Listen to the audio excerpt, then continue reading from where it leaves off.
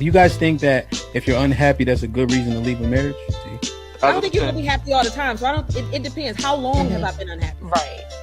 Because my kids are seeing that. Right. I think that matters too. Like most things, I think there's a lot of people.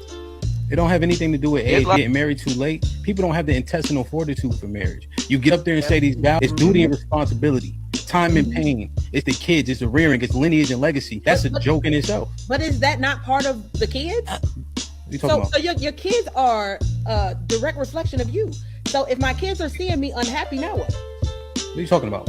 Because you said happiness in the marriage, because you just said that kids are part of it, right? Let me explain it to you. You're conflating your happiness with how the kids are treated, right? I'm not even talking about the kids. I'm talking about you being happy, right? I just said that about sex, so don't act like you can't do it about everything else. So now that we have a baseline with that, you can fake it till you make it in front of them kids all the time. Now, kids have discernment. I understand that, but happiness doesn't mean everything has to be egregious in the household. However, we know ebb and flow. Is that a thing, or are we dismissing postpartum?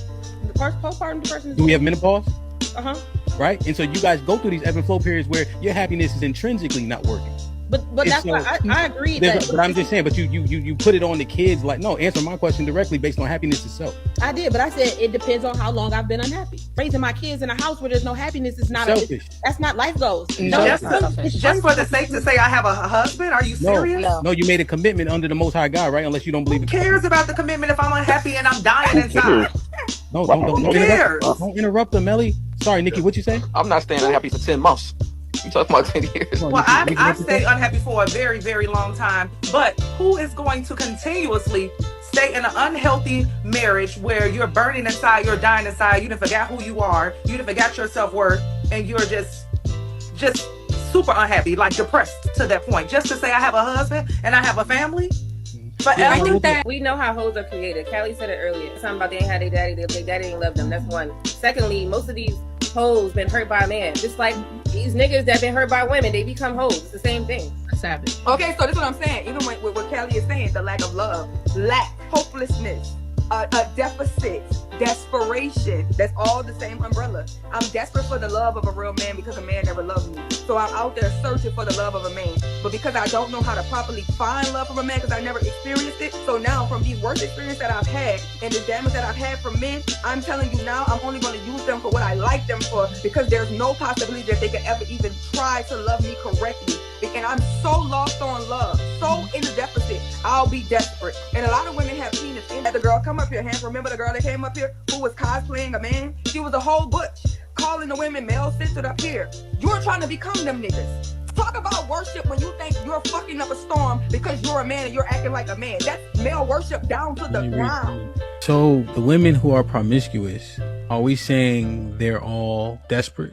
Majority. I'm not saying that, but I know. Yeah, I agree. I feel like in my point in my life, I feel like I was being groomed to cater to him. So at 18, when did you guys break up or stop doing each other? When I was 21, turning 22. So you were for about 3 to 4 years. How did you upgrade him? Oh shit. I think that I gave him a different perspective. Well, you also feel like after you dated him, I upgraded you, and then all these women want you after what I did for you. Hey, bro, he was 18, bro. Like, you grilling him, bro. What the fuck? It's hard to imagine an 18-year-old girl upgrading a 28-year-old man, but then you left curious, what could you have possibly really done to a man that age? Like, you don't have no money, you 18, you don't have much knowledge, you 18. What we're witnessing is cognitive dissonance. So there's no way you admonish the man by saying that you upgraded him and then in another breath say he groomed you. Mm-hmm. Those two things are diametrically opposed, right? And then you said age don't matter. People could be wise beyond their years. However, when Tamia gave you the bail money about you being 18, you're like, yeah, I was just 18. Nah, because remember you just said that you had the wisdom and understanding of somebody older than that, which is what you would be able to bestow on him. Right? Ooh. So these things are conflicting when we saying them. Did you actually upgrade him, or was you mad and talking shit to him because he cheated on? Are most of us cowards? Are most of us willing to kill and die for our wife and children? Are we willing to defend ourselves? Do we know what it looks like when shit is hitting the fan? Do we know when danger is actually upon us? How many dangerous situations have we been in to tell? Do we know who we are in these ways? I'm gonna just tell y'all this. If you are in a real life situation and a person approaches you after an aggressive conversation, get yourself in a position in which you can defend yourself properly. So don't stay in a position that doesn't give you any advantage but put you at a disadvantage. Don't ever do that. see people picking and choosing, you know? So if I'm going to approach you in an aggressive manner, then I should stay that way. Or else you look bad. That shit look corny. That shit don't look good for men. Because it's like, damn, is there a low-level threat of violence between men for real? But that's the word. We pump faking. We half stepping. That shit take away from our strength, our bravado, when we don't know how this shit's supposed to go. So this is a thing that I just been trying to process, man. Don't sleep on nobody. And be ready. Be ready as you can. The man says he got cheated on, and you tell him he's the reason why he got cheated on because she didn't feel like she was getting enough emotional support from him, and you justify him getting cheated on. And like I said, that's unfortunate. But the person that he got cheated on, you would have been like, "Girl, that nigga ain't shit." No, first of all, you don't know me, so you don't know what I would have said. I would have asked, well, what happened? What did you do? What did he do? I was trying to get the full story. But to just go on this I hate women train, I'm not about to do that. Like I said, give us the full details. But to just act like everything was just shine the rainbow, sorry, Uno, but it's more to it. Right. So I just want you to realize real quick, she was emotionally deprived, and you think then she entered a relationship with him. But no, you can't add a speculation on what we do know based on what he shared, and somehow you're saying he emotionally deprived her. You think that correlates? Because before she probably sexually had that experience with that man, she probably emotionally attached herself to him. Why would you think that? Because as y'all like to just say that women just go and just be loose and just have sex. You do. Remember we had the conversation. But the majority of women, they are going to emotionally, the majority of women going to emotionally attach themselves to a man. How? And then have the intercourse. How do you know that? Because I know. The same way y'all know. The same way that y'all know everything that y'all done talked about. No, what I'm saying is, how do you know that, and how can you justify that based on women's behavior? Because it's statistics. Somebody do the research. If she has a dream about me cheating, am I at fault now? You did that shit. You did that shit, nigga. You did that shit in your past life, man. Damn, boy. So he got hit with a honey bun and it's his fault. Okay. That's like a boomerang. I mean, I don't know his situation. How much would you say yes or no? Well, she let another man put his penis in her vagina. He didn't ask her to do it. She just went and did it because or whatever. So, I mean, I don't know how necessarily it's his fault unless he, maybe he's seen the signs and just chose to ignore them. But other than that, like, I'm pretty sure you left after you found out. Yeah. So, yeah, he did the right thing.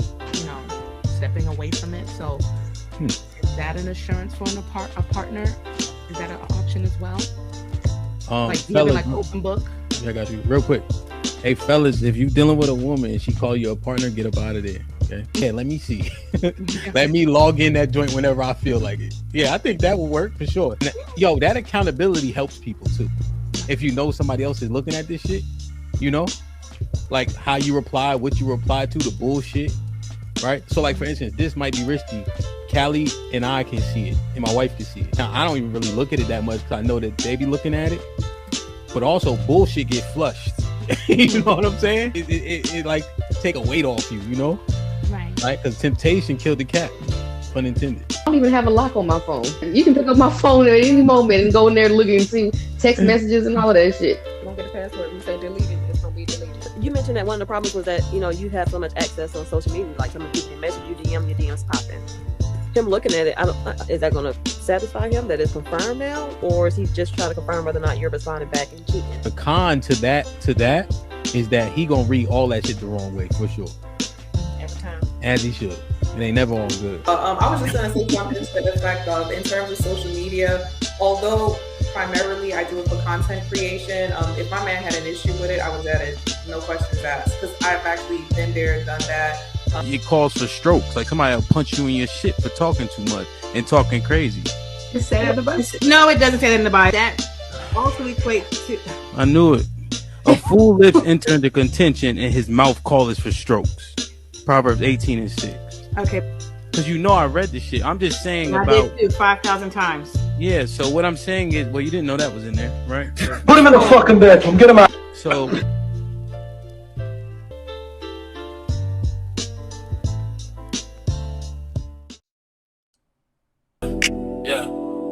Broadcast. So yeah. Like, share, subscribe, tell a friend, tell a friend. DJ HAMP about to go live again.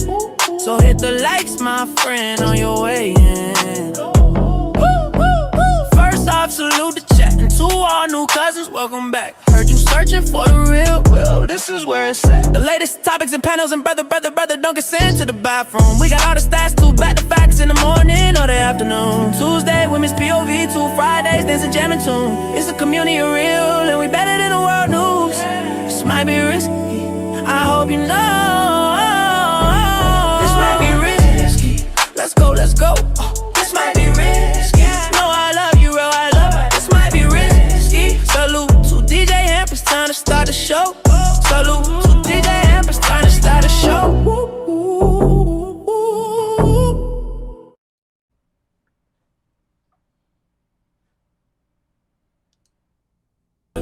Yeah, it's a broadcast. It's a broadcast. It's a broadcast, yeah. Like, share, subscribe, tell a friend, tell a friend. DJ HAMP about to go live again. So hit the likes, my friend, on your way in. First off, salute the chat. And to all new cousins, welcome back. Heard you searching for the real, well, this is where it's at. The latest topics and panels, and brother, don't get sent to the bathroom. We got all the stats, too, back to facts in the morning or the afternoon. Tuesday, women's POV, 2 Fridays, dancing, jamming tune. It's a community of real, and we better than the world news. This might be risky, I hope you know. This might be risky, let's go, let's go. This might be risky, no, I love you, real, I love it. This might be risky. Salute to DJ HAMP, it's time to start the show. Salute to DJ HAMP, it's time to start the show.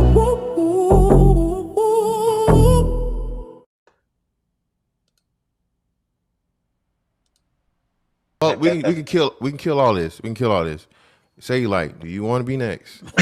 Anytime you ready, baby. I was supposed to be there. Ooh, I'm with it. I'm with it. We can do it. Knocks out everybody and no one can whoop him. That's when that little Cassius Clay from Louisville, Kentucky came up and stopped Sonny Liston, the man who annihilated Floyd Patterson twice. He was going to kill me. He hit harder than George. His reach is longer than George. He's a better boxer than George. And I'm better now than I was when you saw that 22-year-old undeveloped kid running from Sonny Liston.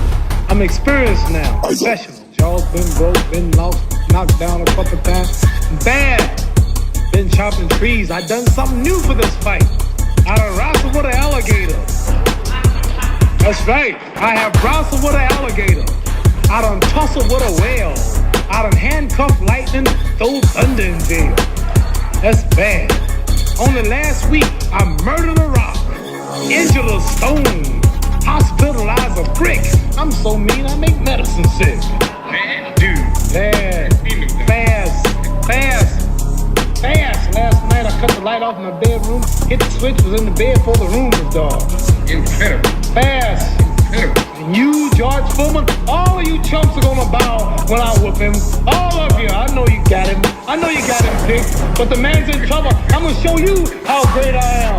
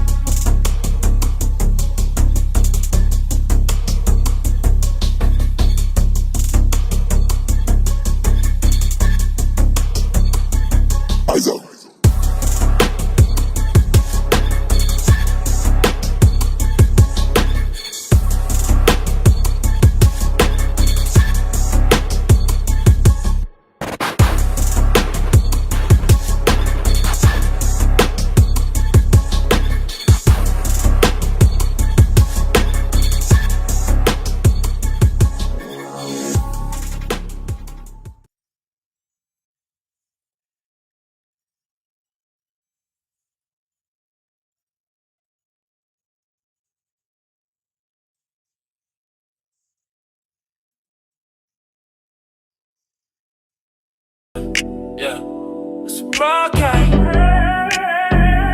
It's a broadcast. It's a broadcast, yeah. Like, share, subscribe, tell a friend, tell a friend. DJ HAMP about to go live again. So hit the likes, my friend, on your way in.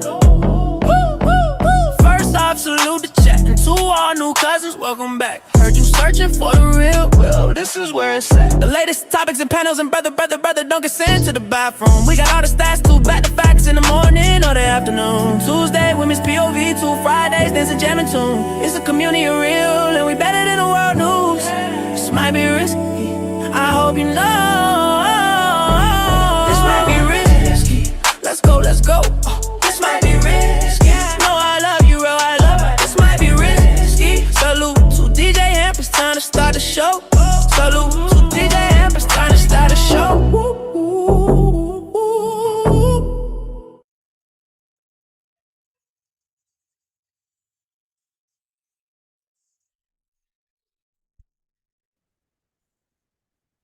Like, share, subscribe, tell a friend to tell a friend. Hit that like button right now if you can. That helps the channel the most. DJ HAMP to Stampede, Risky Midday. We in the building.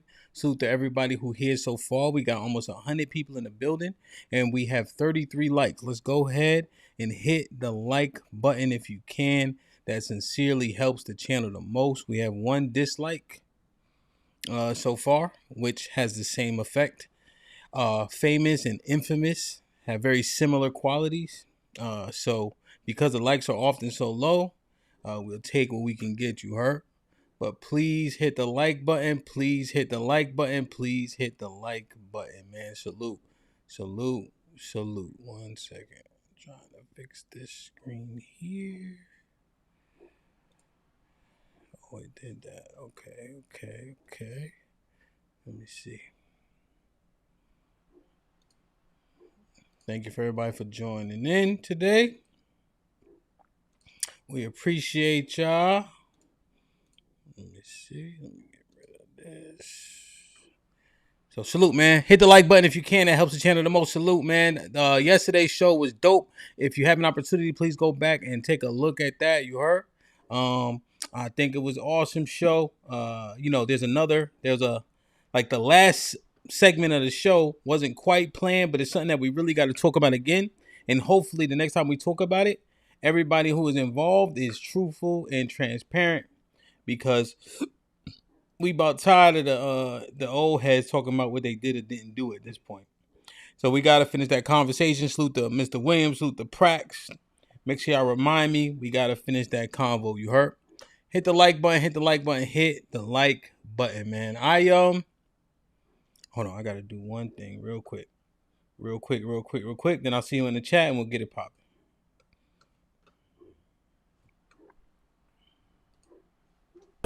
Yeah. It's a broadcast.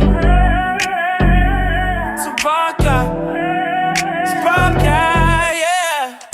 Like, share, subscribe, tell a friend, tell a friend. DJ HAMP about to go live again. So hit the likes, my friend, on your way in. First off, salute the chat. And to all new cousins, welcome back. Heard you searching for the real, well, this is where it's at. The latest topics and panels, and brother, don't get sent to the bathroom. We got all the stats, too, back to facts in the morning or the afternoon. Tuesday, women's POV, 2 Fridays, dance a jamming tune. It's a community of real, and we better than the world news. This might be risky, I hope you know. This might be risky, let's go, let's go. This might be risky, no, I love you, real, I love it. This might be risky. Salute to DJ HAMP, it's time to start the show. Salute to DJ HAMP, it's time to start the show. Yo. Hey, HAMP. I was not ready. Okay. Can you hear me? Do it, man. Yeah, we can hear you. What's popping? I was getting my charger. All right. Let's see.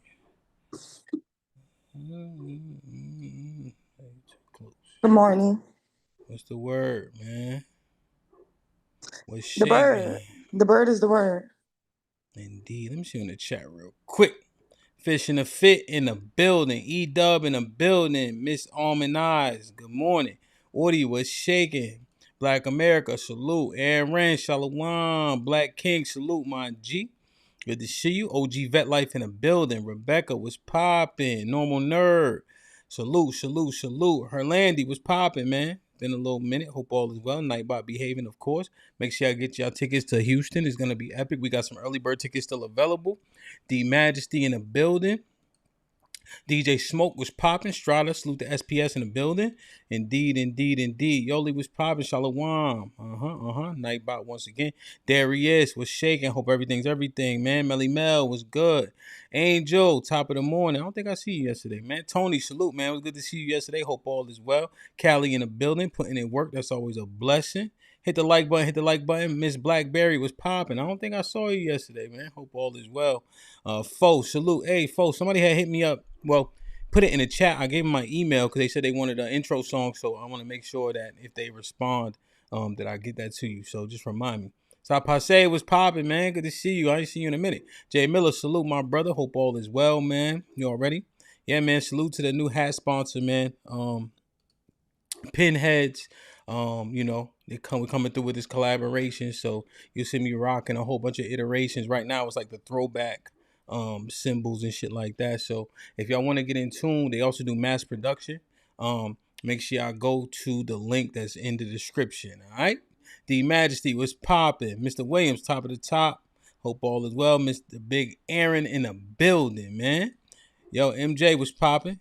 Hope all is well. Hope everything's everything. Hit the like button. Serena, top of the morning. Appreciate you. Light Skin Name in the building.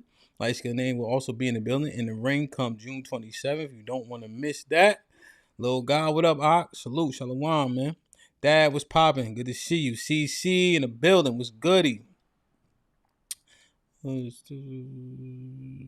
don't know. You got to hit the panel, man. Are you an old head? The old heads who think they qualify gotta hit the link, man. You can't be mad at the old heads who are willing to hit the link and you want them to say the things that you want to say. Just hit the link. Bink was popping. Reese was goody. No Country for Old Simpson, a building, man. Salute. Ken, what up, my brother? Good to see you. Hope all is well. Hope everything's everything. See the Nathaniel. Shalom. Ock was goody. You all ready? All my Ocks in the building. JJ was popping. Good shit in the gift room this morning. Boot camp was goody. I ain't see you yesterday. Hope all is well. Ricardo was shaking. I ain't see you yesterday. Hope everything's everything.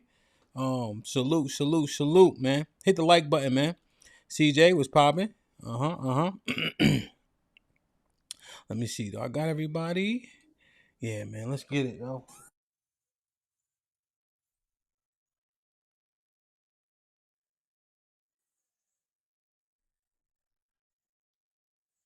Taroos, what up, my brother? Good to see you, man. Relly, what's good, man? How you? Good. How are you? I'm doing the right thing, man. I had fun with your people on Saturday, man. I saw you on a live. Huh? I saw you on your story. Yeah, man. We was having fun, man. It was an intimate party, it's like 30 people, but they was all having a good time, man. They like 30 people. That's a good little. Yeah, and they all. If it was 30 people there, 25 of them came from New Orleans just to surprise the dude who graduated. So it was legit, just them. You know what I'm saying? Yeah. But it was a good vibe. They're like, "Hey, you from New Orleans?" I'm like, "Hell no." Nah. But from my most favoriteest people in the world, though. They like, "Oh, I can tell." I'm like, "All right, now." Just rolling them beats, huh? They can throw Queen T, Rainbow Kid. What up? Yeah, this gonna be a good topic for sure. I'm kind of just like walking my way into it. This the one right here, bro. So it was like happenstance. You feel me? I had heard it and I just downloaded it, right? And I had played it early, and they start going like kind of crazy, right? Because it's kind of old too. And she like, yeah, this the one that's I don't know what she said, rolling in New Orleans or something. Rolling. Yeah, right now. You know what I'm saying? But I had just played it because I liked it, not because I thought it was a banger, but it happened to be a banger. This shit right here. I don't think it's Shy here. I don't think I've seen Shy yet.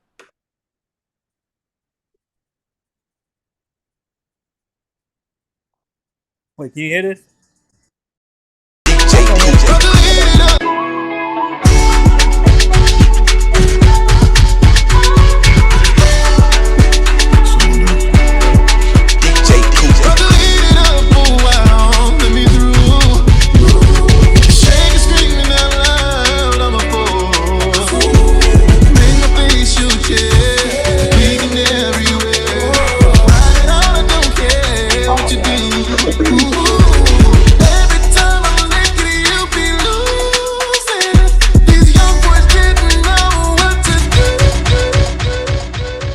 You know why? You know why though? Because we have an R&B night. Okay. So they have a song where they just do R&B. They have like a little specific day each day they do R&B songs. Yeah, the R&B songs they always get you. Yeah, nah, real shit. That one's fire for sure. Cause they be dipping. That's when they not shaking. That's when they do the dip. Yeah, they wasn't shaking. They was that. Yeah. Yeah, that's the dip. Those are the songs I like. And then you got the Yeah. shaker songs where it's like just. Yeah, I don't really like Vicky Lowe that much. You don't like Vicky Lowe? I kind of do, but not like. They love Vicky Lowe. She ran the city for like she had a good run. Yeah. Nah, she had like, they was like, can you play? Cause I played a couple of her shits, and they like, can you play this one and this one? I'm like, man, I don't even like her like that. But yeah, man, salute, man. So hey, man, everybody feeling good, man. We got 140 people in the building. Please hit the like button. We got 70 likes. We need 70 more. You heard? Let's get it popping, man. You like the DJs. You like the DJ mixes. Yeah, I like the DJ the most. Yeah, when it's just the DJs making the beat with the original songs. You don't like bounce rappers because they. No, I like the niggas who make Bumba a little bit. The young boys. What are their names?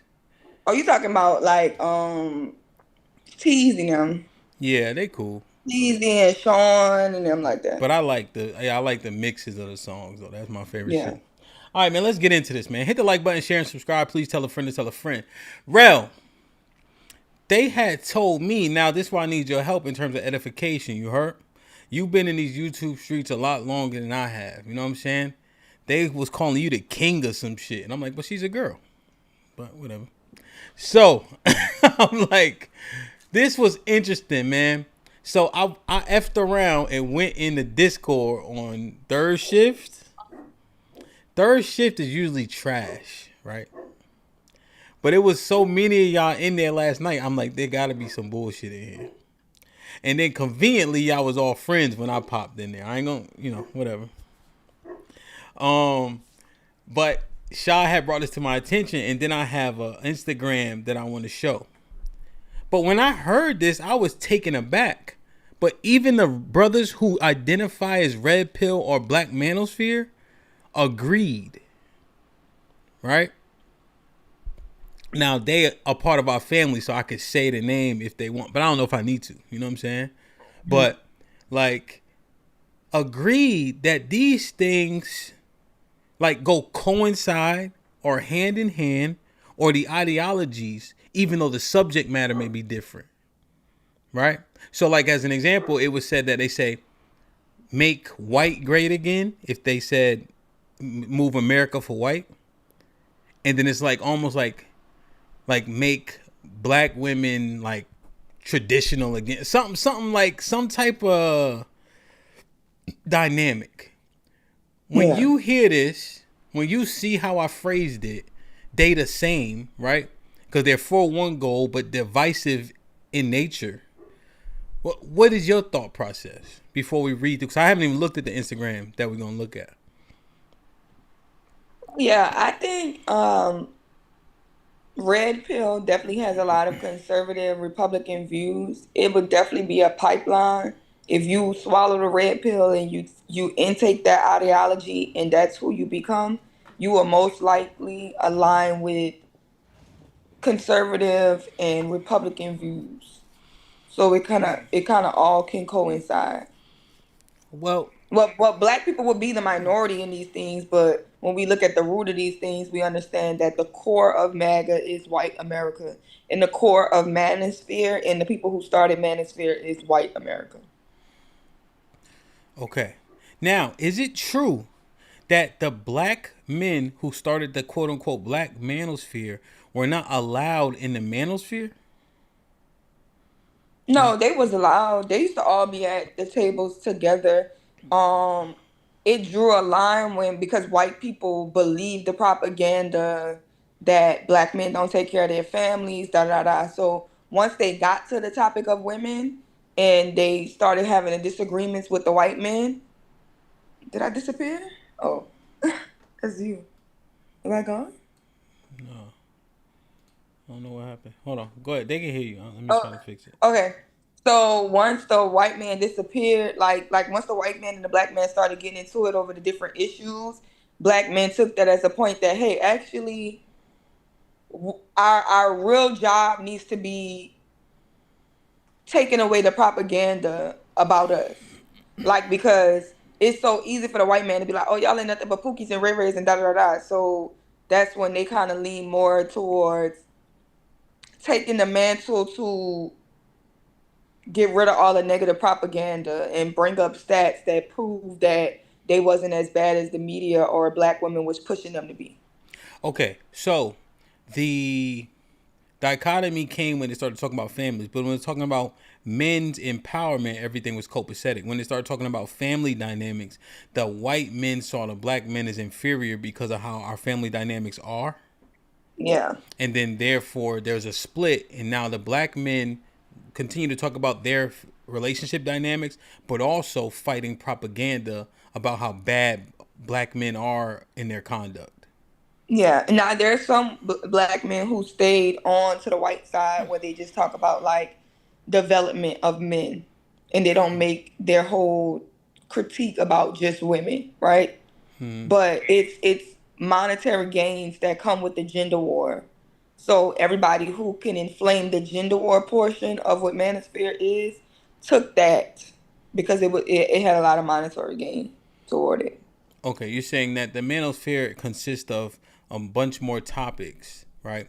But the topic that has the most traction is men and women relationship dynamics. Okay. Yeah. Got you. Now, is it really that simple, right? MAGA is to white empowerment as Black Manosphere is to what? Black male empowerment. Okay. Why is that? Do you see MAGA as divisive? Yes. But do you see black male empowerment as divisive? When it's like turning around and doing the same thing, like spreading propaganda or negative things and causing a gender war, yeah, it can be very divisive. I don't think it's not pulling us together. I feel like it's taking us apart. So what about, okay, because remember, these two things are being pitted as the same, right? What is divisive about the Black Manosphere in terms of our relationships? Just the gender war in general. Any of these things is more likely to be shows where women are rage baited, disrespected. There's race elements into it, right? We have the ones that call black women monkeys. We have the separation that breeds into, men going their own way, black pill or passport bros. I know, right? but those are. So I'm thinking, is black male empowerment though? What is divisive about that? You see what I'm asking? Well, the same thing about what white empowerment is. It's like you're finding another group to put down to empower yourself. Okay, so you're so saying how white people empower themselves by putting other races of people down, right? Uh-huh. Black men are empowering themselves by putting black women down. Okay. Hold on, sorry. So you're saying the empowerment includes the minimizing of black women and their value and such. Yeah, so it can come off as anti-black women or hatred for black women, misogynistic. Those are things that are linked to Manosphere. Okay, so now this is where the conversation has to happen in good faith and objectively as possible. Right? Is what is considered misogynistic? Like, so for instance, if I say there is a hierarchy in which men are at the top, is that misogynistic? I think it might be. So if I'm saying there's a hierarchy It goes men, women, children. That's misogyny. I think misogyny is just like blatant hatred. But but yeah, how people see it, right? I'm pretty sure, like from what the extreme level of it is, yes, right? Because women feel like equality, but more the new wave of women feel like it's actually women. Women should be at the top of the hierarchy. Okay, but this me and you, right? We just being objective. I'm gonna just name some shit. There's a hierarchy, right? Men, women, children, right? It also works the other way. When people got to get saved, children, women, men. You see? That's how the hierarchy actually works. You know? Who eats first? Children, women, men. Right? Like, let's say, there's a need, right? But who gives the instruction? Men, women, children. You see? So it feeds each other, right? When you say it out loud. Right? So if you say there's a hierarchy and you frame it as that, you think that black women are saying that is negative, that's bad, that downtrodden's us. It's not just black women. Well, we said black manosphere. That's why we gotta stay there. So it's like, in that traditional sense. Okay, so let's say a common one that I'm seeing is why should the No, Ralph. Stay with me. What I'm saying, that's the category we in right there.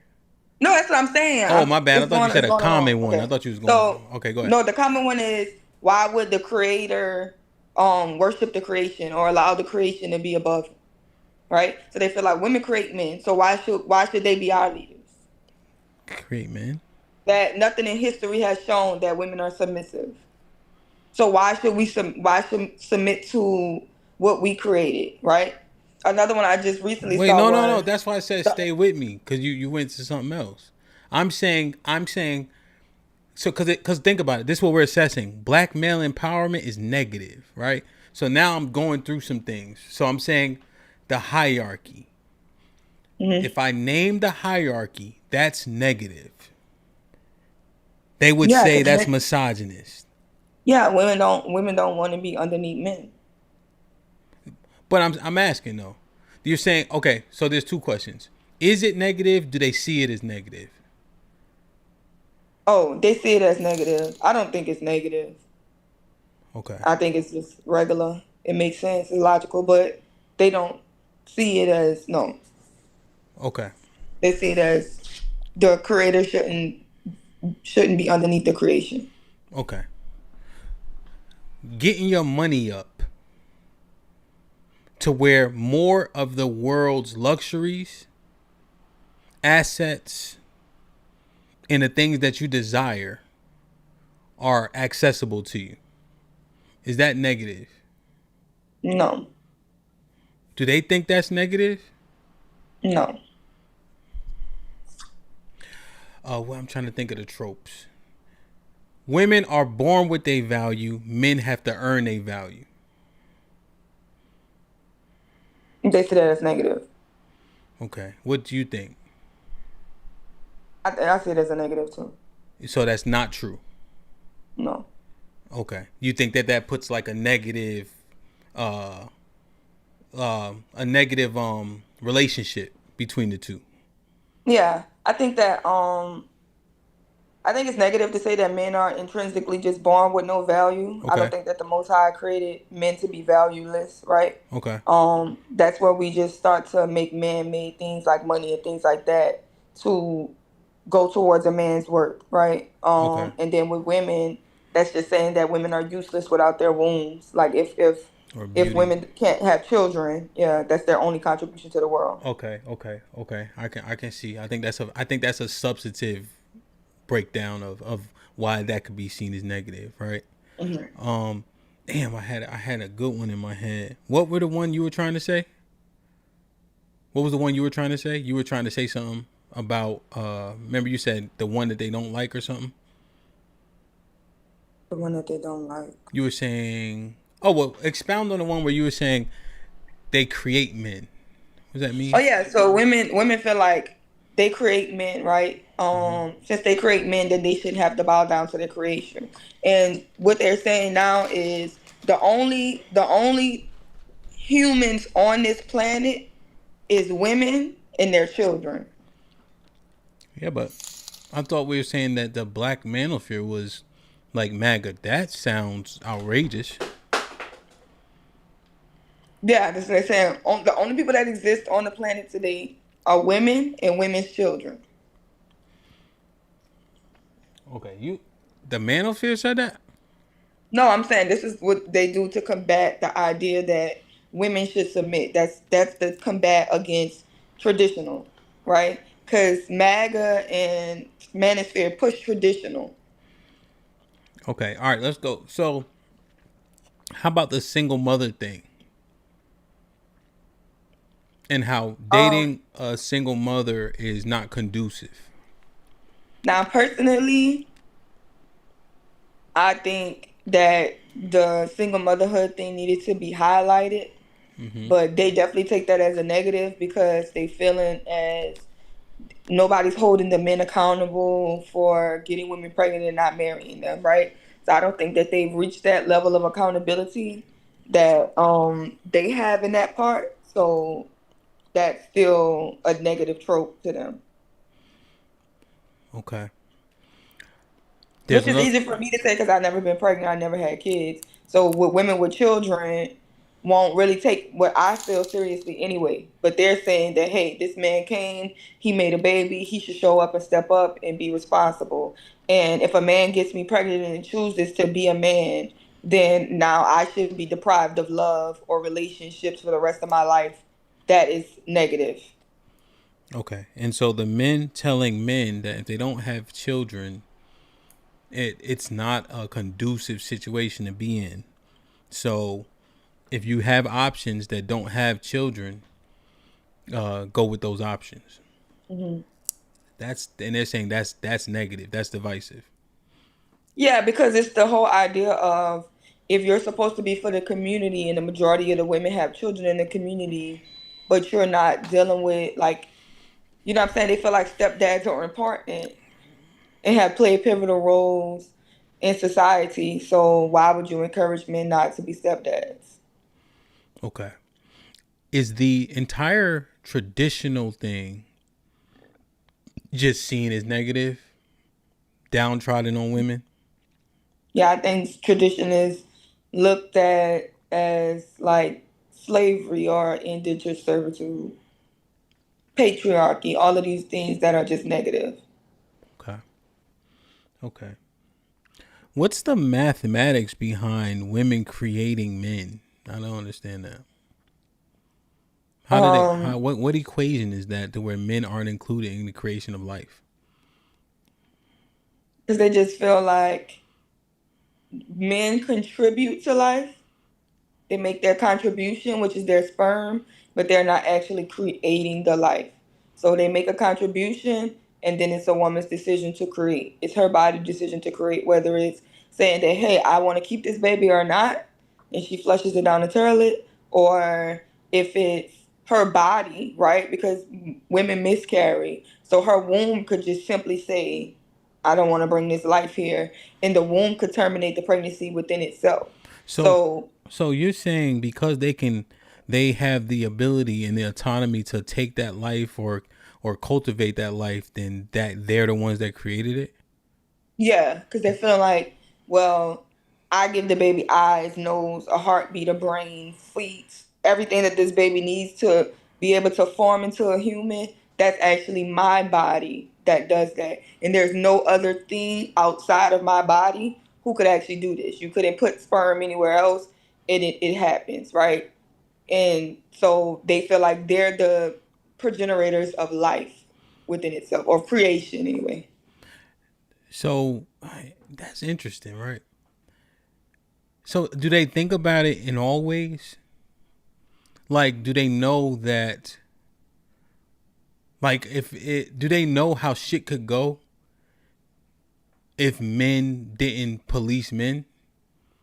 And men were tyrant? Do they know how shit could go? So do they give that credence to like their life and livelihood and in existence? Yeah. Like, do they acknowledge like men could lock you up if they wanted to? Yeah. Okay, so they keep the logic consistent. Yeah, they think that men are like the apex predator. Yes. Okay, so just like, so do they think they're predator to the baby when they choose to kill him? I think where women at with abortion is a disassociation, right? Because if something happens to the baby that's not their fault, it's a baby. But if they cause something to happen to the baby, it's like a lump of cells. So they create life, but it's a clump of cells until they see it as otherwise. Yeah.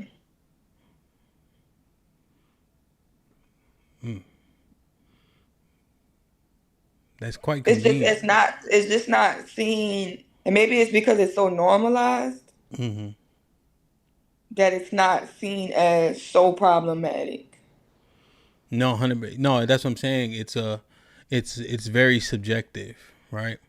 Like, I'm not a predator because I'm saying this isn't a human being, but men are the apex predator because I get to pick and choose. You know what I mean? What's murder? What's tyrannical?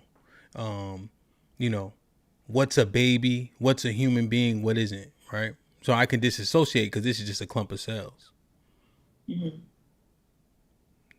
Man, and I think in general people don't see abortion on the same level as murder, right? Except the people who are like very pro life people, but just in general we say, hey, would you rather a girl get an abortion, somebody kill a child, like go to a school and shoot 10 kids, or would you rather a woman have 10 abortions? Most people would pick, okay, just let her have 10 abortions. I think if you put somebody if you ask a loaded question, right, I think they would answer as such, because a lot of things are out of sight, out of mind, you know. But if you ask them what's more egregious, the answer should be it's literally the exact same thing. But if you ask me a loaded question, I guess I'm going to answer what's least invasive. Yeah. So you would say, I don't think most people would say both are egregious. One would say, okay, I'd rather her get the 10 abortions than somebody to go shoot up an elementary school. Yeah, I'm saying, yeah, I agree. Because it's loaded. It's a loaded question. I'm saying it's equally as egregious. Oh, you're saying most people don't agree that it's equally as egregious. Yeah, that's what I'm saying. Okay. Yeah. Okay. I'm just saying, if you ask somebody that question, like, what the hell they gonna say? Like, they at least talk to the kid. Yeah, you know what I mean? It's like a kid you never met, essentially. Right. And you know it because one is legal and one isn't, right? In most states, right? Yeah. No. So like we're fighting, but for like if you look up the stats on when they legalize it, and it's a global thing, women doing this, right? So what people are trying to combat, because when it was legalized, the numbers went through the roof, right? I mean, the numbers are like skyrocketing. So people are trying to bring it down now, but it was legalized. But it'll never be legal for us to go to like elementary schools and actually kill the little kids that's already living. Yeah, I understand. I understand the breakdown. Okay, so let's take a pause, right? Because I'm asking slightly as a novicely, right? I'm asking about the things. Now, I want to look at this. Okay, this post was extremely popular. Salute to Shad and Dr. G for bringing this to my attention. So, okay, so this is a post on IG. It says, "Is the Black Manosphere just as bad as Maga?" Hey man, let's help us meet the goal. Like, share, subscribe, tell a friend to tell a friend. Hit that like button right now if you can. That helps the channel the most. Let me read these real quick. My brother OG in the building, Vet Life with the $10 says, let me make this one a little bit larger. I'll read them. It says, he said, good morning, Hamp and Rel. No, Black Manosphere creator have ever called black women monkeys. Our empowerment consists of being a man, taking care of your family, getting money, and choosing the correct woman. JT with the $2 says, HAMP, the word would be chauvinistic. Okay. Yeah, I think I was asking. Okay. Yeah. I think what they think is chauvinist, I think that'd almost be a emphatic yes. Misogyny is the hate for women, which is, I think, is what I really want to understand. I think chauvinist or misogynist. It's a link. It's an umbrella to it. No, that's the thing. I think they're completely different. And are the guys from Fresh and Fit not black? I don't know. I don't even care about them. What are you talking about them for? Because I know they call black women monkeys all the time. Oh, you responding to what's in there? Okay. Matreon with the $10 says, so women don't want leaders, they just want someone to blame. Jared, what up, man? Good to see you. He said, I got 5 on it. Great content, Hamp and Relly. John with the $5 says, my God, salute, man. Hit the like button. Yeah, I don't see chauvinist and misogynist as the same thing. You know? But we could talk about that. Let's look at this article. This is my first time kind of looking at it. When did you become such bullies? So here's her blurb. I think it's only right that I read the blurb. Well, this whole Meg/Clay ordeal done brought me into a Substack. It's been super difficult for me seeing all of these black men utterly reveling in an opportunity to celebrate a black woman getting cheated on and bully any other black woman in their paths. This comment under my last video was my last straw. Tap the Substack link to the bio to read more. The Black Manosphere is Maga. These are the guys who were not allowed to join the actual Manosphere. The white man wouldn't let them. So they formed their own Black Manosphere. Had it not been for whites only signposts, these guys would all just be Manosphere, thus Maga. All right. So this one says, we need a whole new set of black women. Better ones worth putting our lives on the line for. This must be her comment that she said triggered her, I guess. Okay. It's my first time too. I haven't seen it. Okay. Black and brief. Over the past 2 to 3 days, I have seen black men come out in droves, gleefully, maximizing every opportunity to bully any black woman with something to say in defense of Meg or black women as a whole. I could use bigger words for what they are doing. Besides, how you move these things? Okay. Bully, sure. Degenerate, humiliate, ostracize, punish, devalue, all the things. But bullying feels like the most astute way to put it, because in the grand scheme, it's childlike, trivial, in its projection in its most infantile form. Still, somehow, the impact feels shockingly vile, twisted, and evil. Seeing them seemingly feed off the hate-fueled debates and pile onto them with the intent to be elusive, aloof, contrarian, combative, incendiary is maddening.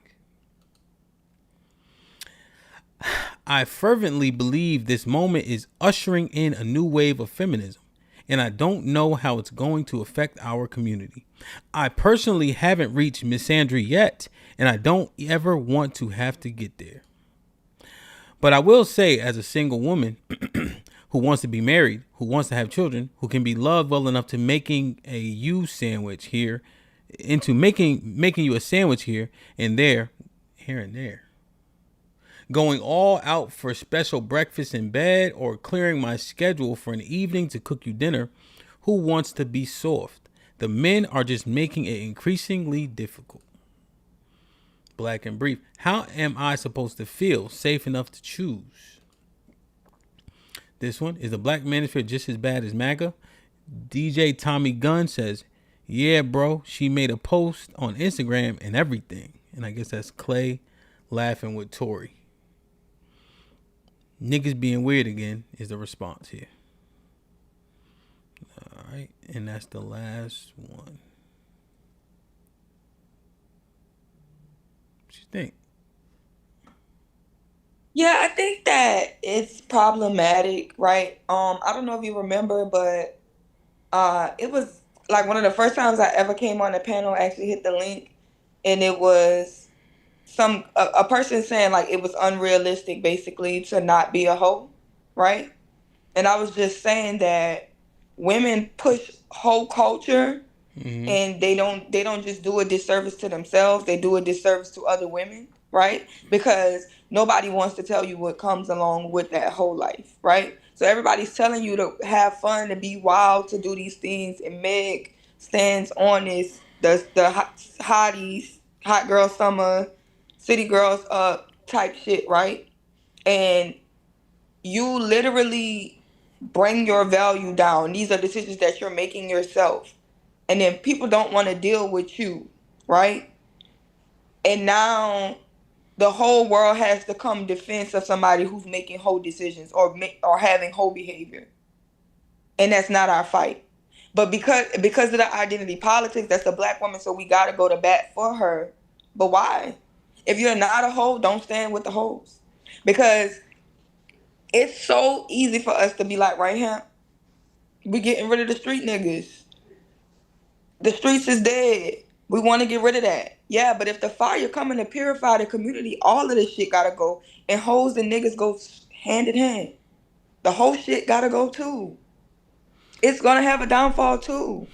Okay. Your reckoning is coming. Bitches is not bigger than a program, but we think we can make whatever decisions we want to make, and then when we have to deal with the consequences, now we have to blame all men and go on a whole full out gender war. No. So this was my take on this thing, right, Rel? Your reputation precedes you, right? We've always qualified people based on the music they put out, right? If you didn't live your raps, people looked at you funny. Maybe a little less now, right? But if you have WAP and all this other stuff, right? People are gonna assume that's you, right? What are their interactions other than that? Benny Butcher is one of my favorite rappers, right? But I don't follow him on Instagram because I don't think I'm gonna like him anymore. I hate that nigga jeans, that nigga haircut, right? So I just say, yo, I'm gonna listen to the music, right?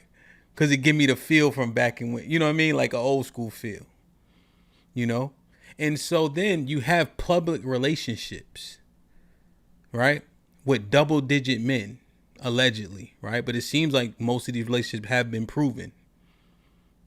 But it wasn't even relationships, it was kind of like sex. Yeah, I'm just giving it the benefit of the doubt, right?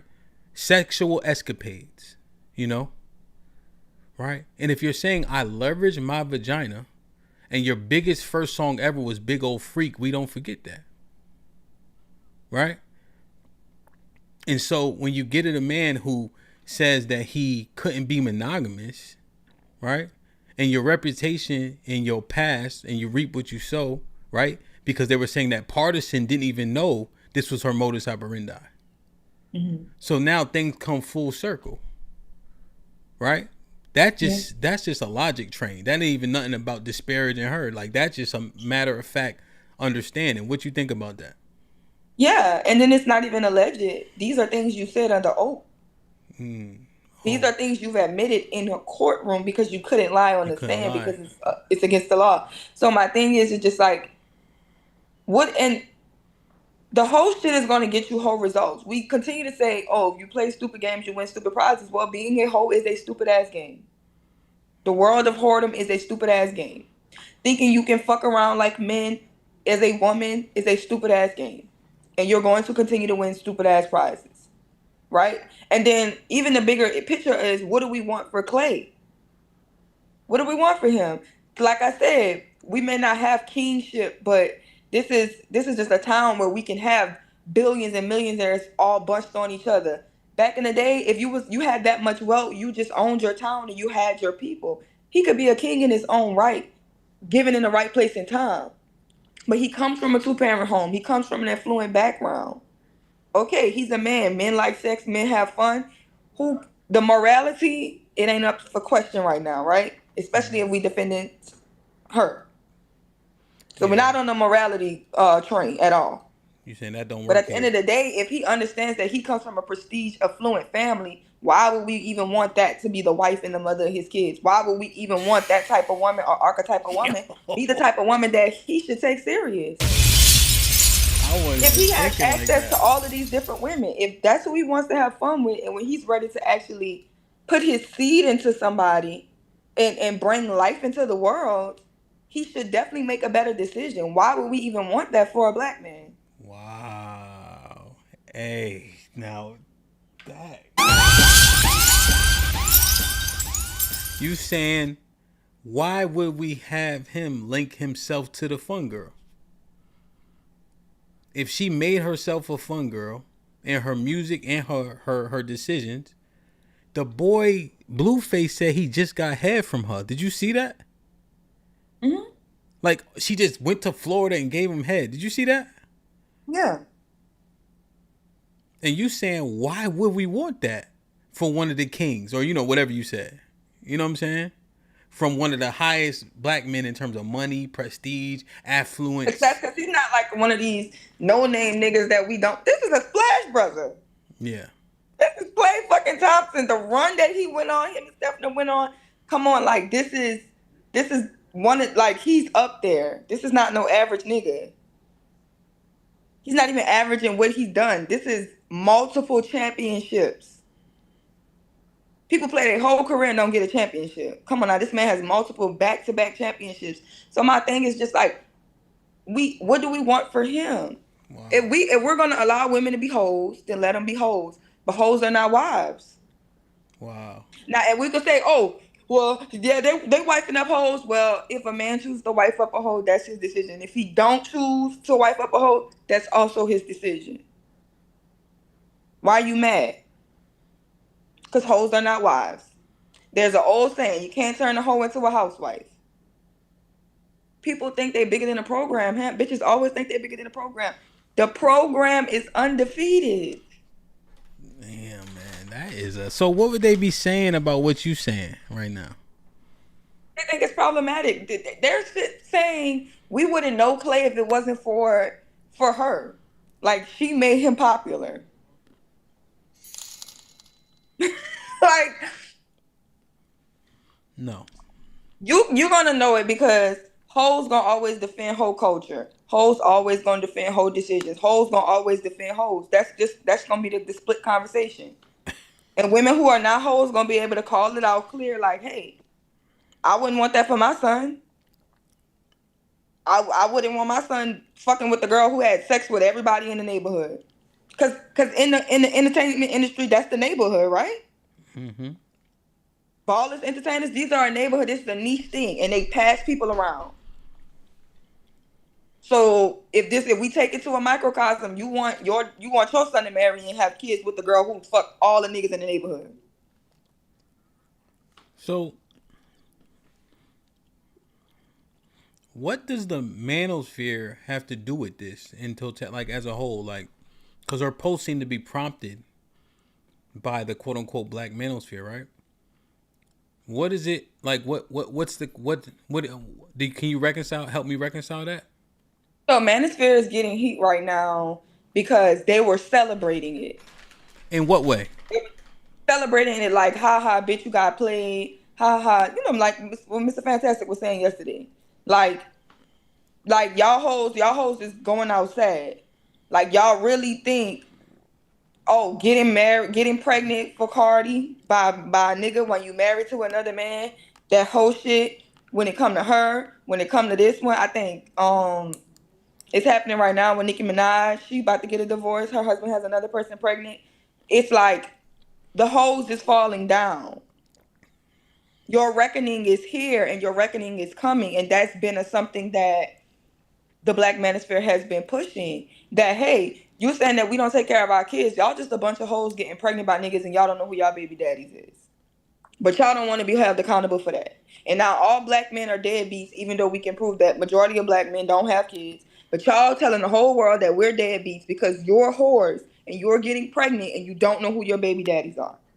You are so loose with your vagina, you don't want to have any control over your sexuality, and you're mad that no man wants to wife that up or take that serious. Because your behavior just is unbecoming as a woman. And these are the things that y'all are championing, and then y'all want to play victim of a decision that you're making. It's your body, your choice, and you chose to give your body to multiple men. Yeah, and a couple people said it in the chat, right? Sis, I think somebody else said it. Didn't she bring this to the world? Mm-hmm. She posted this, right? And she was saying his mood swings. I think we read it yesterday. And then it's like when you put it on here, you don't want people to do what you know they're gonna do with it. Mm-hmm. Right? If she said we broke up, boom. But she's saying you got mood swings, you did this, you did that. And like you said, it's one of the Splash Brothers. Basketball fans, men and women, ain't gonna go quietly. Mm-hmm. Right? You know? Like Clay is not one of the guys who had a bunch of scandals and shit. You know what I'm saying? Mm-hmm. Like, he just play basketball. From what basketball ain't shit to me, but just generally. Damn. Which is also proving the point about her archetype of women, right? It's proving their point of what they're saying. That not only will she can't just be quiet and move on. She had fun. You bought her a Bentley. You bought her a house. You did things for this woman. You made her feel special. You treated her better than any other niggas treated. You gave her whole top tier treatment. And then when it's time for you to decide, hey, I don't want to be monogamous, right? She can't even move in silence. She has to tarnish your image. She has to bring you down. She has to make people want to hate you. She has to make you a headline. As long as we've been knowing Clay, because Clay on the end of his career. Mm-hmm. No other woman has ever embarrassed him like this publicly. And he's dated other celebrities. Coco Jones, for instance, right? Like, I don't know if you know, but he dated her. When did Coco Jones talk about it publicly? She kept it classy, moved on. But now you getting blasted because you're dealing with one of these hoes, hood rats, hotties, loudmouths, whatever they saying about the degeneracy. She's the trope of that.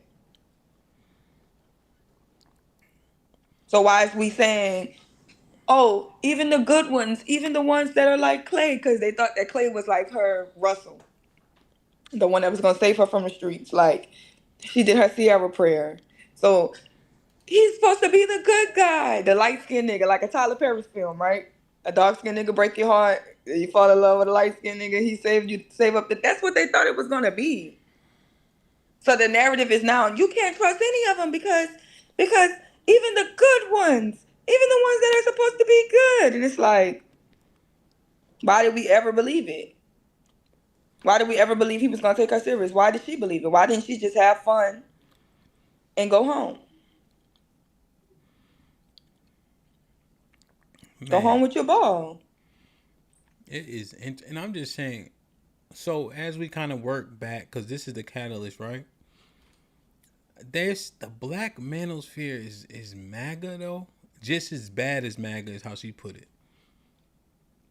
Yeah. And it's just saying, like, the divisiveness. And I just wonder, is what being said divisive? Or is it subjectively divisive, right? Shout out to Shad, because Shad been saying this. Shad is saying that a lot of things we say about each other, 60 years ago, white people were saying about black people, right? And I was saying it, like, we was having a conversation. I was like, bro, if you closed your eyes, you wrote some of the stuff we said on a piece of paper, and we gave it to everybody and said, this was the KKK was talking about in their last meeting. We would believe it came from the KKK, but it's coming out our mouths, right? But then the question is it true? Does it need to be said? And who's allowed to say it? If it's racist when the white person says it, who's allowed to say it? Because are we going to just say we're so pro-black that we're pro-debauchery? Yeah. Right? We're black women, and we're saying we're unprotected, we're underserved, we're undercared for in the world. The society hates us. And then there's black women who think that it's okay to portray the image of black women as hoes, ass out, twerking, ass on the sink, fighting, hoeing. That's who they want our image to be. For a check, that's who they want us to be. As we're fighting to be protected. Yeah. But this is who they want to portray our image to be. And when something happens to them, to start to dismantle that, little girls need to see this. Little girls need to see that, hey, the hottie pot line means, hey, you're going to forever be a pass around. Is that the life you want? Because you're on the world stage, but what do you think you're teaching? So if you're a woman and you're condoning this, what do you think you're teaching your daughter? That you should be able to be a hoe and then people should accept your poor behavior? That's not how nothing in life works. Nobody has to accept poor behavior from anybody. Yeah. This ain't our fight. Meg ain't our fight. Meg chose her path.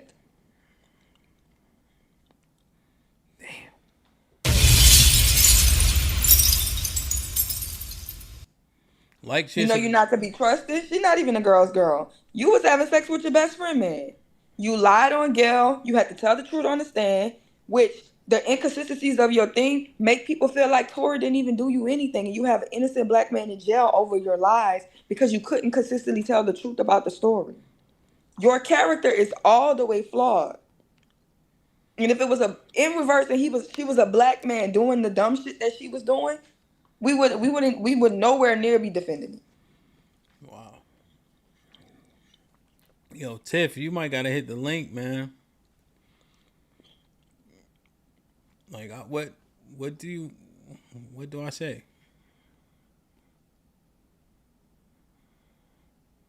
It ain't our fight. Like, why? It ain't our fight.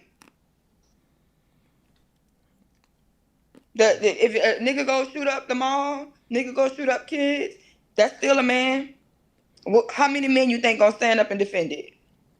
Now, crucify that nigga. We gotta be able to crucify our own. We can't always want to crucify every time a man do something wrong, and then when women do shit wrong, we trying to justify it. There is no justification. It's not even a big deal like that, but she's literally just tarnishing this man's image because things didn't go her way. Even though she knows she carries herself how she carries herself.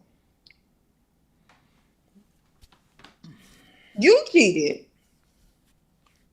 And your man couldn't find out until you couldn't lie on the court stand or you was going to go to jail for lying on the court stand. But you was cheating. You was having sex with the baby. On partisan? Yeah.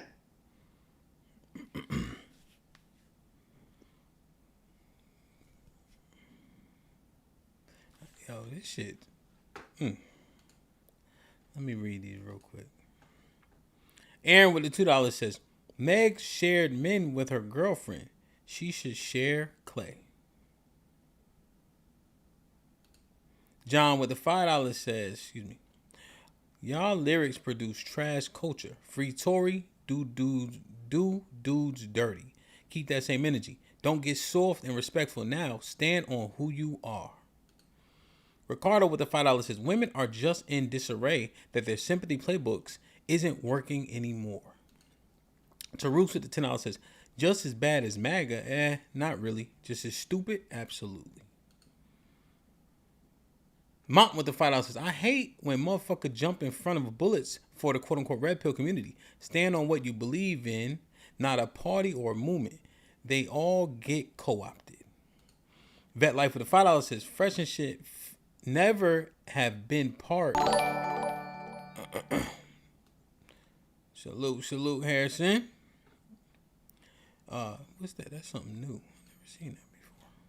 Hold on, my bad. It's pretty though. I know it distracted me for a second. It's a gift? What is it? Oh, they have like emojis. Okay. Vet Life with the $5 says, fresh and fit never have been a part of the black manosphere. In fact, majority of us do not even like them. John, salute. I think I read this one. All right. We're making our way towards the goal. We appreciate y'all. I dropped the link. We have a guest. I'm not gonna convolute what you saying, bro. I had a bunch more questions about the manosphere, but the truth is, what you saying is like, yo, this shit need to be called out. You can deflect if you want. Why are you supporting it in the first place? And you see, like you said, KKK was saying some things. We fast forward 40 years, we seeing unbecoming behavior. Is it our duty to say the same things if it still exists? Regardless of who said it first. So I think that's interesting as hell. Hold on. I thought I just seen. I think the first panelist dropped off. Let me see. I say I got 3. Oh wait, never mind. I got it. I'm bugging. Oh, it's loading. Okay.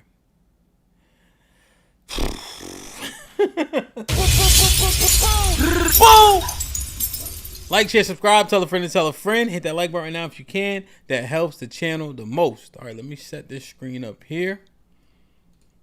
We have one guest that has arrived. This is interesting, man. I don't know, man. You put yourself out there in a particular way, man.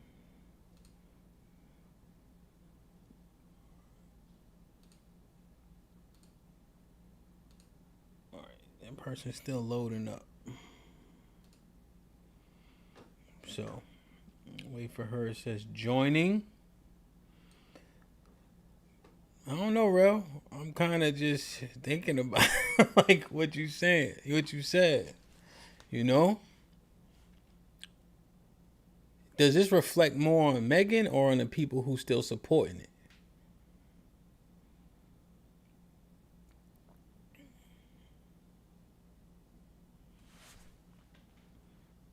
You can hear me? You can't hear me? Yeah. I feel like it's definitely reflecting on her and the people who support it. Everybody who supports whoredom or whole culture is anti the traditional family, right? So it's like, and then there's the microcosms on, why do you care? Why do you care who she gives her vagina to? Why do you care? Well, if this is the horror culture is producing the children that's destroying the community, it affects us all. We don't get to escape it. Yeah. Right? Yeah. It's no world where we have communities where, hey, these are the positive black people and these are the negative black people. We're right around the corner from you. Mr. Fantastic, update your sorry, go ahead, bro. I was just telling update your name. Oh, there you go. I see it. Our kids have to go to school with their kids. Like, we can't all afford to pay tuition for all our kids to go to private school. So the decisions that you're making and the influence that you have is negatively affecting us all. We can't escape it. Yeah, I got you. All right, hold on. I'm just setting up this panel. Publish. Tiff, what's the deal? Good morning. Hey, Rayleigh. Hey, Hampton. Good morning. All right, let me take a breath. Wait, what is Mr. Fantastic doing? What is he doing? He doing Look rolls. like he's working out. He doing rolls. Please let me go before he starts, because I ain't going to be able to say anything else after he starts. Now, look, if you know me, to know me is to know I love some Meg Thee Stallion music. However, in conversations with myself and Real, this is not new. We've talked about this. I have admitted that my good sis is dangerous for the culture, just because a lot of people can't decipher entertainment, all the different things. Number one, I don't like that she posted this. I do think it was messy. I think it was immature, and I don't understand the need to say, like, oh, you got mood swings, this and that. Like, he was good enough for you to want to be with. He was good enough to live with. Why are you trying to y'all broke up? You don't have to say nothing negative about the dude. Two, you have a reputation, and your reputation precedes you. So, sis, daughter, you gotta be quiet. Take the L. If he don't want to be monogamous, he tried it. He treated you nice. He didn't dog you out. It looks like he even probably said, like, yo, I can't do this. And if that's what happened, again, take your L and be gracious. So being loud like this, I don't like it. However, all of that, she wrong, all of the things. My concern is the response is so volatile. Like, that's what you get. Like, yo, hold on. She got broke up with, okay? People break up. She got a pass. The pile on, for me, it's like, this should be a teachable lesson. We should be able to say, like, this is where your reputation, you suffer from it. But you can't really teach because people are so busy attacking. It's like, well, damn, everybody can't beat the girl up. She's still a person. But see, that's the thing. Handled this horribly. Hold on, handled this horribly. So wait, so Tiff, totally wrong. Help us out. Go ahead. Hold on, let me shut the door. Cause do you hear the echo or no? We don't hear an echo. I mean, your technology is chronically bad. Come on here. At this point, we kind of just deal. But come on here. That's the typing from. It's like a crackling. No, it's just like a crackling sound from Tiff's thing. It's crazy. No, I'm putting stuff away. I'm sorry. No, it's like so Tiff, you were saying it's like some type of smear campaign or an attack on Megan. No, I don't think it's a smear. I think that people don't like her. I think she's not liked, and it's not without reason. I'm just like, it's the pile on. I don't understand the pile on. I know that people do not like her. I get it. She has done some things, and she's presented in a way. It's problematic. It's problematic. So, I can say all of those things, but I'm also go ahead, really. Okay, so this is what I'm saying, Tiff. Like when Kevin Samuels died, people celebrated. Mm-hmm. So them celebrating a man making a smart decision and not going outside, because we didn't know if Clay was gonna go outside or not. You can mute while I talk, so it don't chirp for me. Okay. I'm saying, so we didn't know if Clay was going to go outside, but the belief was he was just going to use this as a fun thing, right? But women believed, oh, she found her knight in shining armor. So, of course, when it falls, and they predicted it already, they're going to celebrate, right? But there's a black woman who promotes killing black boys, and she makes $30,000 a month on Patreon. At least. Because that's just for her, like, premium status. Because it's only $30. It's over 1,000 members. So when we're talking about why it's the pile on when we see a woman who claims she's a whore, so we can say a whore have poor behavior, and we know whores don't get uplifted in society. That's the brunt of society. Whores, drug dealers, all of that shit goes in the same thing. But because it's a woman and we may like something about her, we're saying it's too problematic to shame her.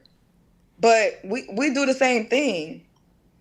So the celebration of a breakup is not, it has nothing on the celebration of people dying, the celebration of people, like when Shannon Sharp had to get all that money taken away by the white girl from what he was doing.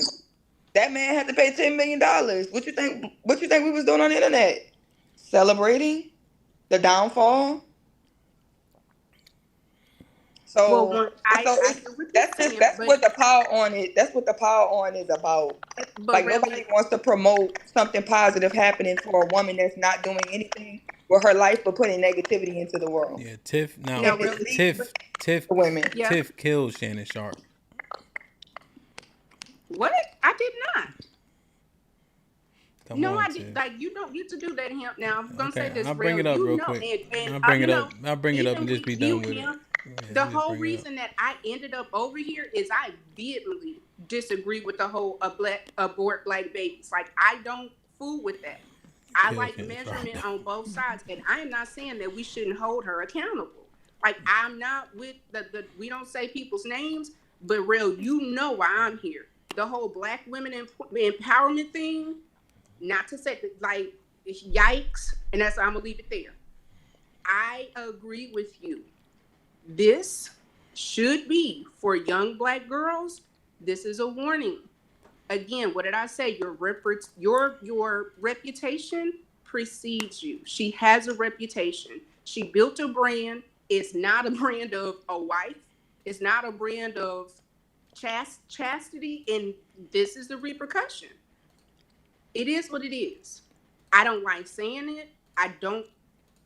But the reality is the reality.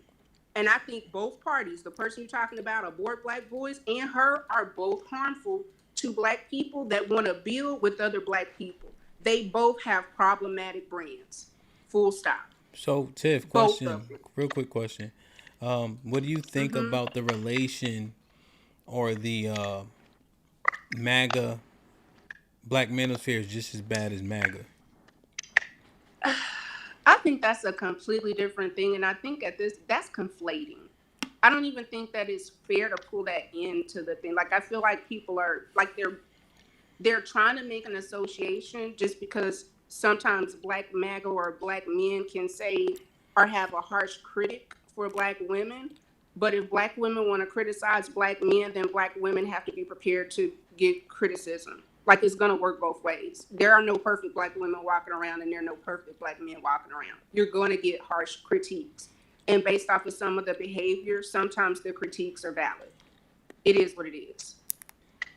Okay, so you think that's an unfair conflation?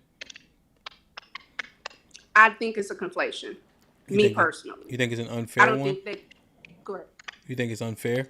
I don't even think it belongs together. I don't even think I don't understand the trying to associate. To me, it's one of the things, like, Black people have to grow up, especially politically. Like, if a Black person wants to vote conservative and they have a different viewpoint, then allow that to be. We don't all have to think the same, vote the same in order to even be in community. We have to grow up. So Like, is MAGA, let me ask you a question. Lazy, and I don't think it's Is MAGA negative?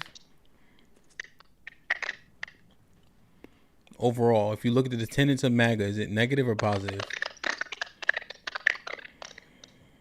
I don't want to associate Black people with MAGA because of the association that MAGA has. Do I think that Black conservatives are negative? No. Tip, but I know, but just answer the question I asked. It'd be better that way.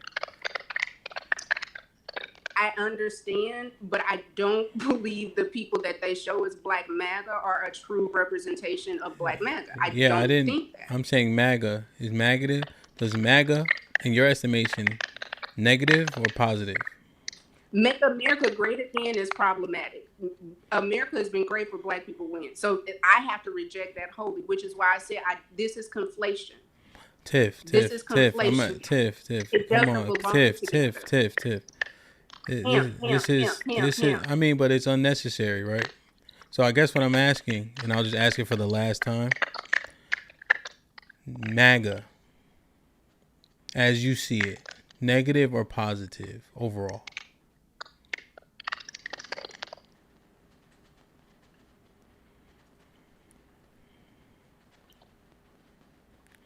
Problematic. Not all positive, not all negative. You're not gonna get me to switch my answer. That's where I am with it. I'm gonna have to drop you then, because I think we understand like how we see things. Yeah, so we just need an answer, so we can push the conversation forward.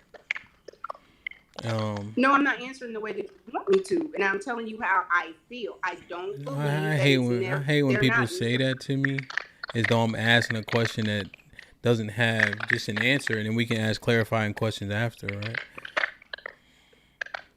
I'm just saying, like, MAGA, do you see it as negative or positive? You're saying problematic. Is a problem bad? Is a problem something that needs to be fixed or solved? There are things that are attached to the brand of MAGA that are not positive. And I don't think that Black conservatives are negative.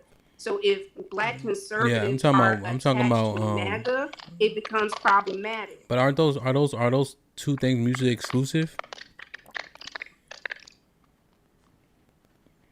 For some people, yes. For me, no. Come on. Yeah. So I'm asking you directly.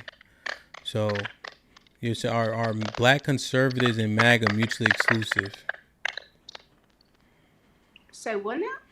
Black conservatives and MAGA mutually exclusive.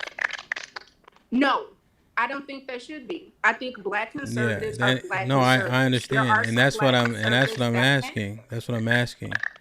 So if you know I'm not putting those together, right? I'm asking specifically about MAGA, right? Because those two things aren't mutually exclusive. So when you see "Make America Great Again" based on their tenets, right? Or are you in support?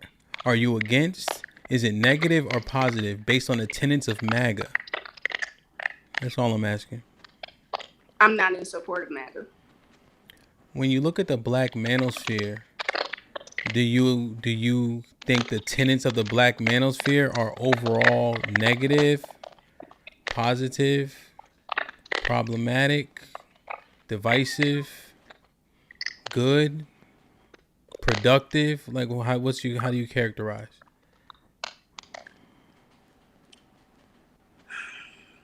With the Manosphere, I think the initial launching was positive. And I'm asking now. I'm asking now, so we can move it on a little bit.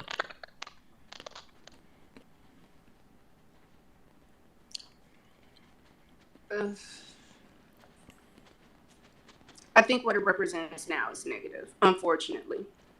Do you think the Black Manosphere as it currently exists is negative? No, I think the representation, how it's viewed, or how the landscaping of it now can come off as negative. What do you think? Divisive. Stay out the chat.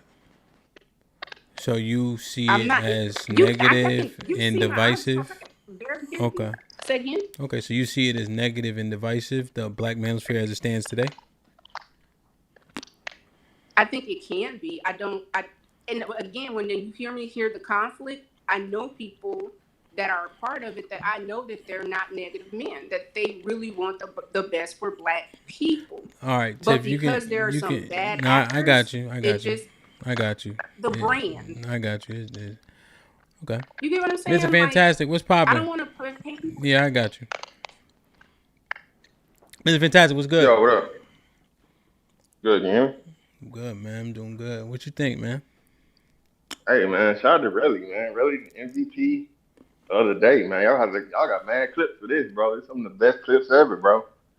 Jesus Christ. I can't believe Sherelle is, you know what I'm saying, taking up for the men like this inadvertently. She didn't do it intentionally, but hey, that's how it came out. But nah, man, hey, man, Sherelle didn't say nothing wrong today. So many things, man. I don't have to reiterate it, but I think the most important tenets are protecting whoredom, right? The identification of women with whoredom that don't claim to be whores themselves, and how I keep telling y'all, and this is a prime example of this, the black woman is above reproach and any type of criticism or assessment, right? Even towards the end on her second iteration, before you guys just open up the chat, how the hell are y'all not understanding? Well, she didn't say this, but I'll say this. Men got a beef with fucking, the main beef with Megan Thee Stallion is not even a whoredom. They feel like she got an innocent man locked up. Now, again, Tory's not innocent in this because, you know, he's stupid by trying to fucking keep up with some dumbass fucking street code. But by all accounts, in the way that it feels, and I'll just say feels because he has been convicted, that's an innocent man locked up. And it's crazy how, you know, we talk about, well, you know, the black man is the most, you know, he's the most wrongfully convicted man in the country, in the history of America. Okay, so this case isn't clearly one. We had a woman that lied, that came up and said he didn't shoot her. Then she changed her fucking story because she felt a ways. And this just personifies that thing, that whenever Megan Thee Stallion gets in her feelings, she will say what she feels makes her look better. If she feels a certain type of way, she's willing to destroy a man's image. She's willing to destroy a man's life and put him in jail, possibly, right? But hey, it's neither here nor there. To the Manosphere shit, listen, I have to see who the person is. I haven't seen this yet. I have to look into it. For one, the Manosphere is, by all accounts, we'll say defunct. We don't want to say dismantled, we just say defunct, right? Most of the people that were originally associated with it don't even associate with it no more because there's just so many, the black Manosphere, to be specific, right? Very, very few and far between because it's so much infighting, right? You got tricky niggas, you got gang niggas, you got, we hate Keisha niggas. It's so many different ideologies that where black men just can't agree and all these different things. So hey, it just is what it is, right? But yeah, man, this whole MAGA and Black Manosphere thing, this goes back to Kamala losing. Again, man, black women are the most grudge-holding, vindictive, just one-sided motherfuckers on the planet, bro. And again, it's crazy, right? I didn't even know that's how Tiff ended up over here, but I read between the lines what she was understanding. Tiff ended up over here, but I never seen Tiff go on a campaign to get that page shut down, to get that woman to change her rhetoric, right? And most black women didn't. These are black women that had sons, HAMP. Black women were supporting another black woman up to the point where she said, hey, abort all black male babies. And they just left. They didn't burn it down in leaving. They just, hey, this is too far for me. This is where we separate. So, hey, you know what? I'm not going to speak up. Listen, Tiff, we're not doing this, especially with this crackling and shit. Mute your phone back up. Tiff, you have a chance to mute your phone up. Tiff, you have a chance. Hold on, I got it. You have a chance to rebuttal, but you got your sound is not great. So you will respond when he done. And I sat here the whole fucking time and then come off mute not one time while you was talking. Furthermore, again, this is the problem, HAMP. Again, black men, I am never with, and it's never even been a cadre or a group of black men that were even crazy enough or stupid enough to suggest aborting any black child, right? Gender-based or not.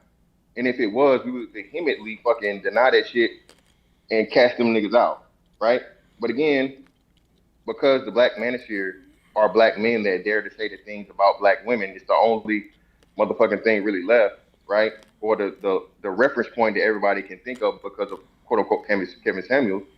And then again, like Sherelle said, bitches were claiming Kevin Samuels' scalp. Help.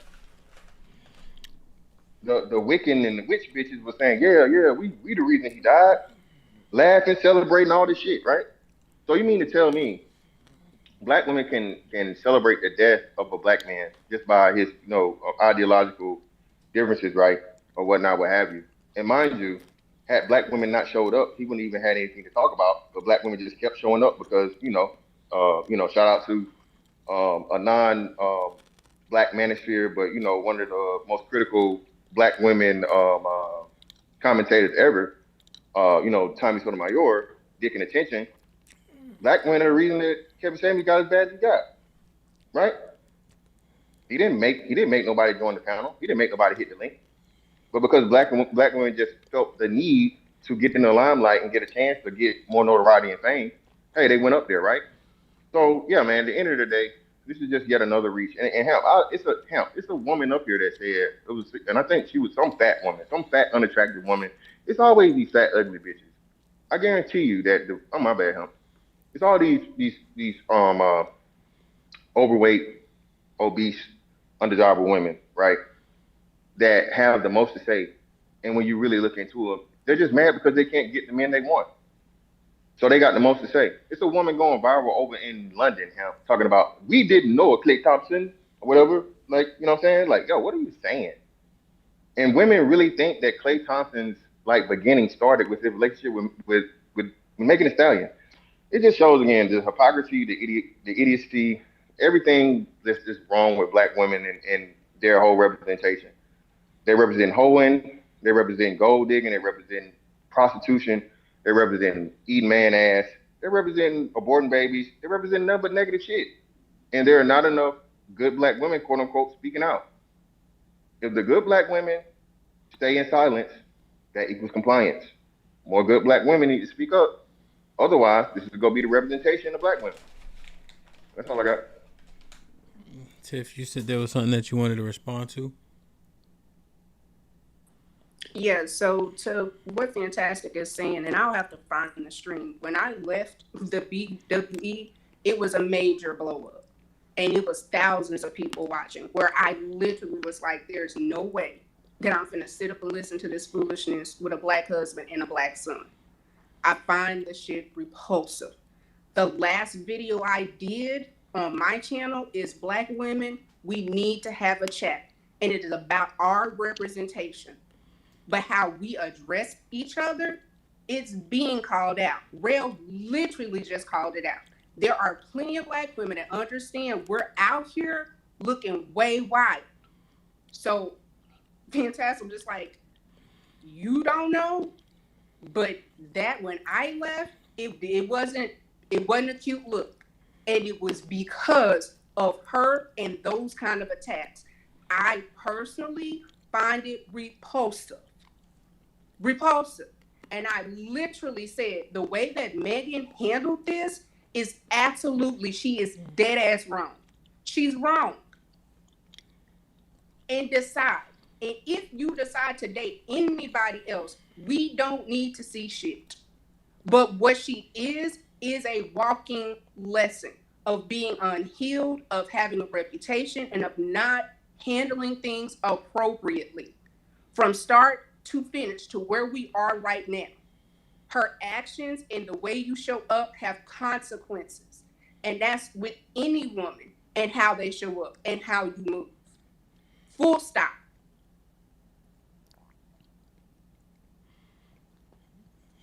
Okay, I'll just say this just real quick. And again, like I said, well, shout out to you for I guess burning it down on your exit. I wasn't aware. I didn't hear anything about it. But again, I think it needs to be. You can mute up now, sis, because you're doing the crackling thing. You're not talking. Please mute up. It just needs to be a louder group, because according to you guys, the horrible, bad faction and representation of Black women is a minority, and I would agree with you. I might say it's somewhere closer to the 40% range, but it's still a minority, right? I just think it's not enough of y'all speaking up.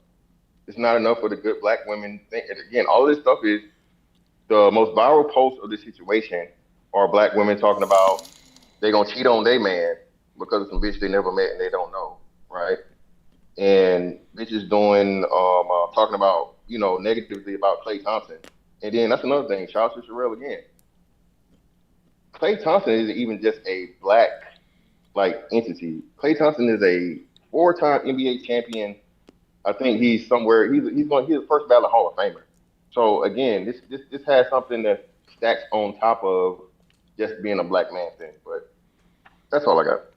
So before I get rushed in, let me read these. As Ave with the $5 says, Black Manosphere clamped on white Manosphere, but chose only to stomp on Black women. Meg is not composite of Black women.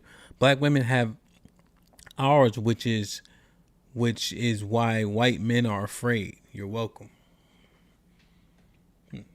What? Fat Boy with the $5 said, fantastic. Set the date. You got to get through 2K first, brother. Walk the talk with the $2. You got to get through your first fight first, bro. Klay Thompson, 4 rings. Megan Thee Stallion, 0 rings. Mr. Harrison with the $5 says, salute, my brother. Good to see you. Hit the like button, man. Rush, what up? Yo, what up? Salute. I see y'all expounding on the whole Megan situation. You know what I mean? And yeah, man, she's cancer to our society, man. You know what I mean? She got a whole, I don't know if y'all heard, but she got a whole cult of women cheating on their husbands and boyfriends for the sake of Megan Thee Stallion, man. You know what I mean? This style of, this bird activity, man, got to be destroyed, man, because it's killing our society, man.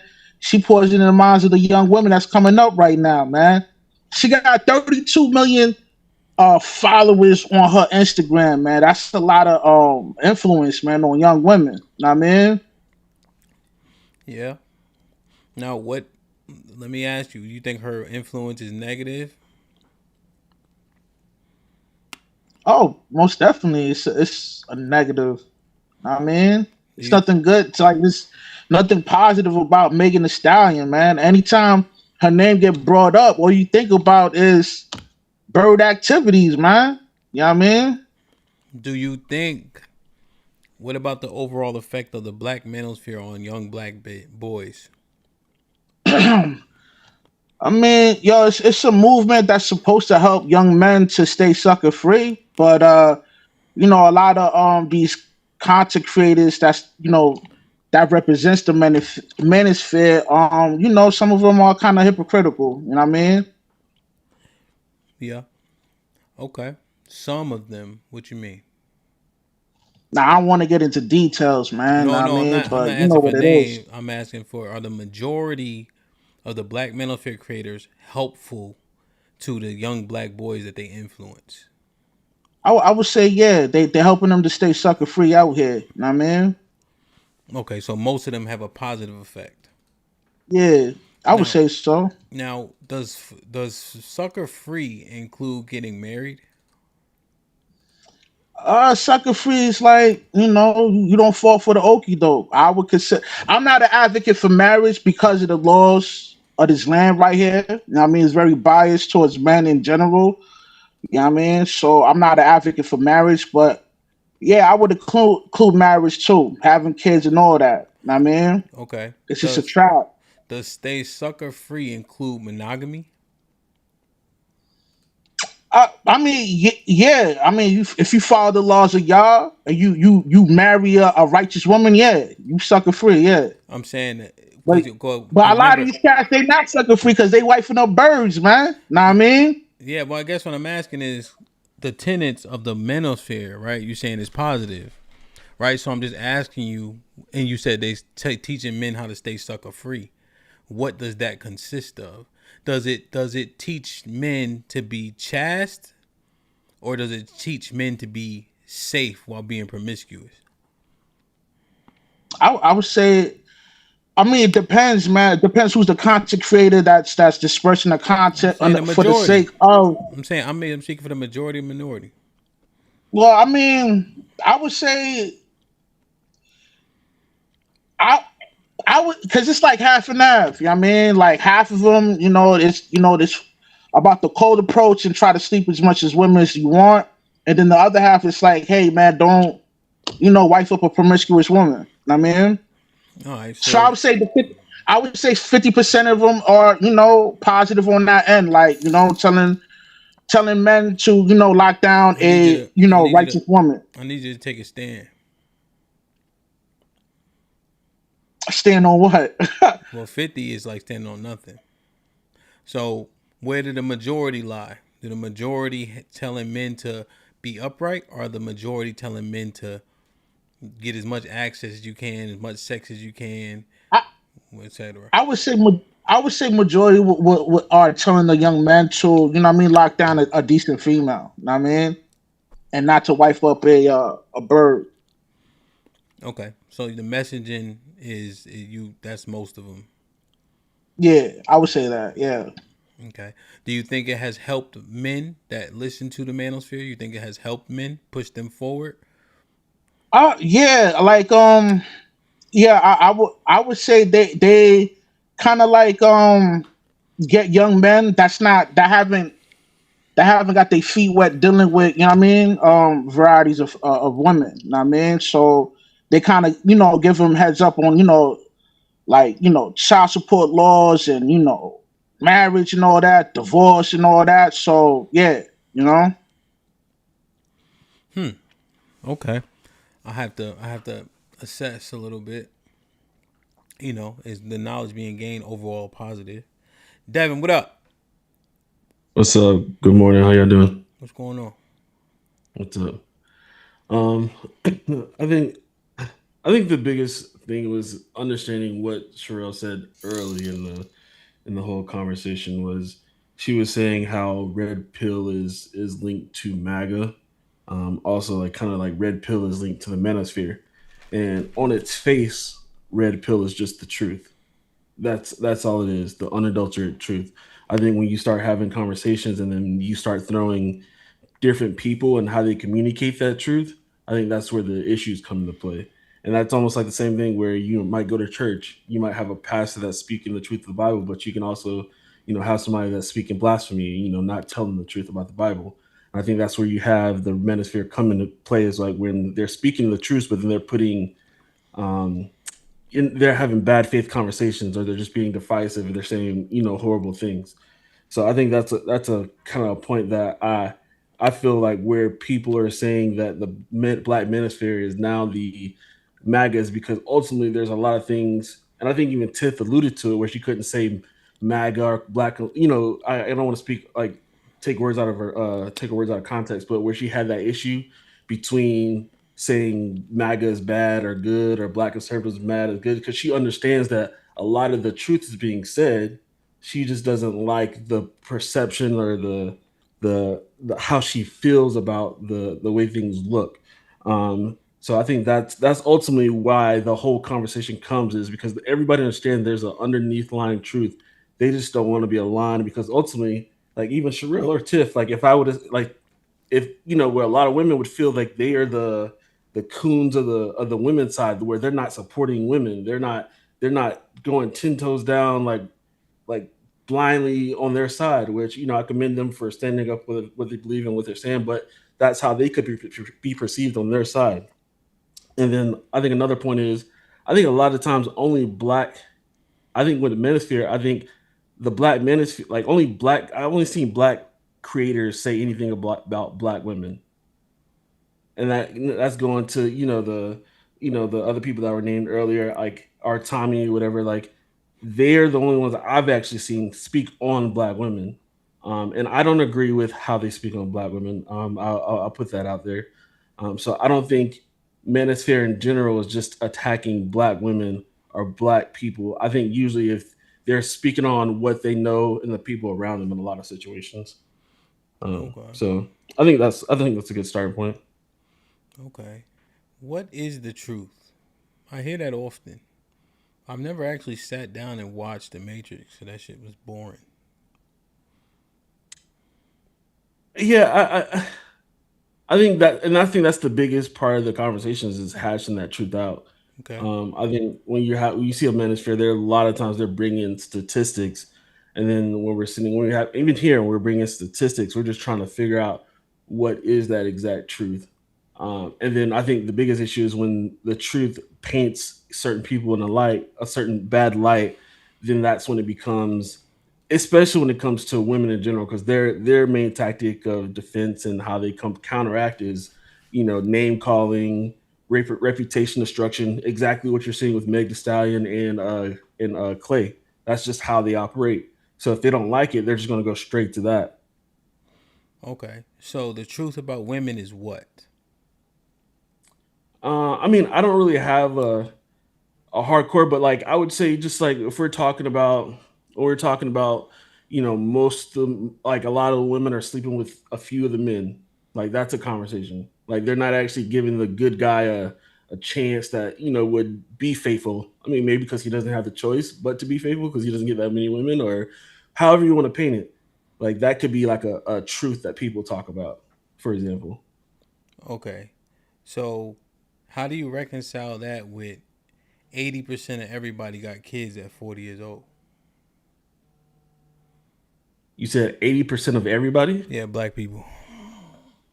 I mean, it still doesn't change the fact that the ages of when they're having kids, or the amount of times they're having sex, or the amount of the ratio of if a woman has kids, like there's a portion or it's a section of, I'm not giving a number, of women who have multiple babies but by different men, and men usually have a kid, but most men don't have a lot of kids by a bunch of women. Like there's a discrepancy in the data, not saying what it exactly is, but there's a discrepancy in the data of that dynamic, and I think that's what gets talked about sometimes. Well, that's what I'm saying. Like at 40 years old, right? Most of us aren't married, so that's still dating phase, right? People still trying to find a person that they want to be with long term, and we look at 80% of us having kids. I'm saying, how do we know who's having sex unless his kids are STDs? Yeah, I mean, ultimately, like we can get into that part of the conversation, but I think that's just when I say the truth or conversations, I think that's where the manosphere or the red pill is just normally catered towards, is like defeating the narrative based off, just being PC or just allowing a narrative to roll, especially when we're talking, like we were saying about black men. There's a narrative saying that black men, aren't there for their families. They don't support their families. and then we counter at that with actual data in those conversations. And that's how we do it. And I think when we keep having these conversations, that's just the ultimate that's going on. And then if somebody doesn't like it, then that, Manosphere or Black Manosphere is bad. It's just as bad as MAGA, because the same thing is going on both sides, I believe. All right.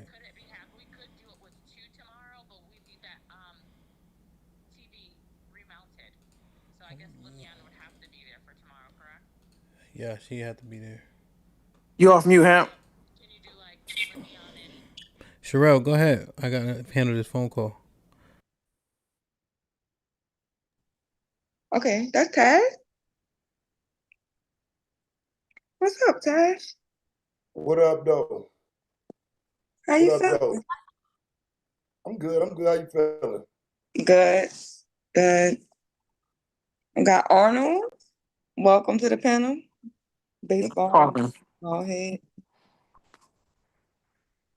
So I came up here because it seems to be some discrepancy about the Manosphere, and I want to make sure it's clear. Okay, so yes, the Manosphere is MAGA. So just listening to it, I almost just went and did a review of it, but I just rather just come and challenge it. If you weren't around, I don't know how some of y'all even say. I don't even know who some of y'all are. Election night, some of these dudes sat up cheering for Donald Trump to win the election. Then when he lost, they complained and said he got cheated. This is the Black Manosphere. The Black Manosphere had debates about George Floyd being unalived by Derek Chauvin, but they were claiming George Floyd died of an overdose. Okay, these are the same people who said burn down the Black community. These are the people who say Democrats are all Black people, and that's the hood, and that's the single moms. So, I watched them do it. I watched them run around in MAGA hats and get up here and do all of this. So what is y'all talking about? Yeah, what are y'all talking about? That's not. They agree with that. That part goes without saying. As far as the politics, they're talking about the way that they refer to women, the way women experience them, the dick and pussy conversations. They're saying that that's the same as the way that they experience MAGA. It is. Right, and I'm saying it's not. Okay, based on what? What's your experience with the Black Manosphere? I'm saying that the conversation about Black men and Black women, there are actual issues that need to be addressed. Right, but so in terms of MAGA, a lot of those MAGA people are pushing red pill. The red pill ideology comes through the Manosphere. All of that is tied together. The Black Manosphere is just some blackface version of that. So how are you taking one away from the other? Because again, I watched them do all of this myself. See what I'm saying? And so at some point, we can go to pulling receipts. See what I'm saying? I don't know who you are, but I'm telling you what I know for a fact. There's no way to remove the Black Manosphere from MAGA. No way whatsoever. And I think Sherelle pointed to it earlier. I think Sherelle pointed to earlier. It's just simply all right. Well, hold on. No, wait. Hold on, Devin. Because if you're gonna come in stuttering, let them two finish. Taz, salute. Yeah. Arnold, what up? Cheek, good, bro. Top of the morning, man. GA boy, what's popping? My bad, y'all. I had a phone call, but I was listening to y'all go back and forth. Why don't y'all finish that? Because Taz, let me just say this real quick, Arnold. Because Taz, you giving me all the edification. I'm novice, layman when it comes to this, and so you being so emphatic is intriguing to me. That I need to hear more of that shit. Go ahead, Arnold. Yes, I am emphatic. Again, these conversations start with this Kamala election.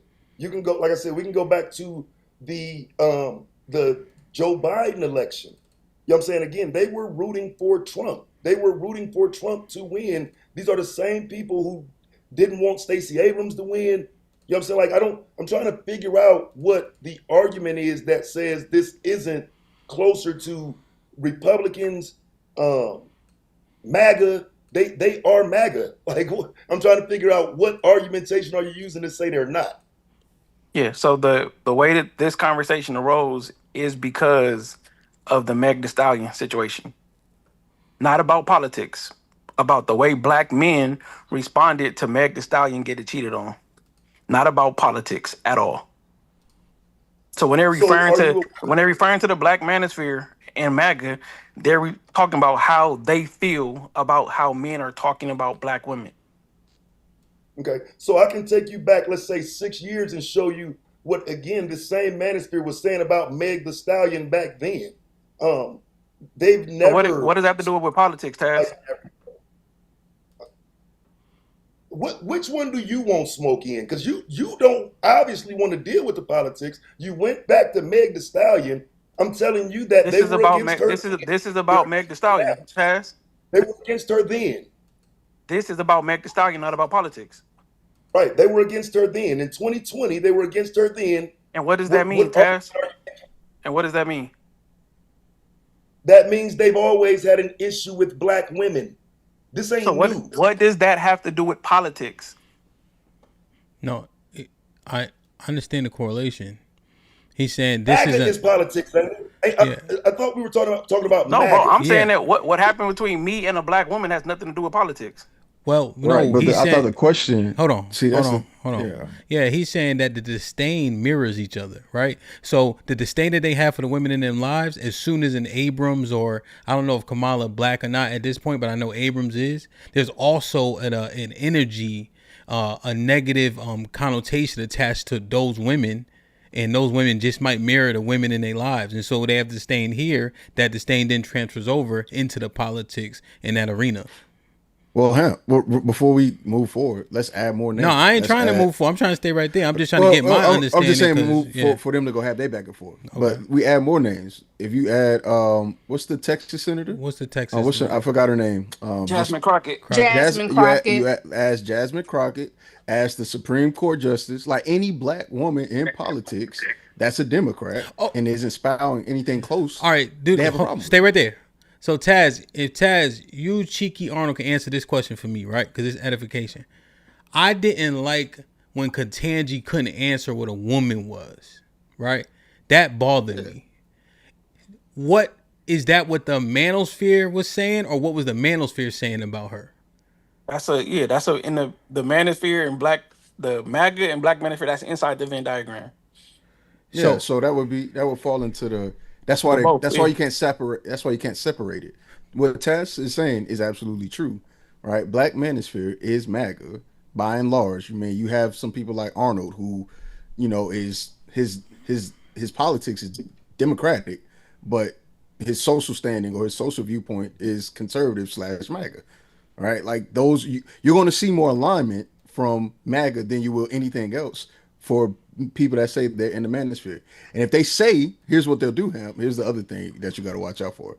I'm an independent, which means if I had a chance to vote for a Democrat or a Republican, more likely I'm voting Republican.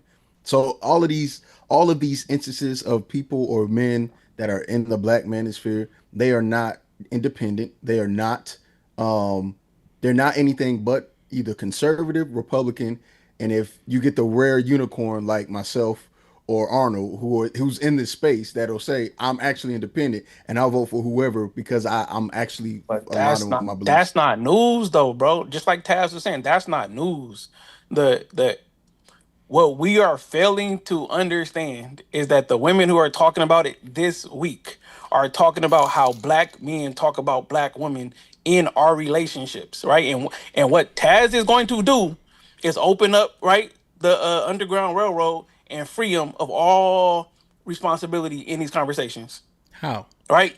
Action. How? Taz, Yeah. action. Well, let's just action. see. All right. So so to clarify, hold on. There was two questions asked though, right? Hamp asked the question: is Black Manosphere MAGA? Taz, mostly yes. Okay, so Taz upon hearing that, and then me upon hearing it, will agree. Black Manosphere is MAGA by and large. If you had to put a percentage, it's 99.9 MAGA. But that of it. Yeah. Taz said that. Taz, question: what do you think? How would Taz exonerate the women though? Even if that correlation is made. Because what Taz is not going to talk about today is the things that men talk about inside of relationships that are negative that need to be corrected. and I can guarantee you that. Inside who relationship? Most black relationships. I don't know what's going on inside most black relationships. Hey, everybody! I see y'all in the clouds, my nigga, because I knew it.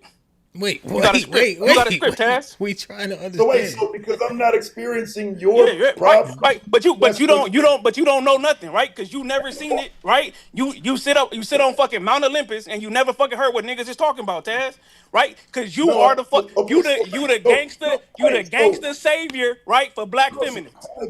That's who you are. Okay, so let me tell you what y'all cry about. Let's go. You cry about and I'm gonna stay on mute. I'm not saying anything else to you. You get to fucking talk for the rest of this fucking show, Taz. Because I knew what the fuck you was gonna do, and I said you was gonna do. Arnold, let him get in. Let him get in. And it's gonna get worse because pussy niggas like you don't get simple shit. I don't cry about weed. I don't cry about how much money women make. I don't cry about pussies who can't get a girlfriend. I don't know what your lame ass talking about. Because if you're talking about a man and his wife not agreeing on something, shit, me and my wife was arguing on the stream yesterday. That can happen any day. But some goofy ass internet nigga who cries every day and ain't got a wife, some cornball nigga who run behind black men, don't even know shit enough about women to talk to me, you're confused. So when I asked your corny ass what you talking about, I'm expecting some type of explanation that refers to your issues. Because nigga, I don't have any.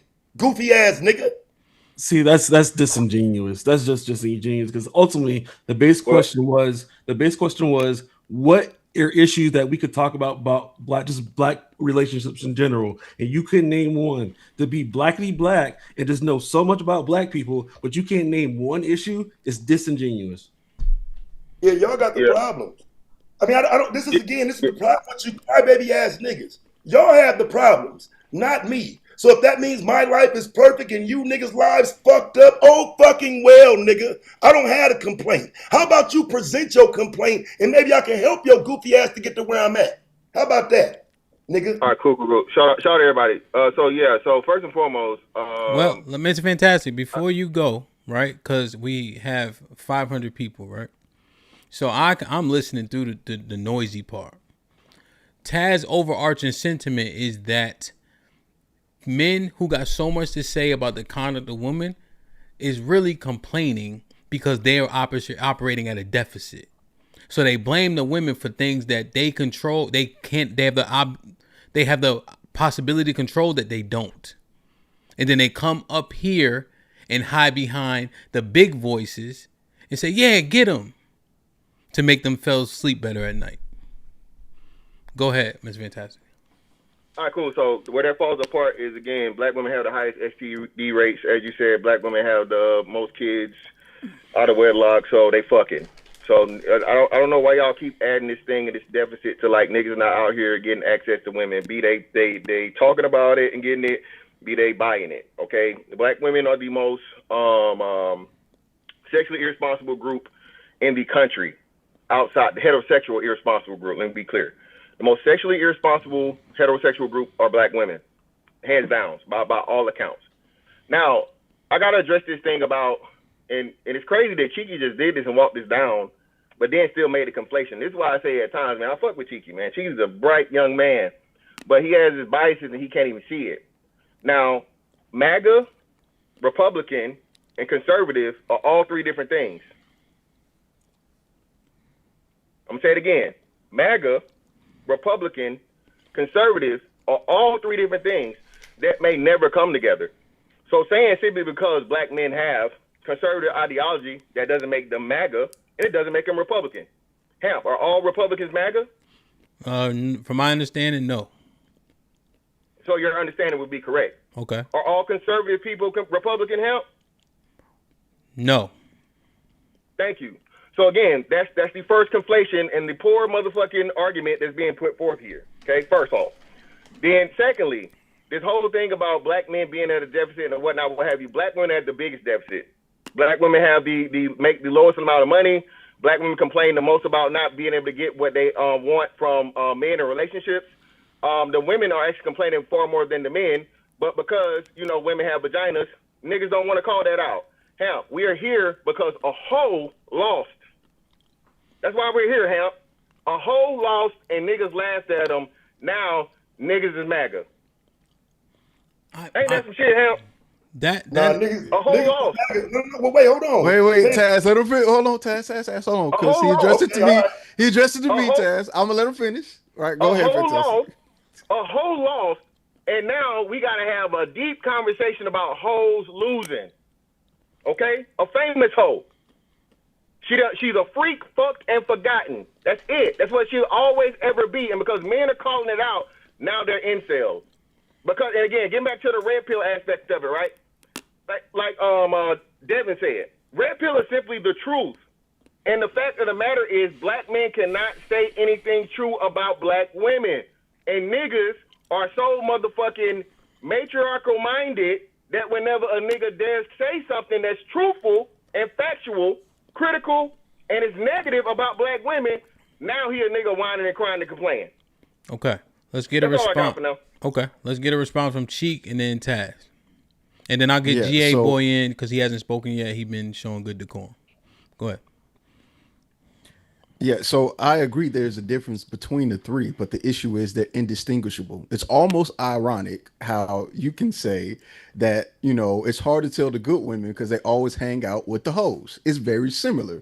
It's hard to tell who's not MAGA if you're saying I'm a never Trumper, right? Because there are Republicans. There's a subset of the Republican Party that held their conservative values that decided not to vote or support Trump just because of how unconstitutional his behavior has been since he's been in office from his first term. Right. So I would agree that there is a difference between conservatism. Right. One is an idea, one is a party, and then one of them is a cult. Unfortunately, black men that have fallen under the category of conservative or Republican have decided to vote, and the numbers will show that those people voted for Donald Trump. So I can't distinguish a quote unquote Republican versus a MAGA supporter because y'all in the same boat. The only men that decided to step away, or the only men that decided to distinguish themselves, called themselves never Trumpers. They consider themselves Republican, conservative. So you can't blame somebody for sitting here accepting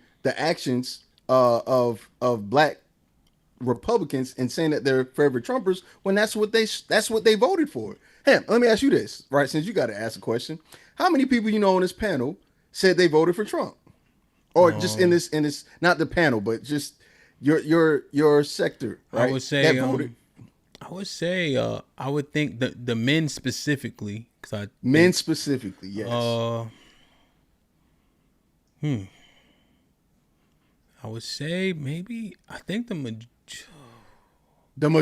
You're I think the Right. majority. It's the majority. It's the majority. There's no argument. Why? There's no need for me to hold on. I didn't cut you off.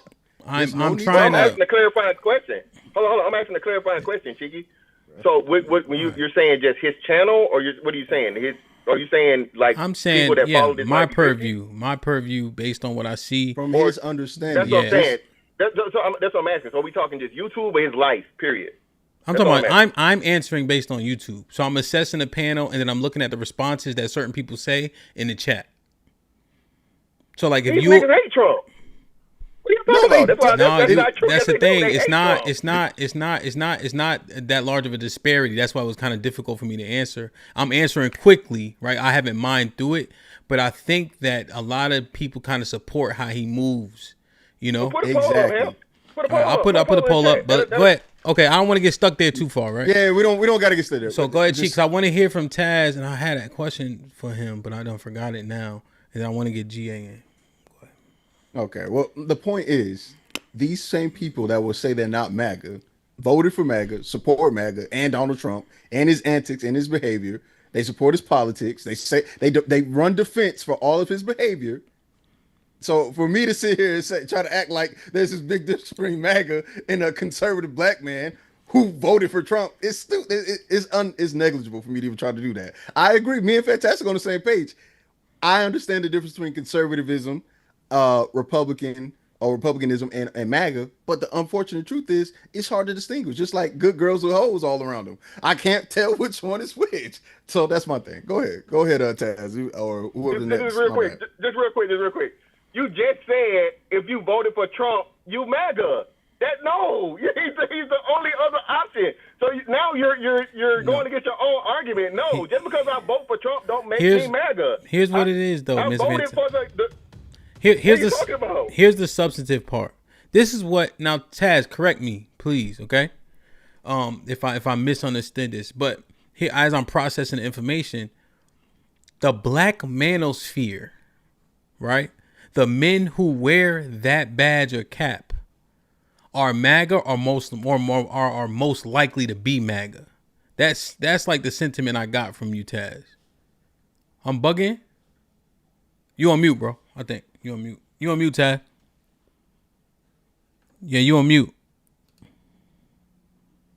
You hear me now? There we go. Yes. Yeah, okay. I'm bugging because that's what I heard. Yes, they are absolutely MAGA. Again, these are people who supported January 6th. People from the Black Manosphere not only went, but did streams in support of. And so Fantastic knows I'm not lying. I don't even know what this nigga doing right now. Fantastic had a whole debate himself on if George Floyd was unalived by fentanyl or that police officer. He argued fentanyl because most of the Manosphere position at that time was to go against black people position. No different than Ahmaud Arbery, Breonna Taylor, everything that was happening at that time, they were on the opposite side of the black community. So I just don't understand why, because I agree with separating Republican, conservative, and MAGA, but they was pushing MAGA. I agree with what he said, but they were pushing MAGA. No, we weren't. Oh, yes, it was. He lying. The stance. Hold on. Well, hold on. Just like he said it. So let me again. My stance on George Floyd had nothing to do with MAGA. Nothing at all. MAGA wasn't even that would have been a more the blue thing. So now you're conflating even other things outside of the thing we're talking about, the purview. I don't agree with the motherfucking shit that George Floyd died, just like I don't agree with fucking how Tory Lanez got arrested, right? So now I'm supposed to agree with the motherfucking black community simply because a fucking lifetime junkie died in the midst of a motherfucking arrest? No, I don't have to agree with you niggas. You can't make me agree with you. That's not me standing with motherfucking black or standing against it. It's me standing on the point I stand on. Breonna Taylor, the same thing. All the lies y'all put up here about fucking Breonna Taylor was proven to be a lie. She wasn't laying in the fucking bed. She got shot in the hallway. All you niggas did was go along with the fucking narrative and the shit was getting put on the fucking internet. But when the fucking facts actually came out, and then not to mention that her boyfriend said she shot at y'all. We're not gonna go back now. We don't want to jump in this time machine and jump back to 2020. We definitely can, because when we get to the actual facts and motherfucking this shit, you know how it's gonna go. I still stand. Only thing okay. What about the other 2 points? Fantastic. You didn't. Hold on. Wait. Taz. Hold on. He didn't answer the other 2 points. Hold on. Yeah, let GA get in and I'll come back to it. Yeah, hold on. Let me get GA in. All right. I shouldn't, and that's my fault, GA. I shouldn't even. I should have stopped Mr. Fantastic before we got started. No, you good. You guys can hear me? Yes, sir. Yeah, I'm in a bad area, so I mean, I'm gonna address the topic more than anything. Like, is the Black Manosphere and MAGA the same? And in my opinion, I would say yes. And this is why I'm gonna say yes. I mean, at the end of the day, both of them, what they do is they both push out the propaganda, and they're only going to cover the negative stereotypes and tropes of the people who they're against as far as their foes. On MAGA side of things, MAGA only going to talk about and show things that Democrats do that's fucked up, that's dumb, that supports their argument. And kind of with the Black Manosphere, that's what they do too. They only going to cover out of all this stuff on this big World Wide Web is somehow the things that's falling in their inboxes and the shows that they cover. It's always on some negative shit that a black woman has done or some negative shit a black woman has said. So, I mean, at the end of the day, they are the same. They only push their negative propaganda and they give the red meat to their base. You know, I guess that's what they know the people want to hear. So that's kind of why I would say it's the same. And I mean, earlier I heard you ask somebody, it was a couple questions you asked HAMP. Yes, sir. About as far as the Black Manosphere. And me personally, like, one big thing, I've said this in the chat a few times, like, I got a 15-year-old son. I never want my son to listen to no Black Manosphere, bro. I want him to stay far the fuck away from the Black Manosphere. Because I mean, I just don't like that mindset they have, and they kind of come from the way they think is always from a deficit and shit like that. Like, I just don't. Nah, I don't want my son nowhere near the black manosphere. You know what I'm saying? So that's my thing. I mean, hey, I ain't knocking it. I guess it's needed. You know what I'm saying? As far as these relationship talks, but a lot of these shows don't be about relationship talks. They find a clip online of something crazy a celebrity has said, or some ghetto hood booger undone. Or she put a video up and they post. They do a show about it, and they kind of just paint a lot of people with that brush. So it's like, I mean, it's a lot of positive shit. I mean, notice like perfect example. I rock with Fantastic. I actually met him in person a couple weeks ago. Good guy, man. I think he's a good guy, but I've never seen Fantastic do a show that paint a black woman in a positive light in no kind of way, because that's not what his audience want. He got to give them the meat. So he's never done a show painting a black woman in a positive light ever. And I know deep and I know in his heart he fucks with black women. I know that, but it's like that's not what he got. It's a business. At the end of the day, he has a show and he knows what his audience wants. So he got to give them the red meat. So it's like it's propaganda. He's pushing that propaganda to the oh, my fault. I don't do the pause game. I'm an old head, man.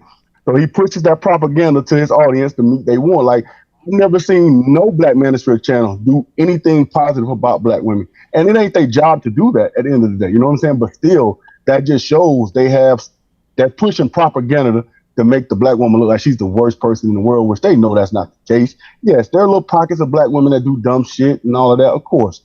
But then they like to also say they bring up the Kevin Samuels, people laugh at his death and stuff like that. I mean, that's true. People did laugh at their death. So when I throw out there, I'm like, so damn, so you guys just want your nana nana boo boo moment and get your lick back.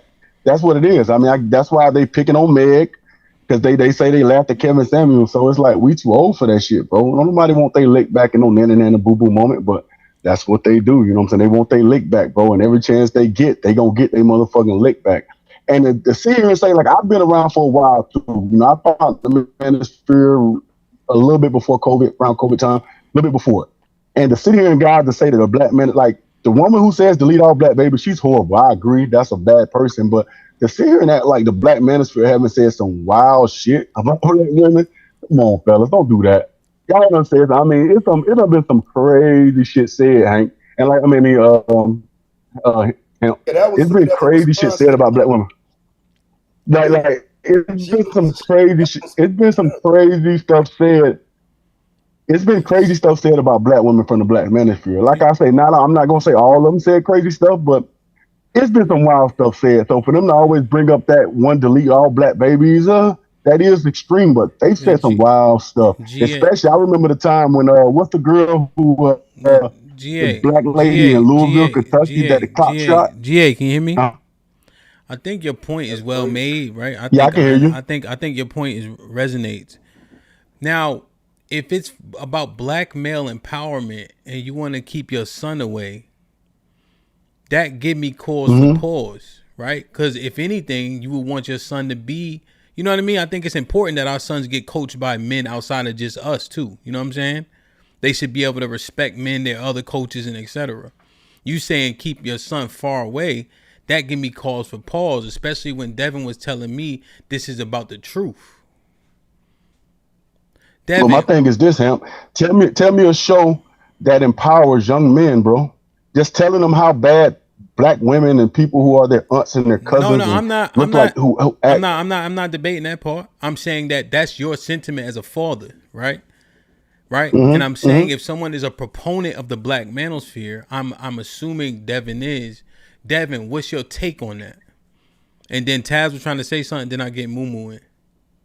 I think overall, I think the issue is people don't know how to decipher between, like, they expect us to decipher between Meg Thee Stallion and her debauchery, and like Tiff said, know the difference between what she just saying just for play and what's real life. They want us to decipher between all this other nonsense, but like at the same time, it's like, why don't you let them listen to the other stuff? You know, the red pill, which is supposed to be the truth. Maybe take away some of the most egregious offenders of some of these people say. Because like I said, I don't agree with how some of these people say it, but at the same time, there are certain people who are speaking within the Black Manosphere who are just speaking on their truth and the things that they experience in life. I think that's why a lot of the Black Manosphere people end up bringing black women into their conversations. so they can have that honest conversation, and it's not just straight up attacking black women, so that they can have a back and forth with the woman there, so she can defend herself and either dismiss the claim or take some responsibility, and that conversation is had.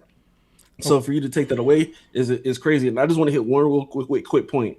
The way Cheeky wanted to then put in everybody together within, the conservatives, the MAGA, and so forth. You could do the same thing and say he's just like a blue-haired liberal white woman, and because they both voted for Kamala. So he thinks just like a blue-haired liberal white woman who wants to change the sex of little children. But I'm not going to be disingenuous in the conversation. Okay, I understand that. I know Cheeky probably wants to respond. Well, Taz, mic check. Taz, I'm gonna give you the floor. I did want you to respond because I wanted that. Devin, you know what? Maybe I gotta get out the way.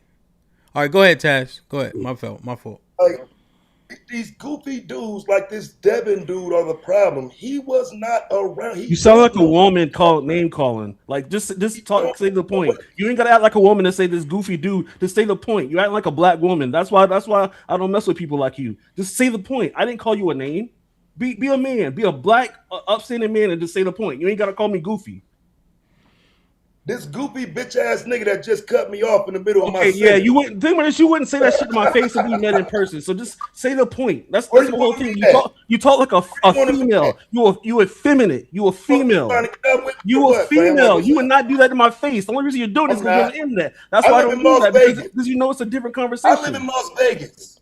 I live in Las Vegas, bitch. That's cool. That's cool. Nobody's traveling anybody. So stop talking hard and talk to the point. Until then, bro, you a fucking goofy. You a fucking goofy. Who got a fucking box fan in your room? Pay for some AC. You fucking broke ass bitch. Pay for some AC, you broke ass bitch, with a box fan in your fucking house. Mount your fucking TV. All right, let's do this. Let's do this. All right, y'all got it. Y'all listen to me real quick. Listen to me real quick. Y'all got it off. Y'all got it off, right? Y'all got it off, right? So now I'm gonna make the request that we refrain because I'm really interested in y'all points. Go ahead, Taz. What were you saying? So again, the issue is people like this dude Devin, who were not around, wants to speak on an issue that he has no idea about. Again, I'm the one with the receipts of all of this. So when I'm telling you, these dudes was going into spaces, begging white boys to fit in, begging to be part of the white boys manosphere, I don't just have to say that. I can show you Solo TV 84 doing it on behalf of the black manosphere. I can show you Mr. Fantastic debating on behalf of MAGA while he's saying, I was just debating this George Bush. No, dude, you were supporting Trump. You think I ain't got the stream of you sitting up late night on election night cheering for Trump? Did you forget you did it? Fantastic. No, me supporting Trump doesn't make me MAGA. You literally just remade the thing. Me liking Trump doesn't make me MAGA. There are non-MAGA Trump supporters. There's non-MAGA people that my bad, go ahead. No, Mr. Fat, my fault, right? Because the point is, what Taz is saying is gonna be most, I think, when I'm hearing it, most true to most people when they hear it. Right, exactly. Like you, niggas though. So hold on. No, 100%. No, but it's fantastic. I know that you said a million times you're independent. You go with what makes the most sense for you and your people and what you got going on. I'm not even talking about my actual thing. What I'm telling you, Hamp, again, we've said this, we've seen this clear as day on your actual thing. Any affiliation with Trump is negative. It makes you fucking MAGA. It makes you a coon. It makes you all these negative things. So I'm talking about dumb ass niggas, which is gonna be the 90%, right? 90% of niggas that's done voted blue no matter who, their whole entire fucking lifetime, that don't know the fucking 3 motherfucking branches of fucking government, Hamp. The motherfuckers don't even know who their motherfucking city council is, but they only give a fuck about Kamala losing a year and a half ago. 100%. That's what I'm talking about, them dumb ass niggas. Wait, but that's the point though. That's the point. People are gonna be characterized, right, based on what they say and how they move. Blue hair, this, that, and the third, you pro-abortion, trans, they gonna put you in that box if they continue to hear you say the same things over and over, even if you don't put yourself there. Go ahead, Taz, you can finish your point. My fault. Well, no, because I want him to distinguish what he's saying. Yeah, 100%. For example, A lot of what Fantastic was talking about politically in regard to like trans and rainbow and all of that, I would agree with him. Right? I'm anti-trans, I'm anti-rainbow. I would agree with him on that. But I'm not Republican, I'm not conservative. So I'm asking him, what is the delineation where we can see where MAGA delineates from Republican and from conservative? Because I'm saying he's MAGA based on what I've heard him say personally about supporting Trump. So if it's not just support for Trump, what is making it, what is the distinguishing thing that says this ain't MAGA? Because again, you have two fucking choices, Taz. I only had two choices to vote for. I'm either gonna vote for fucking Biden back in or Hillary Clinton in the original election, which no, I don't agree with fucking Hillary Clinton, not to mention all of the political bullshit and evil shit she's done, okay? And then I had to fucking choose from motherfucking Trump the last two times. So me simply aligning with a presidential candidate, there's only really two of them. I can't tell you who the independent candidate was. I don't know. And surprisingly enough, pause, niggas, I think they said 16% of the country put in fucking these nuts in the write-in ballot, okay? These are the people that are voting, Taz, okay? So when I have two people that I am fucking going to choose between, and I align more with the fucking person that's Trump, just because I align with Trump and I'm going to vote with Trump, that still does not make me MAGA. MAGA, as Cheeky called it, which I think most MAGA supporters wouldn't agree with, right? I don't think they would agree with being a cult, right? I don't even know what the fucking liberal equivalent would be. But to that, bro, I'm not a cult shit. MAGA aligns with, and MAGA didn't exist until what, 2016, okay? MAGA put their framework around conservative ideology and just added Trump to it. It wasn't that motherfucking conservatives put their ideology around motherfucking MAGA. That's where y'all are fucking up. And that's where your whole argument falls apart. Conservatism and Republicans have fucking existed since the fucking election fucking process started in this country. Okay? MAGA is not even fucking, 2016 is literally now 10 years old. What are we talking about? That's why. I agree with Trump's policy. I agree with Trump's fucking economic movement. I agree with all of that shit. I am not MAGA. You never seen me motherfucking wear Make America Great Again hat. I don't know. That's so not if me. somebody says I agree with his policies and his movement, and I can tell you right now, I didn't say movement. What you just say? Policies and what? I said policy. I said economics. I didn't say movement. Oh, I thought you said movement. My fault. I misheard. I ain't trying to do that to you. But if somebody's saying that they represent and agree with that, like all of that, what else is there to disagree with? Cheeky. It's the simple understanding that this is the political choice I have of the two, and I align more with the fucking second one than the other one. I understand that. No. Fantastic. I understand that, right?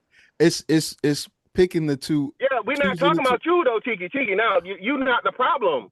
Even though you kind of are the problem because you biased. What the fuck? I'm not biased. No, Fantastic. I hate when you do this, bro. Let me get out and you got it. This is what I'm saying. I'm not talking to you, Cheeky.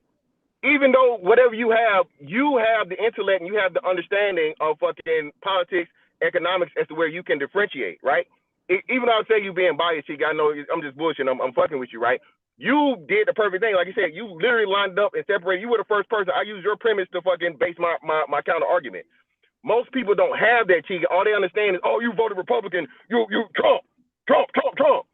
Cheeky, niggas went online and said, oh, you not coming to Thanksgiving dinner. You rejected from the family. You ain't get no Christmas present.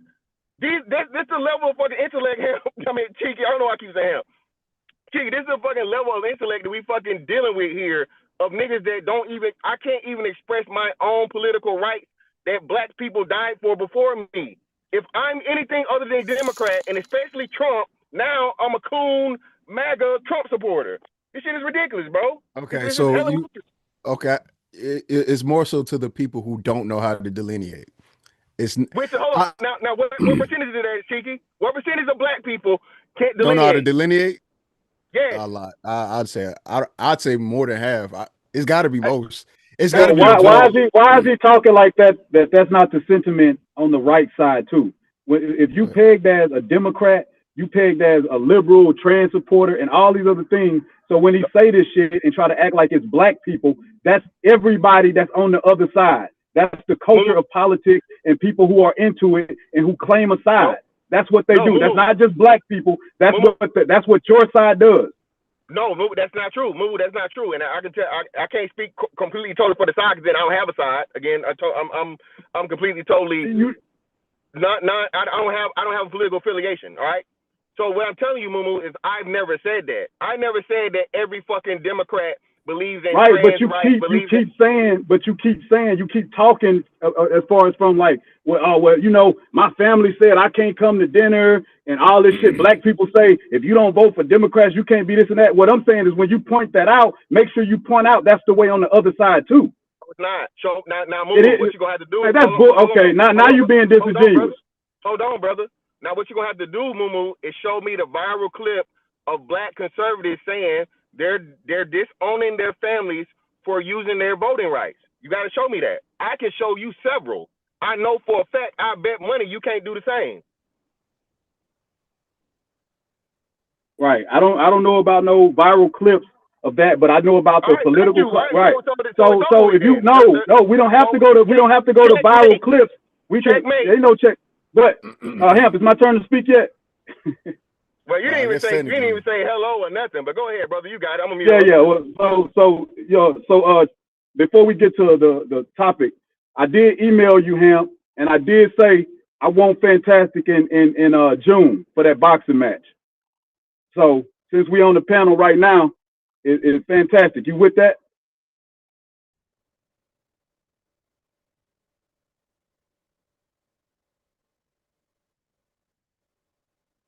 Is it an issue or something? Like, I don't know. Everybody Wi-Fi still working? I think he's trying to come off mute. Fantastic. Just nod your head if you okay to fight. I think he's gonna say yes. He's okay to fight you. You want to fight? What?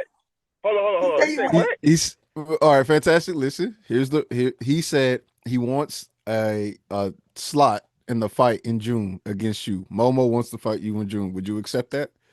It's Moo, not Momo. Moo. Oh, Moo. Remember I told y'all I ain't beat niggas up for free. So y'all better motherfucking put it together. I'm not beating niggas up for free. I told y'all. All right, so Hamp, now that you're back at the right time, ironically, perfect timing just to come back, niggas want to fight. All of a sudden, he right there. Oh, where'd he go? Oh, I'm back. I told y'all niggas my rule. Moo wants to fight. I'm with all the smoke, just not for free. Okay, Moo wants to fight Fantastic. I want to get paid to knock niggas out. Okay, bro. I love me some pugilism, man. So, Mumu. No, I ain't ducking no smoke. Yeah. Okay. Well, we gotta figure it out. So, Mumu, you say you down June 27th to box Mr. Fantastic? June 27th, Mr. Fantastic, man. It's gonna be the greatest day of his boxing career. He gonna be a hero for these niggas. Okay. We gotta make sure all the paperwork makes sense. How much you weigh, Mumu? 226. 230? 226. He's saying 226, right? Did I hear you right? Yeah, 226.3. Weighed myself this morning. How tall are you? 5'9". Okay. And you're okay with the weight and height disparity, correct? I'm definitely okay. Okay.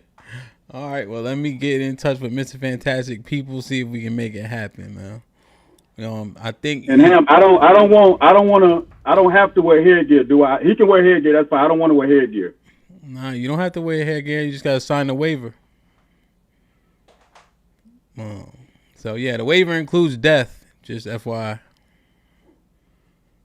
So I'm glad to know that. Yes, sir. All right, perfect. I got you. You email me? Yeah, I emailed you last night after I left the comment on your on the post. Okay, yeah. I emailed you right after that. After I responded. Okay. Because it don't always be me responding, but I think I did see the email though. Okay, all right. Well, perfect, man. Let me get in touch with Mr. Fantastic People, and we'll have more people getting punched in the face. That's beautiful. I love it. Amazing. Taz, that gives me jubilation. You know what I mean? When they get in the ring and fisticuffs ensue.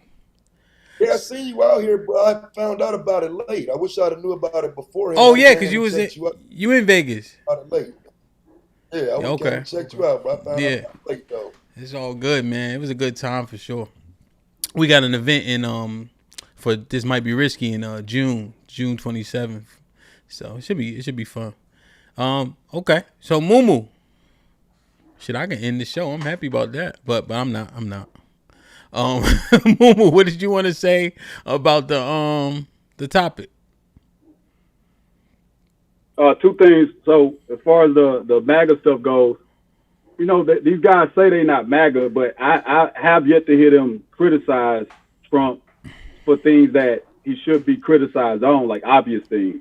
And with the Megan thing, the issue I have with that is that, so let's say you can call Megan whatever you want, however you want to look at her. If you want to call her a hoe and some dude call her a diabolical or some hyperbolic stupid ass word, you can use all of that. But when you talking about Megan, you talking about dudes that chose to be with her, chose to deal with her. And so coming from a space of men, when the guy said he wouldn't want his son to listen to the Manosphere, I can understand that, because if I'm talking to my son about a situation where a black man shot a black woman, I'm not going to be talking to him about if that woman was a hoe, if she had sex with whoever. I'm going to be talking to him about, bro, and there's no reason to be shooting no black woman. There's no reason to be shooting at nobody that's not a threat to you. If that's not the conversation, then everything else is harmful, disingenuous, and really don't matter. So most of the conversation in the black manosphere around Megan Thee Stallion has been about who she sleeps with. It's not been most about the fact that she was sleeping with somebody who wanted to sleep with her, who chose to deal with her, and then choose to shoot her. And then on top of that, the same way with Klay Thompson, like, you know, and I don't even think it's that relevant to talk about like relationships in a way, like as far as like who people choose. Who they choose is who they choose. Not everybody wants a good woman or a good man. People want who they want. And when we start talking about like, you know, who's a good woman or who's a good man, that's totally dependent on who that person is dealing with. You know what I'm saying? So that's not even that important. But that's my issue, is that it's supposed to be. Anyways, shit, I gotta get back. I got a phone call. Okay. So he just talking about the Megan Thee Stallion thing, but I was kind of just interested in like I don't know, the whole MAGA Black Manosphere shit, man. And Taz keeps saying, yo, I got a video of niggas cheering for that shit. Interests me because I don't know shit about it. The Megan Thee Stallion thing is micro. This is a macro thing. And what GA Boy was articulating is a substantive piece of the conversation. But he alleged it's propaganda about the women. One thing that Devin said that caught my attention is he said your experience when he was talking, right? Or he said my experience. It was a possessive pronoun.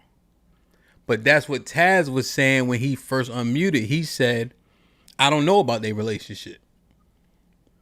So he was strictly predicating whatever he thinks based on what he actually knows based on each and every anecdotal example. So if we make the experience based on a possessive pronoun, that's also anecdotal. So how do we properly extrapolate that? Or do enough people have to have the same experience for it then to be substantive? Now, Mr. Fantastic also said, this is the last thing, he believes it's the minority of women that have this conduct, but it's a large minority, and they are also the face. So how do we reconcile all this? Can you clarify what I was being possessed? What I was speaking on? It was like you said, you said your experience. It was like either your relationship or your experience. It wasn't egregious, right? Yeah, but in regards to what? It was like in relationships, right?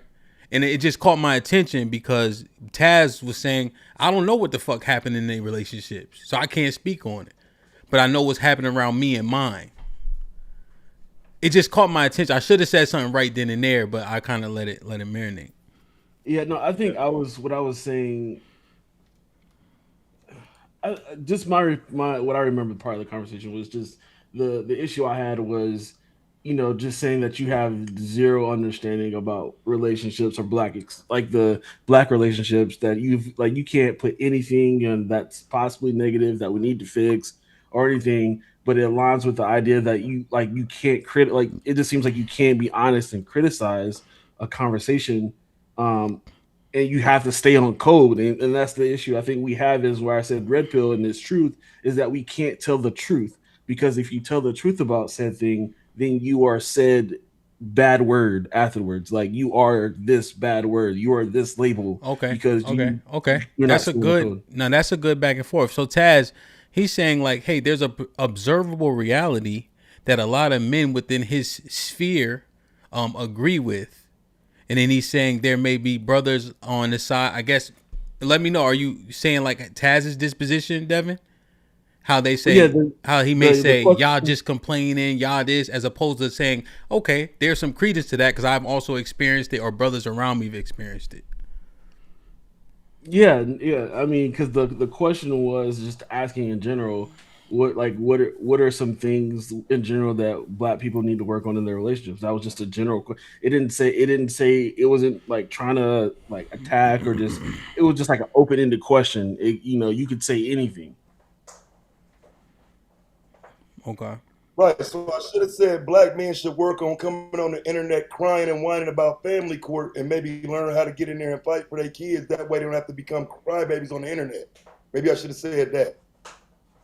Nothing is going to change with me in regard to this conversation, because again, you weren't around in the many years of trying to have these types of conversations with men whose only desire is to hold some woman accountable. And for some reason, even you seeing it now can't relate to the fact that I'm telling you this was 6-7 years ago when they was doing it. They was goofy then, they goofy now. But instead of you understanding that I don't have those issues, so I'm watching a bunch of crybabies keep crying. I'm watching people who was mad about Meg Thee Stallion then, they mad now. Okay, they're whining. I don't care about Meg Thee Stallion. She don't, fam, the time since that video, the first video I made about Meg Thee Stallion, my daughter's gotten her bachelor's degree. She don't have kids. So while y'all worried about Meg Thee Stallion and y'all kids and y'all women getting ran through, Meg Thee Stallion ain't got shit to do with what I got going on over here. So maybe it's you and your failed mentality that takes you into this conversation about Meg Thee Stallion and all this goofy shit, because that shit has no bearing on my life at all. Yep. Yeah, but now you're being a hyper. Yeah, no, I think the biggest part is I've never criticized Meg Thee Stallion like critically this whole entire conversation. So like the fact that you said that kind of goes back to your mentality and how you're just viewing the conversation and not being in reality. Like back into reality. Like, I haven't even talked about Meg Thee Stallion. I just talked about how Maga and the Black Manosphere is viewed similarly. Like, I haven't even disparaged or said anything about Devin. Let me ask this of you, Devin. He's giving an example of a broader point. He's giving an example of the broader point, which I know you understand. So not so much focus on the example, but rather the point he's making. This ain't happening to me. My daughter ain't influenced by Megan Thee Stallion. Y'all niggas' leadership is in question. So maybe if your women are defaulting to doing what Megan does, you probably got bigger problems that got a lot to do with you. That's what he's saying. It's macro. So what do you say to that? I mean, honestly, I don't have anything to say to it because, again, I wasn't talking about her. I had a disparaging thing to say about her. That okay. Good, so I'll say it. So let me say it. So this is the problem here. But he wanted hold on. I got you. That's what I'm saying. That's the goofy shit. Because you were asked a direct question. But You were asked a direct question. Yeah, hold on, bro. But you're not, since you don't have anything to say about that, let me address it. So HAMP, the problem, the issue, now he's being a hyper individual and he's saying that only his life matters. No, these are black men talking about black issues. Somebody brought it up. I didn't even know this. She got 32 million fucking Instagram followers. So I don't know if Taz knows whether or not his daughter's actually fucking following Meg Thee Stallion, but he don't know. His daughter grown. You don't know what the fuck she doing. Respectfully. It don't matter. You don't know. You can't say it don't matter. Hold on. You can't hold on. You can't say it don't matter when you don't know. And that's what I'm saying. So it's easy. I'm saying it don't matter because the results are good. Yeah. You see how dude up here whining looking for bad results because he can't get any good ones. My results so good that it don't matter. Like, hear me out. It don't matter if she listened to Meg Thee Stallion. It don't matter if she went to the last 5 Meg concerts. It don't matter. Look at what she doing in life. So why you got some goofy asking me, well, tell me something about women. Bachelor's degree, nigga. Bachelor's. That's what I'm talking about. And that's So if you want to cry about something, I'll listen. I'll even lean you my shoulder to cry on, fam. But I can't cry with you. I ain't going through that. I got you. But what kills your argument is Meg got a bachelor's too. So what are we saying? So Meg got a bachelor's and she a hoe. So that you killing your own argument, bro. I'm sorry, how? Piece of paper Meg's not my daughter. Huh? Meg's not my daughter.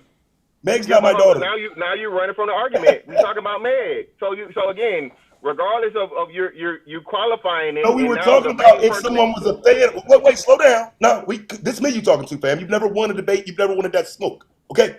When we talking about Meg, we talking about Meg. When I'm talking about my daughter, I'm talking about my daughter. Meg ain't my daughter. I can't tell if Meg been ran through and blah blah blah. That ain't got nothing to do with me. You running from the topic at hand. The whole topic is about Meg Thee Stallion, not your daughter. Right, but the conversation is about influence. So hold on. The conversation is about influence. So let me ask you a question. Who has more influence, your daughter or Meg Thee Stallion? According to y'all, Meg Thee Stallion. But I'm telling you that influence don't transfer over here. It's easy to say that I never won a debate when you losing one in real time. It's easy, right? And we know how this really gonna go. We're not gonna go back to that, right? But listen what I'm saying. So being the fact of the matter, we know for a fact clearly, Meg Thee Stallion has a degree. Meg Thee Stallion has 32 million followers apparently, right? She has a major influence on black women. Meg Thee Stallion was on the motherfucking stage for Kamala Harris doing a motherfucking presidential candidate run twerking, okay? Black women supported Meg Thee Stallion, and Meg Thee Stallion twerking for Kamala Harris, and black women, most importantly, supported Kamala Harris. So Taz, bro, what we doing, man? What we doing, dog? Again, don't run. Okay, don't run from this. With you saying all of that, I'm saying there is no influence in my family from Meg. So I don't care how much. No matter how. No. I just let you say it all. So with all of that, there's still zero influence in my household from her. None. Is your household the only black household? No, but the question was asked to me. Yeah. Yeah, nobody asked me about the community, remember? The dude asked me specifically about me, and I shitted on him. Well, clearly. And now you. And now you too. Well, no, that's impossible. You've never done that. So clearly we know what the deal is here. We clearly see that, you know what I'm saying, you're going to try and make it about you to try and make your point, but then I don't have to. Nah, don't do that, Fantastic. They made it about me. You've been saying macro the whole time. Nobody made it about you. He made it personal about me. He asked me personally. So don't forget that part. Taz, I didn't make it about me. Let me ask this question. What do you think about the community influences is in regards to performers? I would agree that she has that type of impact in the community. I would agree. Negative or positive? Just so I'm clear. No, 100%. So let's zoom out. Negative or positive impact on the community in your estimation? I would say more negative. I would have to lean towards negative. Okay. Just because, again, a lot of that ain't, you know what I'm saying? What's being promoted about her ain't that she has a bachelor's degree. It's not that she has businesses. It's not that she's rich or any of that. It's all the other shit that's promoted. So I would agree once we take it away from me, but they put it on me, which is what they can't do. That's what they died at. You can't put that on me because there's no influence in my life whatsoever from her. Now, if you want me to agree with you, then make it about the community. And I can agree, yes, she's part of a negative influence in the community. But I can't help it, y'all don't know how to debate. Shouldn't have made it personal. Yeah, that wasn't me. I didn't do that. So again, I never made that about you. I'm talking to the overall topic. So again, this is the problem, right? So Meg Thee Stallion represents all of the things that are wrong with the black community. If and when a black man says those things that are factual, that again, Taz just agreed to, it's problematic and negative for the image of black women. And it's not just they. I don't know who this they is he's speaking of. This is Meg. Meg promotes this. Meg was in the WAP video. Meg was in the whatever, the Hot Girl Summer and all this shit, right? Meg is the one that is more famous for her ass than her face. Glorilla, I would put them all in there. I don't just look at it as it's just Meg. Let's get on Meg. I'm saying it's all of them that promotes that negative. We agree, but that's what we're saying. That's what we're saying. Meg is the topic at hand. So the problem and the issue is, again, it goes back to what I said when I was on here the first time. Whenever a black man has the balls, okay, to fucking say, hey man, this is problematic, now he's MAGA, Trump, fucking conservative, Republican, all this other shit, other than just a man that has daughters, as a man that has sisters, a man that has a mother, a man that cares about the image of black women and what's being represented to the whole fucking world to make us look like fucking, make us look horrible. Question. The balls thing, pause, interests me. Which sounds fucking diabolical that I said that. Now, yeah, it does. It's okay though. It sounds crazy. You didn't have to say pause for balls, but okay, niggas say they got balls to do shit all the time. I know, but it interests him. The interest part is crazy. It's the pause part. That's crazy. Oh, you said the interesting. Yeah, that is crazy. Yeah, you did add the interest part. Go ahead. Man, get your tickets to Houston. So, this is what I'm thinking though. That man says, "Yo, this is an issue." And then that man says, if my daughter fails, that's on me. Right? If the community is lapsing, me as a man, understanding hierarchy and leadership, that's on me. Does that take balls too? Yeah, but that or would are we have telling to be him that his man. balls is too big? That would, but again, as Taz said, and Taz is a representation of it, right? Okay. He's a father that's involved with his child. So I would imagine him, and I think you would agree that most men that are involved with their daughters would have more of an influence over their daughters than Megan Thee Stallion, correct? You think there will be more women without fathers to end up like Megan Thee Stallion or align with her, or more women with fathers, black women with fathers? Which one? You would assume that the black women with fathers would be more along the lines of Taz's daughter, who's doing great. All right, thank you, right? And again, wait. Fantastic. Before you go any further, do you think that there are more women with fathers than there are without fathers? No, that's what I'm saying, Cheeky. No, there are far more black women without them. So what I'm saying is the fact of the matter that the black women that don't have them, don't have the influence, don't have the as Hamp said so rightfully, a black woman that's never had a father has never been properly loved. So what I think is they live vicariously through these celebrities the most, right? And they follow and the patterns of and do the things that they see these women do because those women are their role models and they don't see any issue and problem with those women's behaviors because they don't have fathers to tell them otherwise.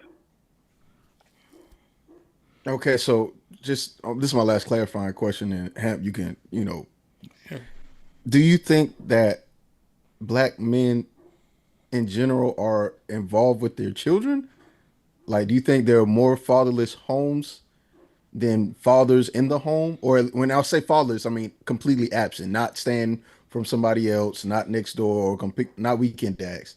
Are you saying that by and large, the black community has no father influence in their homes? Yeah, Hamp did the numbers. He did the numbers. It's like 60-40 or like 55-45. Yeah, something like that. Hamp did the numbers. It's more. Okay. It is far more black children that don't have connection to fathers than they do. Okay, but the ones that do have connections, their fathers are the most involved. Y'all supporting that? Clearly, that's the only one that can be. That's the only way it can be.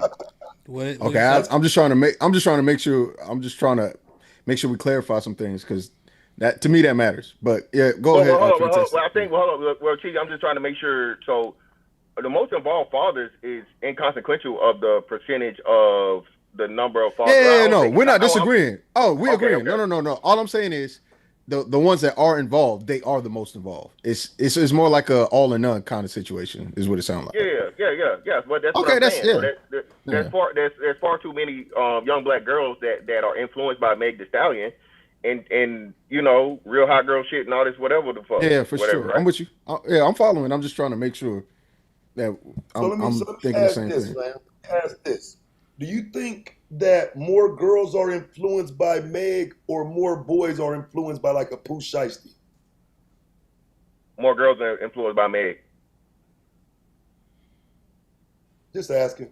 We just use the metrics, right? We use the metrics for record sales, following on social media, all those different things, right?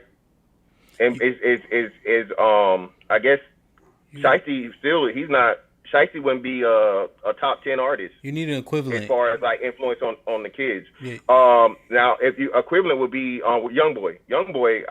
But even still then, YoungBoy's following isn't as big as Meg's following. That's what I'm saying. You would need an equivalent to Megan Thee Stallion. So you have to be like a Drake level person, right? Yeah, Drake. And Drake doesn't have a bad persona. Or so I can't think of a drill. I can't think of a drill guy. I can't think of a drill or extremely violent rapper dude that has the equivalent of a Megan Thee Stallion. Megan Thee Stallion is Mount Rushmore of female artists right now. Right, but okay, so I guess what I'm arguing though is somebody like King Von, like his impact is much greater than a Meg Thee Stallion, and I can show you that based on the drill dynamic. The industry that I don't even know what examples you would use to show me Meg's impact, but I can show you King Von's impact just simply based on the amount of things that have been said about him criminally, things that are tangible that literally go outside of music and into personal shit. Okay. Well, hold on. Well, no, because we're talking influence, right? So I'm just making sure I'm asking, clarifying, because you're still talking Von's influence, correct? Yes, I'm saying that influence is real music. So I got you. So where that fails is Von never got to deal with Marvel. Von never performed, and never would have been asked to perform by any political leader of the possible president of the United States. Come on, Taz. Come on, bro. You say you beat me in the base, brother. You beat yourself right now. I don't disagree with that part. Fantastic. I'm asking what is the tangible fallout that I can see from this following of Meg? Because I'm saying the tangible fallout from King Von is Lil Durk is in jail right now for trying to slide for Von. There's a tangible fallout for King Von. Mm-hmm. Yeah, but even still, right? Who is affected by that? So again, King Von's tangible fallout, and I'll give you that. Okay, seven black men. Okay, I got you. Okay, cool, got you. So 7 black men versus how many millions of black women out here participating in whoredom? Okay, so I guess that's the key part. Bro, we don't know. Wait, hold on. Let's. Yeah. So let me ask both y'all a question. Let me ask both y'all a question to better get the perspective. Do we think that murder and violence is worse than whoredom? Of course. A whore can, as much as we say don't save her, she don't want to be saved. A whore can stop whoring. You can't come back from death. But the tangible, go ahead, Chief. My bad. Go ahead. No, you good. So, Taz, you would agree? I'm assuming you would agree that violence and murder is worse than whoredom. Yes. Okay, so I guess the part that I'm trying to understand. Go ahead. Wait. What do you mean? You said violence and murder. Are you saying violence? Are you saying murder? Which one?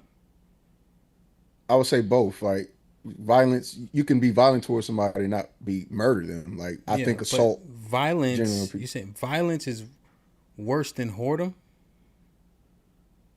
Yeah, like I'm asking them that. Is violence, which would include, do we think that's worse than whoredom? I mean, I thought you said murder. I said violence and murder. Yeah, because I feel like you can't be murderous without being violent. So I feel like you have to. Cheeky, can I answer your question? But if you want to be specific, murder. Let's exclude violence. Cheeky, can I answer your question real quick? that's up to him. Can y'all hear me? I don't know if y'all can hear me. Good morning, Yeah, Mike. we can hear you. Good morning, what up, Mike. y'all? Good afternoon. Good afternoon. Well, you know, I think y'all both right. I'm trying to work something out. Yeah. If you got I'm both, trying to answer the question. Well, Mike got a both right, nigga. We don't want to hit a both nigga yet. That's boring. Oh no. I'm just saying, like, I can see Taz's point. Well, also 10-15 didn't go. Yeah, and 100%. So that's boring though, right? Yeah. So, okay, so what is it? Because violence, I disagree with you. Are you saying like just straight out murder? So we'll say murder because he used King Von and Dirk as well, hey, Ham, we'll say criminal violence. Ham, we'll say criminal violence. Yeah, criminal violence. Okay, yeah. Because violence is necessary, but criminal violence is, I think, is what he leans to for. Yeah. You know what I mean? Fighting is illegal. Well, I'm not talking about fighting. We're talking gunplay and criminal shit. Like, so even though I guess like fighting is illegal. You saying the drill, more the things that they influence, the drill stuff. Yeah, that's what. That. Okay. So it seems like we're in agreement there, but I think Fantastic's point is the fact that most of society would agree that, you know, criminal violence and murder, stuff like that, is deplorable, which is why you won't get a King Von on stage. Yeah, you would never.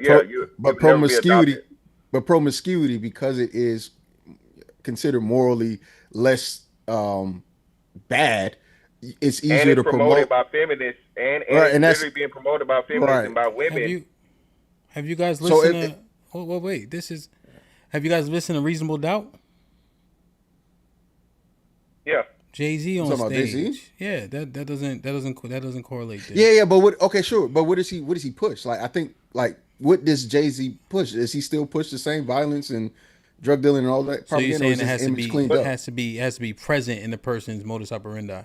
Yeah, like King Von, no matter every interview I've seen, I don't ever see him talking about. Von was the FBI. So I don't know if you know this, but the FBI released the fact of the matter that they was building a case to fucking indict Von because they had so much evidence to be able to get him for murders and things that he had alluded to on social media, in his music, and investigations. So had he not died, he probably would have been in the same situation Dirk is in right now. Okay, possibly. Let me do this. Let me say this real quick. Yeah. So, and I want to get Mike and 10-15 in. I'm saying that Megan Thee Stallion is right a part of it. Right, she's a catalyst to what continues, but she don't have the monopoly on whoredom. Right, she didn't figure this game plan out. She doing the same game plan that's always been done. She just might be the most popular at this time. You know. Also, I find it difficult for us to be saying whoredom, even making this comparison, when we love the hoes. Fuck, we care if Megan being a hoe is just more for me. So that's the other part. It's like we conveniently will say a thing when it really ain't bothering us, but we also say it actually benefits us because we also say we don't want marriage. So that's not a fantastic point, just to clarify. Well, I'm just clean because we just kind of going back and forth. Now, Taz and Mr. Fantastic is a great back and forth, right? So I'm enjoying it too. I got caught watching too. Now I'm participating. You see? So this part, Cheek. Hold on, Cheek. Cheek, let me put you in a headlock, right? Also, even when Taz saying like King Von and them niggas, violent murder, crime is down too. So now I'm just like, what? Like, how do we actually? What's the substance of like this comparison? It's interesting, but where are we going with it? See, that's Go ahead. You gotta go ahead. No, you gotta go. And after those two brothers go, 10-15, then Mike. All right, I'm out the way. I'll just talking shit. I wasn't saying it to deflect or any of that. My only point in saying it was, if we're saying there's a tangible fallout. Yeah. I can't be sure. I don't know who's smashing because of Megan. I don't know who out here getting ran through and fucking and all this shit because they was listening to Megan. But I can tell you who locked up for trying to slide for Von.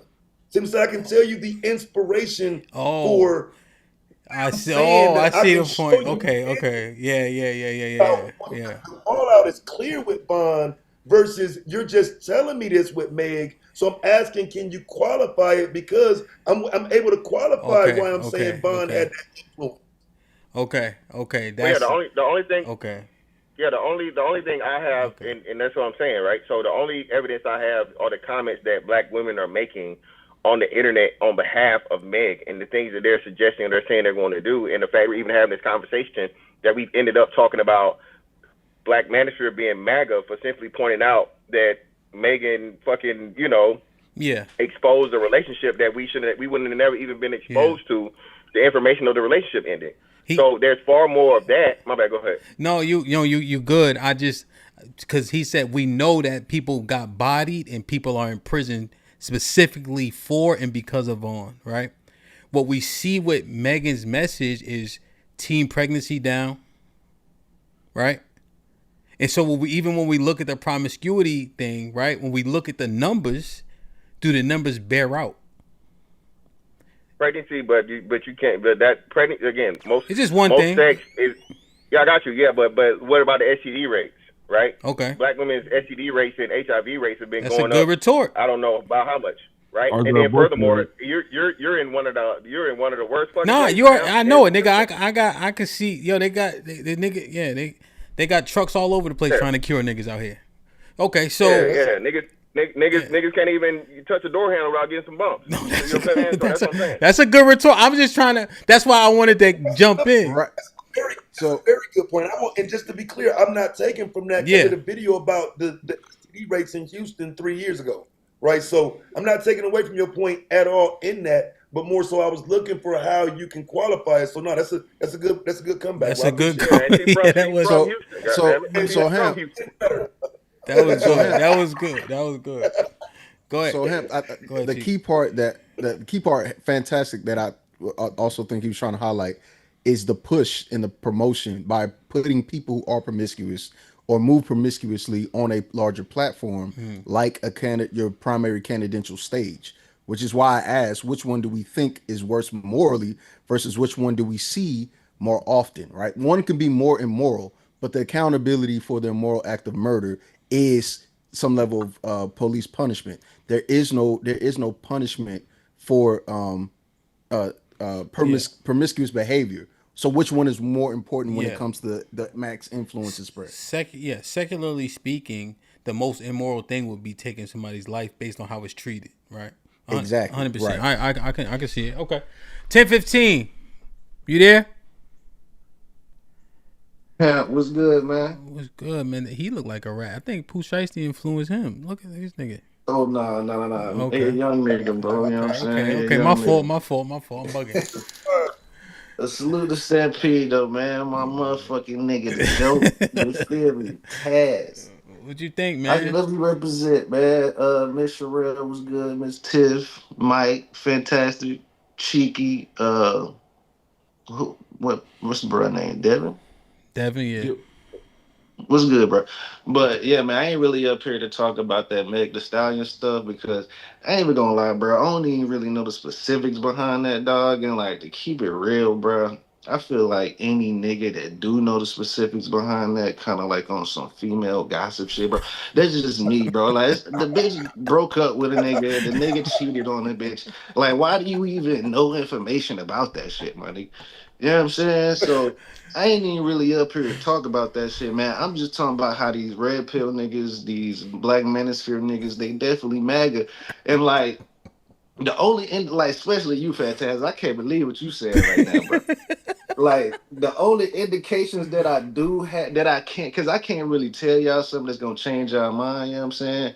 But, like, Fantastic, like, stuff you say, like, Trump derangement syndrome. You know what I'm saying? When you say stuff like that, that let me know that you was a Trump supporter. Even him, all right, let me see. Yeah. You remember when the white boy got his neck folded, right? Yeah. I don't know if you remember that show you had, bro. So when what's the dude Drewski, when he did the skit about Erica Kurt, you know what I'm saying? Who mainly got mad about that? It was mainly like the MAGA motherfuckers, right? I can't remember that one, but I do remember when the nigga got his neck knocked off.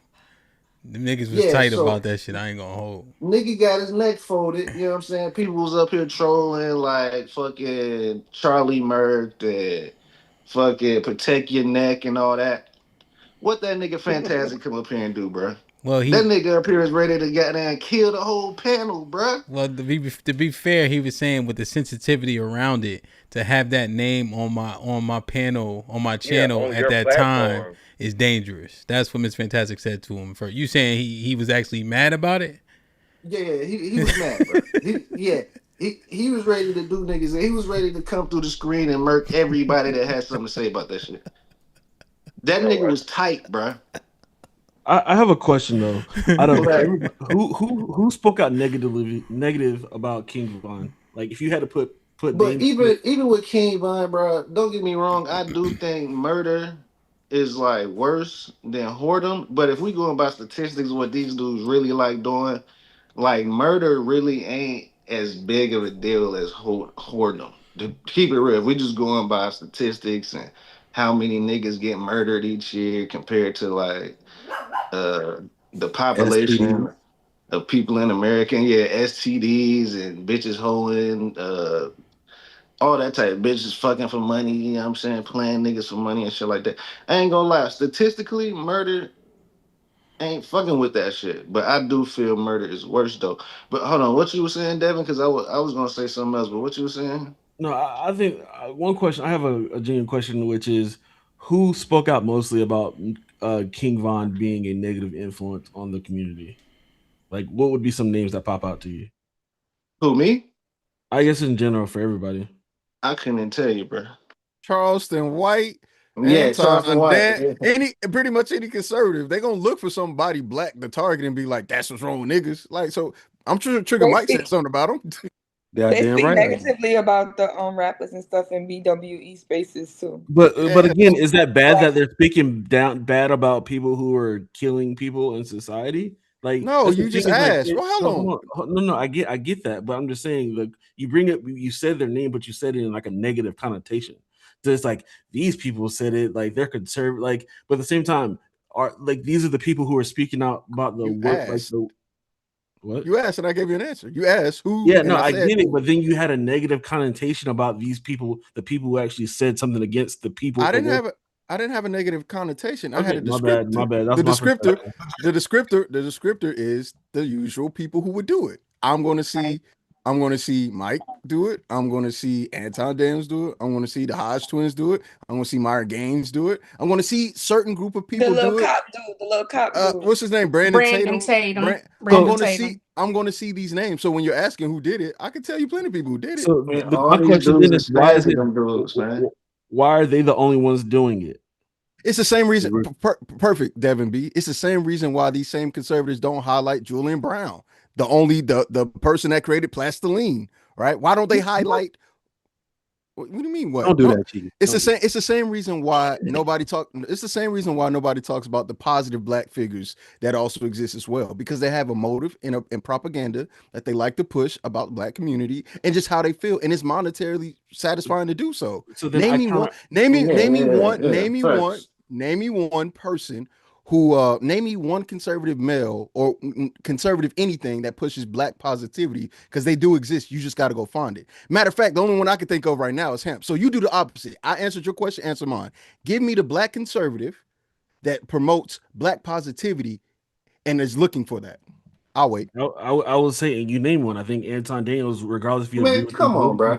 Like, regardless if you like you agree with him, like don't agree with him politically, you would say his views like align with. Wait. So what's he highlight? Wait. You say he highlights? Hold on. Wait. Stop. No. Wait. Hold on. Devin, maybe you didn't understand my question. I'm gonna ask you. It's pointless to talk to niggas like this. Stop. Hold on. Wait. Hey, yo. All that name dropping. Fact. Y'all know he don't do that shit, man. But we don't have to. He asked this question. If he named that no. Bro, it's hold on. To talk to this nigga, bro. 10-15. I'm just gonna do the same thing he did to us, right? Or to me per se, or to the audience in general. Give me the black conservative male that highlights consistently black positivity and excellence and good things besides DJ Hamp. Can't use DJ Hamp. We all know him, and he was posting it. Give me the other conservative, right? You asked for one, and I gave you more than one. Hamp, you a Give me more conservative? than one. What do you mean? No, I'm not saying. What I'm saying is that they may try to claim it. Don't try to claim Hamp. I believe in all God. I'm saying. So don't try to claim Hamp. Devin, go ahead. Right. I mean, I just got to it. We shouldn't be mean. He already answered, right? So I got answered it, and then okay. So that if that's his answer, hold on. Let me. I answered it, and let me clarify. Also, but at the same time, it's like you're putting the onus strictly on conservative of like uplifting and the degeneracy. Show me on the opposite side of the aisle of what you would believe those people that you named earlier, who would be the opposite that are also keep being critical and uplifting. Doesn't hold on? Doesn't Grits and Eggs do that? Sherelle? Yeah, and the dude from yo, they not paying no bills over here. Oh, okay, you're right. Oh wait, I just wanted to tell Trigger Mike hello because I know he's about to start talking without speaking to the panel. So just now, that way I already spoke, Sherelle. Come on. Hold on. Let me finish, bro. Cause my problem with these black manosphere dudes, it really ain't the rhetoric about the women. It's the black community, bro. And the reason why I know they connected to MAGA is because it's crazy. Because I was talking to my old lady about this shit last week. You know what I'm saying? When we was talking about old buddy with all the kids and shit like that. She was like, man, I don't see how you can be on there arguing with them dudes all the time. I was like, hey, you know what I'm saying? It really don't be like arguments and debates all the time. Sometimes they really be dropping game and shit. That's when I was like, if you get on there, you might find somebody you fuck with. So she was like, nah, I ain't fucking with it. But I tell you how I found this space, bro. How I found all these people on this space. You know what I'm saying? It really came from Kanye, bro. Because I used to be a Kanye fan, man. Like, not more so now because he turned on some weird shit. But I used to be a Kanye fan, bro. And it was this tweet he put out. I think it was like in 2019, bro. And he was like, I really like the way Candace Owens started, CEO Candace Owens think or whatever. So I'm like, who the fuck is Candace Owens? You know what I'm saying? I looked her up. I started watching her videos. After I watched her videos, next thing you know, all these niggas' videos pop up. Fucking, I don't want to drop no names, but all these niggas' videos start popping up. You know what I'm saying? So I'm like, damn, I can't believe black people really think like this. The only nigga that I came across was the nigga Taz that didn't think like these niggas. You know what I'm saying? Because back then, from what I seen, it wasn't, they talked about black women, but a lot of their shit was really disparaging the black community, bro. And that was my problem. Because I remember the first panel I hopped on that bitch was fantastic, bro. Me and him, like, his first panel was my first panel. You know what I'm saying? And we was really going back and forth about some black community shit. It wasn't no black female shit because I ain't gonna argue for black women because I ain't no black woman.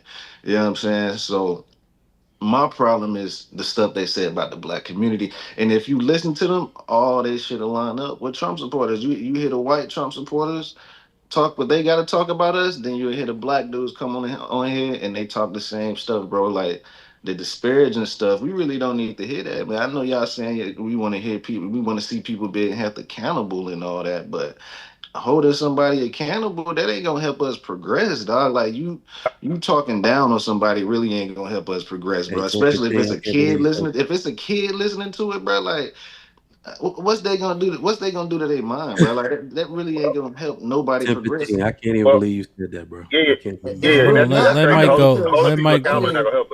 Let Mike go. Let Mike go, Mr. Fantastic. He isn't going yet. Yeah. All right. I mean, I can't even believe you said that. Holding people accountable. I do not believe the black manosphere is MAGA at all. I do get where y'all coming from, where y'all say that you might draw certain parallels, right? But here's the difference. Black conservative like myself, we got one key rule. Black people, unfortunately, think everything is racist. If you hear anything negative about yourself, you're going to call that person a racist. But it's not racist if it's true. So that's why black conservatives don't really argue against these people like people would like us to, because we got the same issues. And I do agree with Cheeky. I agree with 1015. The same issues the black liberals have is that we're a tale of two extremes. All you hear is unchecked praise from the liberals for the black condition, but the black children ain't getting no better and they're illiterate. What you tend to hear from the black conservative is all vitriol and criticism because we tired of the bullshit and all of that praise with no correction. So it's a tale of two extremes, and the answer is somewhere in the middle. Black Manosphere is not MAGA. That's stupid. You don't see them. I mean, you don't see most of them. They will identify themselves as such. They're not scared of y'all. I promise they not. We the gun-toting bunch. We ain't scared of none of y'all. So if they wanted to put a MAGA hat on, they would do that. You get what I'm saying? But we're not MAGA. Being ideologically different from black people is actually dangerous. It's actually dangerous. So if you want somebody to call your job and start acting up, tell them you're a black conservative. This is why people don't really come out and talk as much, and they sound very different. Is because the meanest person you can ever meet right now in 2026 is a black liberal, right? They'll cancel you for having a different ideology than them. The reason why you might see more black conservatives agree with some people that might align with MAGA is because these people do not criticize you for having a different opinion. I ain't never felt threat on my life from a MAGA person or a black conservative or a conservative in general. These people will actually fight for your right to say stupid shit. Those are the people that would do that. But if you want somebody coming for your neck, criticize a liberal or a black liberal. These motherfuckers will call your job, cancel your children, spit in your food. That's the real facts about it. Right? So, but I'll land there. So Tad, did anybody want to respond to Mike? Tiff, do you want to respond to Mike? First of all, anytime a black person, and I'm not surprised that it came from a tether, saying, oh, well, because you're not saying racist things, because you're too comfortable with white supremacy, because you agree with white supremacy. You just in black skin. So when black people are dangerous and they like to be in the mix of other black people, but you're agreeing with the same white supremacy points, I find you more of a traitor. I find you more treacherous. Well, name a white supremacy point. That's why you went on mute. That's just that is again just the stuff that you'll say. No, I went on mute to respect the fact that you were talking. So hold on. When somebody says we need to keep our families together and the woman need to stop leaving, we already know what you're gonna call say. That white supremacy. That got nothing to do. That with is white not. people. That is not. That got nothing to do with white people. That is not the same as MAGA. So you ask. Give us a white supremacy point. So, just give them. Wait a minute. So I didn't get to. Fantastic. Wait, if I you would can't. have interrupted you are like that, you would have lost it. You muffled, Miss Fantastic. You muffled. You muffled. So his question, Tiff, is which one was a white supremacy point? Go ahead. So there are several talking points that, and Sherelle says it all the time. There are times when you will hear MAGA talk. And then just name it, Tiff. Man to talk. So black people are not educated. Black people won't work. They're all criminals. Oh, you don't want to do the right thing. Y'all don't want to have families. The women are ridiculous. The black men are pookies and ray-rays. Those are white supremacist talking points. They take the same tropes that white supremacists say and put it in a black face to make it more appeasable. Because do this black community have issues? Absolutely. But for a black man, if I have to close my eyes and you sound just like somebody in the KKK, it's a problem. So can I ask you a question, Tiff? If to love the black community, does that mean I don't criticize it? Anybody's going to get criticism. How you criticize it matters. No, it does not matter. Hold on. It does. Hold on. No, we're having a conversation. I understand that as a mom, I'm sorry. As a woman, women have a tendency to over nurture. Don't weaponize that. Hold on. Don't weaponize me being a woman. I have to we're say adults having a conversation. Have a tendency to over don't weaponize me being a woman. I'm not weaponizing. I'm explaining. You are. Please. You have a tendency to over nurture and over coddle. My discipline is my love. The exact example that I want to see out in the world, I made it in my own house, just like Ted said. The difference is what goes out in the world does affect my household, because now I have to answer questions to my daughter about the women that look like her and the way that they are composing themselves in public. Daddy, am I supposed to wear that? No, go take that off. Daddy, I saw somebody on TV wearing this. No, you can't wear that. Hold on. This is the thing y'all talked about a minute ago where I have issue with, right? And as fathers, we have to criticize. That is our form of love. We have to discipline. That is our form of love. If Meg Thee Stallion has a college degree, Why can't I criticize her for not composing herself like a college educated person? Right? This is the issue where we might have some friction. You're grandstanding. Wait. You are pretending as if You're loving the Black community means grandstanding. not only do I not criticize it, I do not criticize the women directly for the problems that I have. That is not how you fix it. So at this point, can you be critical of people? Absolutely. And can critique at some points be difficult? Yes. But to critique a thing and to criticize is two different things. And if you really want to help improve, then you have to make sure that the message and the messenger can be heard. So if you're trying to overcorrect by damn near being verbally aggressive so that the person is so repulsed on your correction, it's not help. So my question is, do you want to come on and you want to dump on people, or do you really want to say, we have some issues, let's correct it and let's find a way to find balance? But when we swing too far, everything that you say, it goes in one and out the other, and your message doesn't land. So what I will say is, hold on, I can't see. What I will say in report to that is that I believe that you're wrong. Hold on. The reason why we are seeing right now, we are seeing it's a level of though. Let's do this right. I think that's an important point. Now, Mr. Tiff, just as a point that I kind of heard, right? You said coming from a tether X, Y, and Z, and then he said woman. Jesus Christ. You said woman, and then you said don't weaponize that. Are those is that the same we thing? don't want to do the tether talk. No, what I'm saying is that the same thing? It is not. It is not. I foundationally and I fundamentally. I just wonder that he has the same love for Tiff, the Black community. I'm gonna give you a little bit of an opportunity. Okay, I was just wondering though, right? Because it was like when the women thing and then the tether thing, but he was just making points, and then when we asked what points he made were white supremacist talking points, he didn't actually say a bunch of the points that you mentioned, which interests me. I think the one point when I agree when you said it was, it's not racist if it's true. That sound like some white supremacist shit. I was hoping you were gonna pull that point out, but you kind of went to some other points. Like that point, I was hoping that you was gonna grasp onto.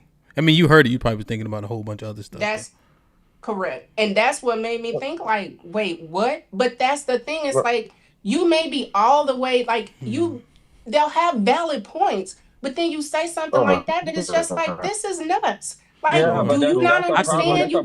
Tiff, I was saying that was more of a debrief. I'm like, damn, I was hoping that I got you. Go ahead, Mr. Fantastic. Let Mr. Fantastic get in, Mike, and then I could see how that could be taken out of context. You got a delay, Mr. Fantastic. You got a delay, Fantastic. Go ahead. Well, my shit is connected to the thing. Am I clear now? Can y'all hear me in real time? Yes, I think. Yeah, my shit is connected to Wi-Fi. So the problem with what Tiff is saying is you can't talk about, you say it nice, and y'all, again, this woman influenced a whole group of black women and black girls with wet ass pussy. What are we doing? What's more harsh than that? What's more fucking diabolical than not saying it nice than that? This shit is you're giving the example of exactly what the fuck we're talking about. As long as something that black people agree with, it's cool, it's fine, it's whatever. No matter how extreme it is. What'd you say, Hamp? Who I smoke? Niggas don't give a fuck. But now niggas start getting critical and that's the difficult part. Every man understands this, right? The difficult part about being a man is telling motherfuckers and being a leader is telling people the shit they don't want to hear. Most likely in an unkind way, in a not so nice way. I don't give a fuck how you feel. We got a fucking thing that needs to be done. Get it done. So if you won't get it fucking done, I'll get somebody to get it done and get you the fuck up out of here. Let me retort that. Okay. I can wait, because he put it to 1 second, Taz. No, hold on, Tiff. Hold on, Tiff. Let Taz go. Go ahead, Taz.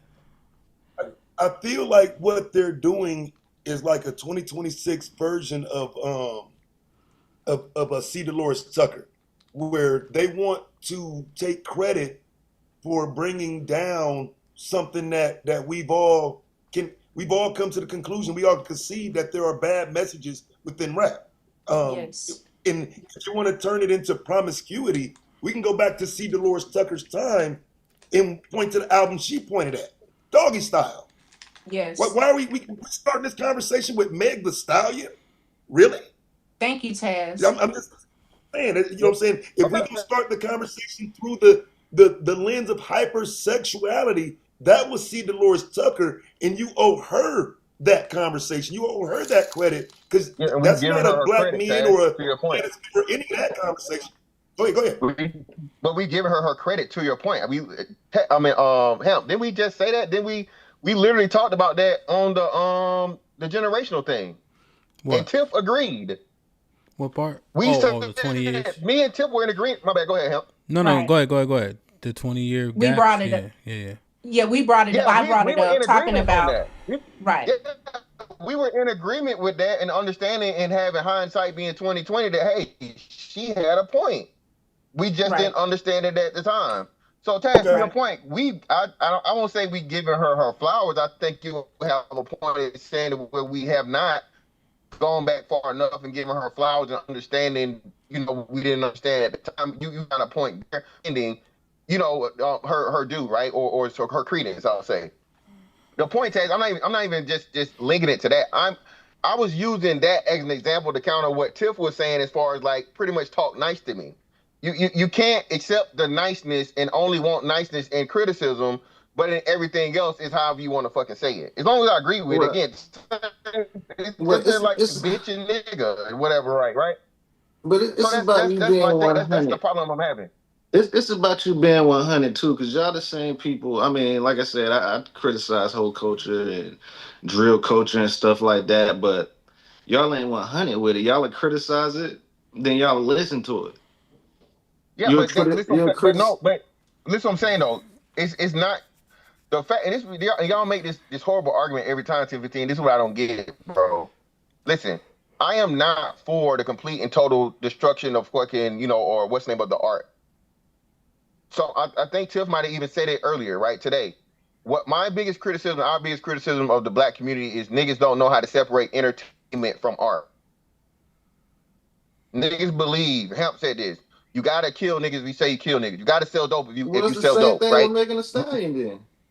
Hey, that's what that's what I'm saying. So the problem is that the grown people should be telling the girls, hey, these are just songs. Don't be out here actually motherfucking having sex and being promiscuous with all these fucking men. But in the mind of a child, that ain't gonna make no sense, because you over here you talking down about drug dealing. So this is a good point, real quick. Hold on. I listen to motherfucking Project Pat. I listen to motherfucking 3-6 Mafia, and my mama also told me, nigga, if you do drugs, I'm gonna beat your motherfucking ass. I never snorted a line of coke in my life. I never sipped lean in my life. So no, two things can exist at the same time, T15. You said it. You talked about your son and your influence on your children. So what I'm saying is, when you have, especially fathers, not saying that no mothers do this whatsoever, what not though, that's what I'm saying. You have the people in place to be like, hey, this is for fun and entertainment, and even still to a degree. I don't think that toddlers should be singing along to Wet Ass Pussy. You would agree, right? Right. 10-15? Yeah. But we got several videos of little black girls dancing and provocatively to Wet Ass Pussy, and the mothers egging them on. So again, I'm not blaming the kids. It's never the kids' fault. It's the family fault. The problem are the families that are raising these kids, and most of these families are single mother led and have the most influence. And then they see their mama promote Megan Thee Stallion and do everything that Megan Thee Stallion do. So it's not even just the music. Again, it's the niggas not being able to separate the art from reality and making motherfucking art reality. And then you pass it down to the kids because they see you doing the same exact shit. So see, with me, with my kids though, that's why I don't use music to like if I tell my kids not to do something, if I'm preaching about something, my kids ain't gonna see me listening to that type of music. If I talk down on, it's just it doesn't seem to be incongruent with reality, because Hamp even said it when he spoke on Benny the Butcher. He said, I listen to Benny the Butcher, but because I listen to him, I don't follow him on Instagram, because I know in today's time that's not even the same, that's not even equated. Most people that consume rap music or even any music are not perpetrators of the thing that they're listening to. That's in most cases. And the issue. Let me finish. I'm sorry, my bad. The thing is, for every Meg the Stallion little girl dancing, you can find a King Von little boy putting the gun in the air too. Not a King Von. It's what I'm okay. Whatever it is hip hop or whatever it is you would like to consider. Those same group of people typically fall in the same category. It's still a small section of people that's doing these things. But we like to highlight that small section. Is the music a problem then? If it's only a small section of people doing it, if you can tell your kids not to do it, they're gonna live. So the music a problem? 10-15, this goes back to what it is to bring it full circle. This is why black conservatives get the pushback that they do. It's because it's mainly highlighted with this, but we'll be the same people to say it's only a small percentage of black people that commit these crimes. It's only a small percentage of black people. Yeah. So we can agree, statistically speaking, it's not the majority of black. As a matter of fact, it's the most minute of black. And then when the only thing you cover is those minute people, then it makes it seem like it's intentional. When it comes to having white propaganda or white supremacist propaganda, anything to make niggas look bad. That's what it comes. That's what it comes across as. That's the difference. There's two things. I think music is now synonymous with popular culture. It didn't used to always be that way. Yes, you're absolutely right when you say that most people are not acting out what they see. The issue is that a lot of the consumption, like Cardi B, is not just a rapper. That's more so the point. These are cultural figures that will go on Oprah, they'll talk, they'll do things like that, they'll write books, so on and so forth. I think my issue with the parallel between King Von and Megan Thee Stallion is that what Megan Thee Stallion is doing somehow, some way, is a lot more infectious. I agreed with Taz almost just a little bit when I was like, yeah, it really doesn't touch our home. But then I had to disagree. It was like, yes, it does. Because somehow, some way, our black girls, in case you didn't know, consume more social media than any group of people in the United States of America. They consume the most by hours watched, right? But despite being 6.5% of the population. So that means that we have to understand who are you consuming and what messages are you consuming. Then you'll go on the Threads app. And then you see the things, not that we solicit from them, that they are saying. So if we're just going to talk about my daughter for a second, I do not want my daughter writing her life's creed from the example of Megan Thee Stallion. And I have to do the best that I can do to stop that from happening. I would have thought that this would never affect my household. But it does. Right? Your daughter is writing a creed? No. What I'm saying, her life's creed is somehow it can't be F niggas get money, right? But somehow, if we're not careful, they consume so much of this propaganda that's being pushed out there. A part of it is modern feminism. A part of it is tax strategy. We've already talked about how the CIA pushes all this stuff. So I'm just saying, like, it's a lot more infectious than we would ever imagine it to be. That's not even her creed. Wait, let me get in. No, because what y'all missing is like nobody ever promotes the gangster stuff. Like, we understand, like, people are gonna go to jail for that. When he brought up like Megan Thee Stallion, we talking about Cardi B. 2 presidential candidates talk to these people. Yeah. Biden had the conversation with Cardi B. Yeah. And then Kamala brought out Meg. So it's the same way as Hamp said, 10 abortions, you kill 10 kids, 2 egregious acts. The reason why we don't look at it is because the infectiousness of how normalized we've made baby deletions it's to the point where cognitively we don't even think of it as murder anymore, right? So now we see the same thing happening with whoredom. Because whereas these women do things, a woman said that she used to drug men and rob them. Nobody cared. And then the president felt like that was the woman that he needed to go to have a conversation. Talk that shit, real. So that is the main thing. The thing is that they have these issues and it's not being taken seriously. And actually these women are being taken seriously by people who saying they want to run the world. Thank you. So this, like, Biden won. So, but here's the thing, right, bro? The niggas who complain about whoredom love the whores. They can't get around that. And secondly, the current whores, you keep doing that, Hamp. all the hoes, bro. Y'all niggas love Foxy no. Brown from the movie, and Foxy Brown from the 90s. She can't hear no more. Y'all don't care. Listen, but Hamp, those And are Megan Thee Stallion. those are the current whores. With the Hamp, acne like she's 16. And this part. The problem, Hamp, is the overabundance of hoes. The ecosystem is off. There are too many hoes, Hamp. So now what niggas is trying to do and right the ship is Hamp, will there ever be a time where there's no hoes?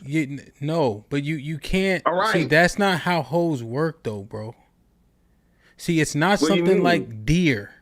You can't have deer hunting season and smoke them, right? You can't do that, right? This type of thing is festers. It's like roaches, bro. It's not like something that's a little bit less aggressive. It's aggressive because it's alluring and it's put on a pedestal, right? They think that the OnlyFans models are all making $1 million. You see? So they start to flock to this type of behavior. It's more insidious than you giving it credit for. And when they hear your message, it's not construed in the way in which you would like. See, that's the problem that we keep saying. We try to tell them this, Mr. Fantastic. Sex don't mean he like you. Except for the hoes that keep having sex are also getting niggas to like them. And I'm telling you, you can't reconcile this shit for them because they get to think about it how they want to think about it. Secondarily, and you can respond in totality, the shit about I'ma say it how I want. No, the fuck you not. Mike, you can't come to me and say, "Hamp, sit down and shut the fuck up. I'm gonna beat you the fuck up." They gonna beat me right? up, but I get what you say. Well, I'm gonna try. Right? You know good and goddamn well you can't talk to Miss Fantastic no kind of way because he'll go to hell on you, won't he? Yeah. You know why? Yes, he will. You know why? No exception.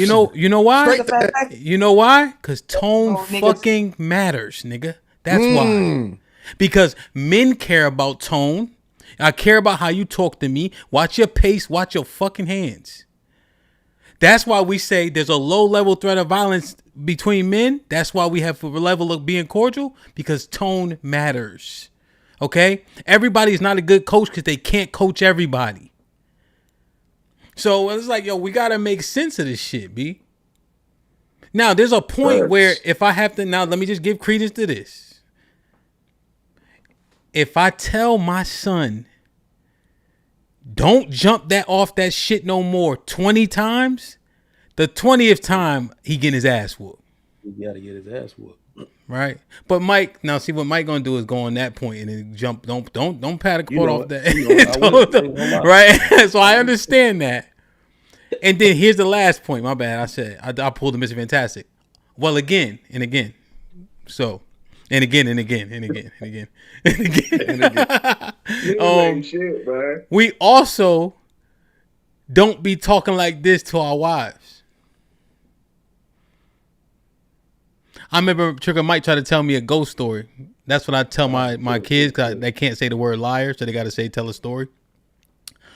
Trigger Mike told a story. He said, yeah, Hamp, my wife wear Lululemon too, but she wear a big shirt over it. I said, nigga, what? No, the fuck she don't. That Lululemon outfit costs $150. There's no big shirt going over it, bro. But I let him off the hook, really. I said, you know what? My wife wears tie a jacket around her waist, right? You know, when she go out in her Lululemon stuff. But I found the jacket in the driveway. So let's, come on, man. Let's keep it tall, please. Go ahead, Mr. Fantastic. I don't know what you're going to come back with that, but I mean. Yeah, whatever, nigga. Listen, the tone shit, get the fuck out of here. Again, like you said, yeah, you tell Chug, if you, for one, I highly doubt you're telling Chug 20 times, okay? No. I'll give you maybe 4 to 5. Thank you. Yeah, but, and then the first time is like, hey, Chug, hey, man, don't do that. Second, Chug, hey, then I tell you, third is going to be some cussing, all right? You done told us you even let Chug cuss, so I know you cussing by the third time you told him, okay? But is he gonna let Chug? Hold on. We are at the cussing stage with niggas. If you can't accept it, fuck you. You're grown. We talking to the grown-ups. I'm not talking to the kids directly, okay? We have to right the ship with those of us that understand HAMP. Like you said, we on the clock, HAMP. What's it? Or what we got? 23 is fucking what? 20, what was this? 27 years away? Yeah. We're at 27 years, less than 30 fucking years, HAMP. That's a good retort. Our niggas getting and again, I think we're getting better. I just don't think we're getting better fast enough because niggas think we got time, HAMP. When shit is HAMP, when shit needs to get done, you're a business owner. Yeah. Right? Yeah. I'm pretty sure time is gonna be like, hey man, brothers, we gotta get this done or whatever. Hey man, we got a fucking timeline, bro. We got, more houses to do. What the fuck you guys doing? You feel what I'm saying? Your tone when everything's cool, fine, or whatever is totally different from when things are strapped, right? And this is the point of where we at, but nobody wants to give credence to that. They just want niggas just being mean and niggas just being white supremacists. Like, no, motherfucker. Y'all niggas not taking this shit serious enough, okay? Yeah. I put myself and my family in a position as to where if and when this shit hits the fan, bro, at least we gonna be able to motherfucking tread water. A lot of you niggas gonna drown day one, okay? Now you can, and instead of you fucking, eating the meat and motherfucking spitting out the bones, that fucking thing is just for a reason. Man, this shit got bones in it. Yeah. All right, dumbass nigga, well just spit the whole fucking shit out and starve. That's at the point we at, bro. Yeah, that's good. That's a good response. Wait, I got a question. I agree. About the 2052. Is they gonna take our money that we already have? No. Sherelle, it's a much deeper thing, but no, it's not taking anything from us. It's just saying the state that we are economically, politically, and all these different things. It's not just economics. We're going to be like fucking Indians, Sherelle. That's the best analogy I can give you, or the best comparison. But they're not on a reservation. But niggas who got money already, they ain't gonna take our money. Yeah, it's just saying as a whole. Well, HAMP, yo. If you tell Suge not to jump off something, are you gonna continually let him see you jumping off of it? No. Well, what? No, I guess no. And that's what I'm saying about. There you go. That's what I'm saying about the mind of these kids. You know what I'm saying? You're gonna tell a kid. Timothy, that's to understand. Timothy, there are certain things that are reserved for adults, bro. I can drink a fucking beer and my kid know better than the motherfucking even look at it. You can't do that, bro. There's certain things that are just certainly fucking reserved for adulthood, dog. Come on, we can't do that. We can't do this where you have to be this perfectly. Kind of deliberate. Yeah, bro, you can't do that. But the issue is, like, HAMP has been drawn to. Are we saying black men are not promiscuous as well? Like, the issues that we see, and this is the thing that we keep trying to do, is separate as if black men are that much more further apart than black women. And this is issues always going to come because every time we look at things statistically, we're not. So the question then becomes, what are you doing to help? Right? Because we also have had this conversation plenty of times, HAMP, where you'll be like, hey, what are you doing? Who helps the kids? But the same people that say fuck them kids also say fuck them kids and fuck they mask and and then the same people that say that about black people, they say fuck black people, and then it's like, wait a minute, what have you been doing to help? And the answer is I've been pointing out the issues. So Cheek, I will say this to your question earlier. Most of the people that you label black conservatives, there are far more than them that are living the lives that they want other people to live. Far more. And one of the issues, like, because I get what you're saying, I actually agree. Like, what are you doing? And I will say I've heard more black conservatives males point out the issues with black men and black women. And the reason is because the worst thing, the person I hate the most, forget political ideology, I hate simps the most. Simps are the worst. They are the most dangerous thing in the black community, period. Because what they're doing is they're ingratiating themselves with the women for sexual access, right? This is the reason I can't really be a part of the liberal ideology or the democratic ideology, because it's against the black family. And if you give me 5, I'm not going to do it now, but I will prove that to you, right? So I can never stand with those people, because a lot of the men are not grounded in anything. The only nigga that's calling you saying Grand Rising Queen on her phone and telling her she the greatest thing to he got 5 baby mamas, dog. Like those niggas don't stand for nothing, right? So what I'm saying is that a lot of the people that we criticize, right, that we're calling MAGA, a lot of these men will tell you exactly where they went wrong in life, the way they used to get down. They don't get down like that no more. They're not teaching the kids that no more. As black, like you'll hear me say it if you'll ever listen. As black men, we are too, what do you call it? Sexually undisciplined, and we have it the worst because all the women want to try us at least once. So we got to be more disciplined. Ain't no woman getting a hall pass to sleep with no Chinese dude. She getting a hall pass to sleep with you. So you gotta like. But I've only heard conservative men say this shit, right? So you know I'm trying to give people a little bit more of where we stand when we want to stand apart from people, because I don't want to be a part of that life no more. And I will say, let me clear this thing up that we were talking about before when I said it wasn't racist. It's true. I understand that sounds bad. What I'm actually saying is it doesn't matter if a white supremacist said it or not. These are the problems that I have with myself. These are the problems that I have with my brothers, my cousins, and everyone. Them saying it is irrelevant because it's what I believe about myself. So it like that's what I mean when I say it's not racist. If it's true, I already think this about me. They are highlighting a problem for clicks. I think it's a problem because we ain't gonna exist no more if we don't stop. So that's what when I say stuff like that, you can align it with white supremacist ideology, but you're also making a very bold statement that any criticism of whites is not that a criticism that a black person has of himself or herself.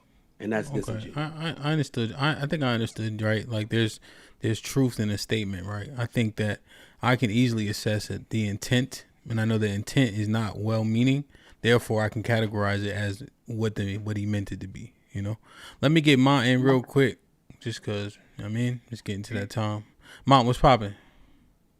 What's up, y'all? No, y'all can keep vibing because I'm still like getting a feel of what you're talking about. I see y'all talking about like you got 5 accountability minutes. and stuff like that. But yeah, hey man, you need to put us on in the headphones, bro. You're on the headphones. No, like instead of listening to music in your car, turn the show on so you'll be up to date when you hit the link. Last time I did had a show on, and y'all was talking about 1015 was talking about his he be talking to his girl about the red pill stuff, and that's the last time I was. But then my bad, man. Hey man, what? Yo, we got 711 people and 279 likes. That's wild. See, when it comes to practicing what you preach, hold on, Tiffany. We got 700 people in the chat and 279 likes. Probably them niggas don't give a damn about Black Wall Street hemp. Come on, Fanny. We have right now it is 580 people in the chat and 285 likes. That's crazy, man. Yeah, but I did have a couple points. Go ahead, Dev. Who said that? Oh God.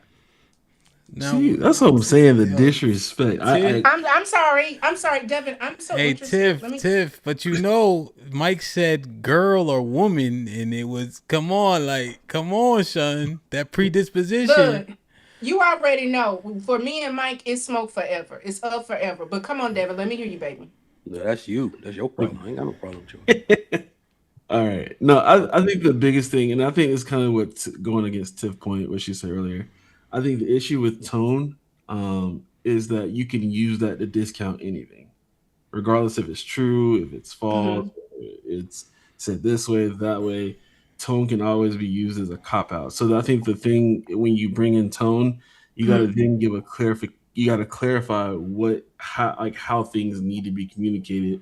And I think that's even better for just anybody, even me in general. If I'm trying to talk to you or conversate to you, how do I talk to you and the tone is actually accepted, regardless if it's something you agree or dislike. And Devin, she don't know.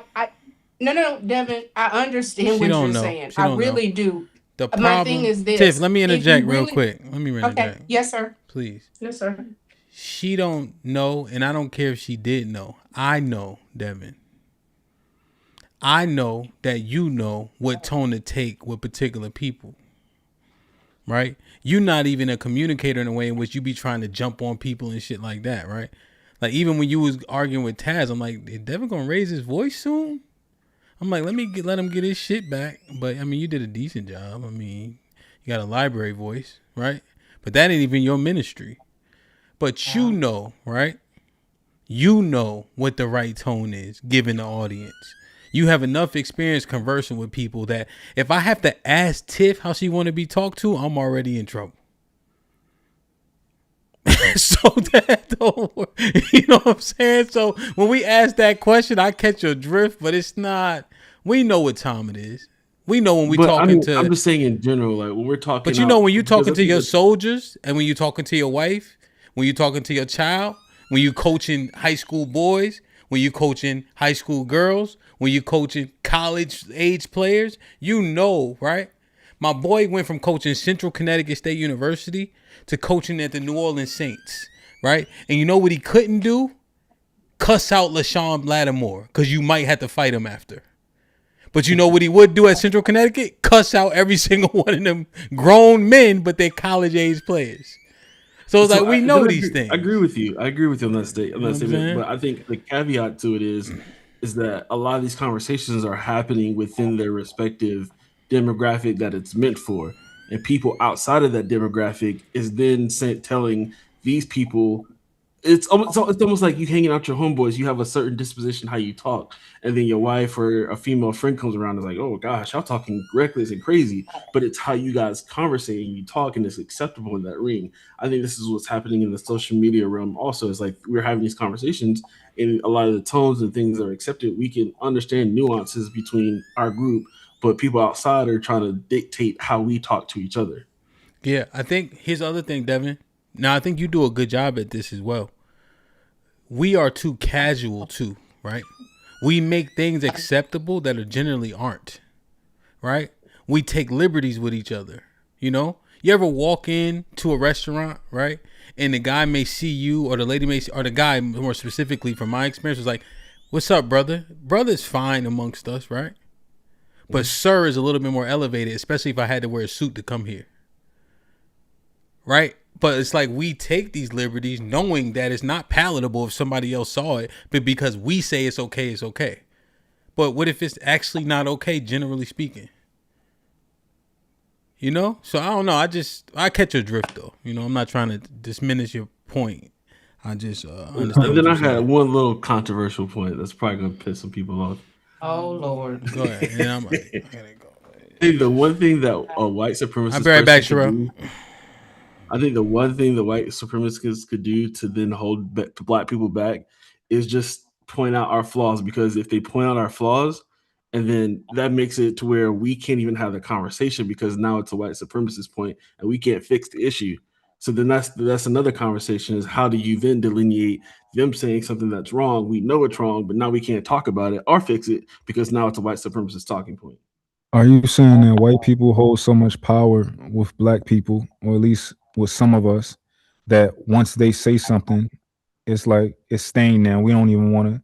That's kind of like the tone I got earlier, was that Who said that? You said that too? There's white supremacist talking points, whether it's true or false, whatever, however you want to feel about it. But if they say something about it, and somebody else, like I guess Big Mike, you know, he comes up and he says something, then it's possibly Devin. Tiff want to cut you off. Hold on, let her go. Devin, like I was with you, brother. I'm trying to be with you, but here's the thing.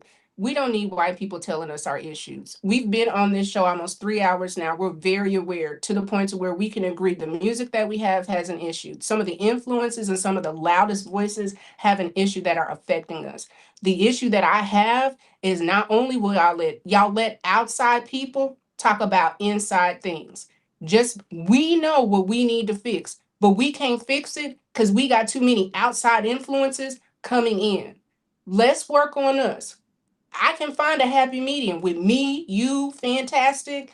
You've heard him say several times, you and I have had discussions back and forth, right? Where we may not necessarily agree, but we can find a place where it's going to be best for everybody. But anytime you agreeing with a white supremacist, as a black person, as a black woman with a black husband and a black son, I'm looking at you crazy because I feel like you putting everybody in my home in jeopardy. Because what I know for certain is a white supremacist ain't doing nothing on behalf of me doing better. They don't have the best interest. They do not. And I'm never going to be that delusional. Yeah, no, Devin, real agree quick with the question: point when that you you got to when you be. say white, Devin, when you say white supremacist, do you mean quote white supremacist, or do you mean like because it can just be a conservative white person that gets lumped in with a white supremacist? But do you mean real white supremacy, or just a person that people are calling that because they might, vote a certain way or something? I think you bring up a great point, because again, we throw labels on people just to discount what they say or invalidate what they're saying. So I mean, they could possibly not be they could be not a white supremacist, but if they're saying something factually true, but we've already labeled them as a white supremacist, then it allows people then to, like, if you wanted to, like, that's separate from the white supremacists that actually care about the black community and want us to get better. If they bring up that same talking point, there's people then they're going to use that talking point that they said that could be with ill intent to be like, I don't, I hate black people because of this, whatever. And they could be horrible people. But then somebody also who's saying it with like, who's genuine for the betterment of the black community, they can also easily be tied in, be saying, oh, you're having these white supremacist talking points because of So the tone or whatever. Do you get what he's trying to say right there? I think he's trying to say that people can identify an issue, and we can all identify the issue, whether you're a black person or a white person. And if it's an issue, it's an issue. That's true. But when you come to me, who is identifying the issue, who wants to talk about the issue, and who wants to talk about a solution, I get to choose who I allow and who I'm going to work with to remedy it. So it goes back to when people come up and they have talking points and you want to talk down to and talk about, but you don't have any remedy. And not only do you not have a remedy, you have no interest in making things better. You want to make yourself better by talking down. And what a lot of white supremacists do is they will talk down on black people to try to make themselves better. And there are times where there can be black people that will talk down on the black community to try to make themselves feel better. Both of those things are problematic, and I'm not with it. Okay. Okay. And wait 1 second, Sherelle, for all y'all that's talking about the bonnet, I'm in my home. Don't address the comments just because HAMP not here. Don't address I'm in my bonnet in my house. Now, Don't be anti-black. so this is the thing. Bonnet hate is anti-blackness. Bonnet hate is anti-black. Wait, Tiff. This the thing. So what like Tiff is articulating is kind of like what black people feel about this. And I'm gonna give you the best analogy that I can. Black people, the majority of black people feel like the causation of a lot of issues within the black community is because of white people. The system of white supremacy, slavery, whatever, white people have a causation in the hand that played in the destruction of the black community, right? Now, when white people come around and say, hey, we have a cure for this, black people don't trust the cure. They don't trust the cure, and they're trying to figure out how to create their own cures within their own community with their own people, because they don't trust cures from the same people who are poisoning them. They don't trust that the same people who came up and had all of these different things to destroy them now have all of these solutions for them to get better. They feel like it's another trap. But to the point of what Devin is saying, that mindset does hold black people back. The distrust of, I don't trust putting my money in your banks. I don't trust playing the system in the game how you think that the system in the game to be played, because I know for sure throughout history that the system is not meant for my people to do better as a whole. So that's just the line that we've been walking toe to toe. Like, when do we get to trust white people? When do we get to the point where we feel like white people have our best interests at heart? Never. So when they're showing up with their critiques, they got a solution for real. Never. And I'll push back. I'll push back on the part that it doesn't even like. Right, I gotta go. Hey, let's do this, Devin. Push back and give you a final thought. All right, but yeah, Go ahead. No, I was, and my thing was not even like necessarily tying it to white people. It's more of like when black people also want to speak the same thing, but have the actual real good intent behind what they're speaking, and not necessarily what somebody has ill intent, and separating that. So. And just separating the whole like white people thing, just keeping it within black people communicating things that might tie to the other thing. But I think that's kind of like my. I'll end with that. Yeah, 100%, man. Hey, man, look, brother, 3 times, man. Brother. I thought you was coming to Houston to party. Hey, them niggas don't got that money right. That's all I'm doing. And what's name? I told you niggas. I ain't beat nobody up for free no more, bro. Y'all ain't got all the free fights out of me. So specifically, what's the fee, or you want to discuss that later? We'll discuss it later, man. You know what I mean? How many people got here? 394? Yeah, what is it now? How many people in chat? 505. It's at the top right here. 508. Yeah, 505. Yeah. 508? Hey, man. Let's make it 508, man. 508. All right. Perfect. What you talking about? All right. That's affordable. That's good. Yeah, that's good. I mean, I got 5 on it, Hamp. He popped. Okay. Perfect. He popped in here, Moo. So I want to fight Mr. Fantastic. I said, okay. Champagne. Perfect. Any final thoughts, Mr. Fantastic? Brother. We're gonna work on that. Man, hey, great conversation.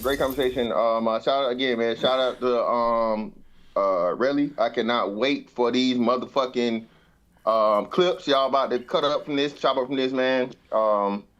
At the end of the day, the Megan Thee Stallion thing just reveals a whole bunch of much bigger issues and problems. But like I said, man, we on the clock, bro. We got to figure this shit out a whole lot faster. Word. Real quick. Black Latina with the $5 says, why is she wearing a bonnet in public? Because she doesn't respect black men as usual. You want to respond to this, too?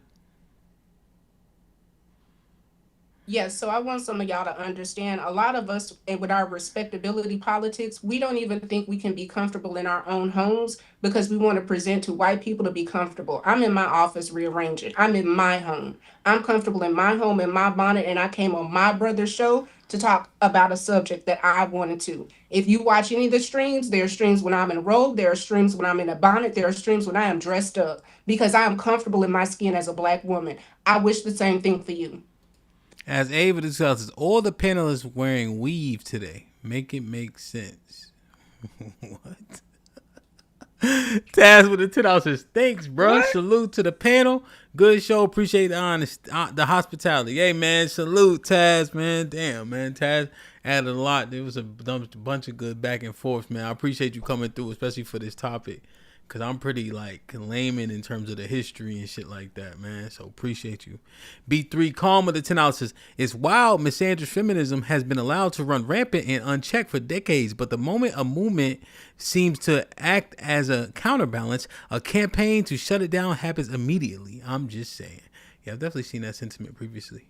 Mount with the $5 says, bro, do you have your women on this, John? Keep her off this shit. LOL.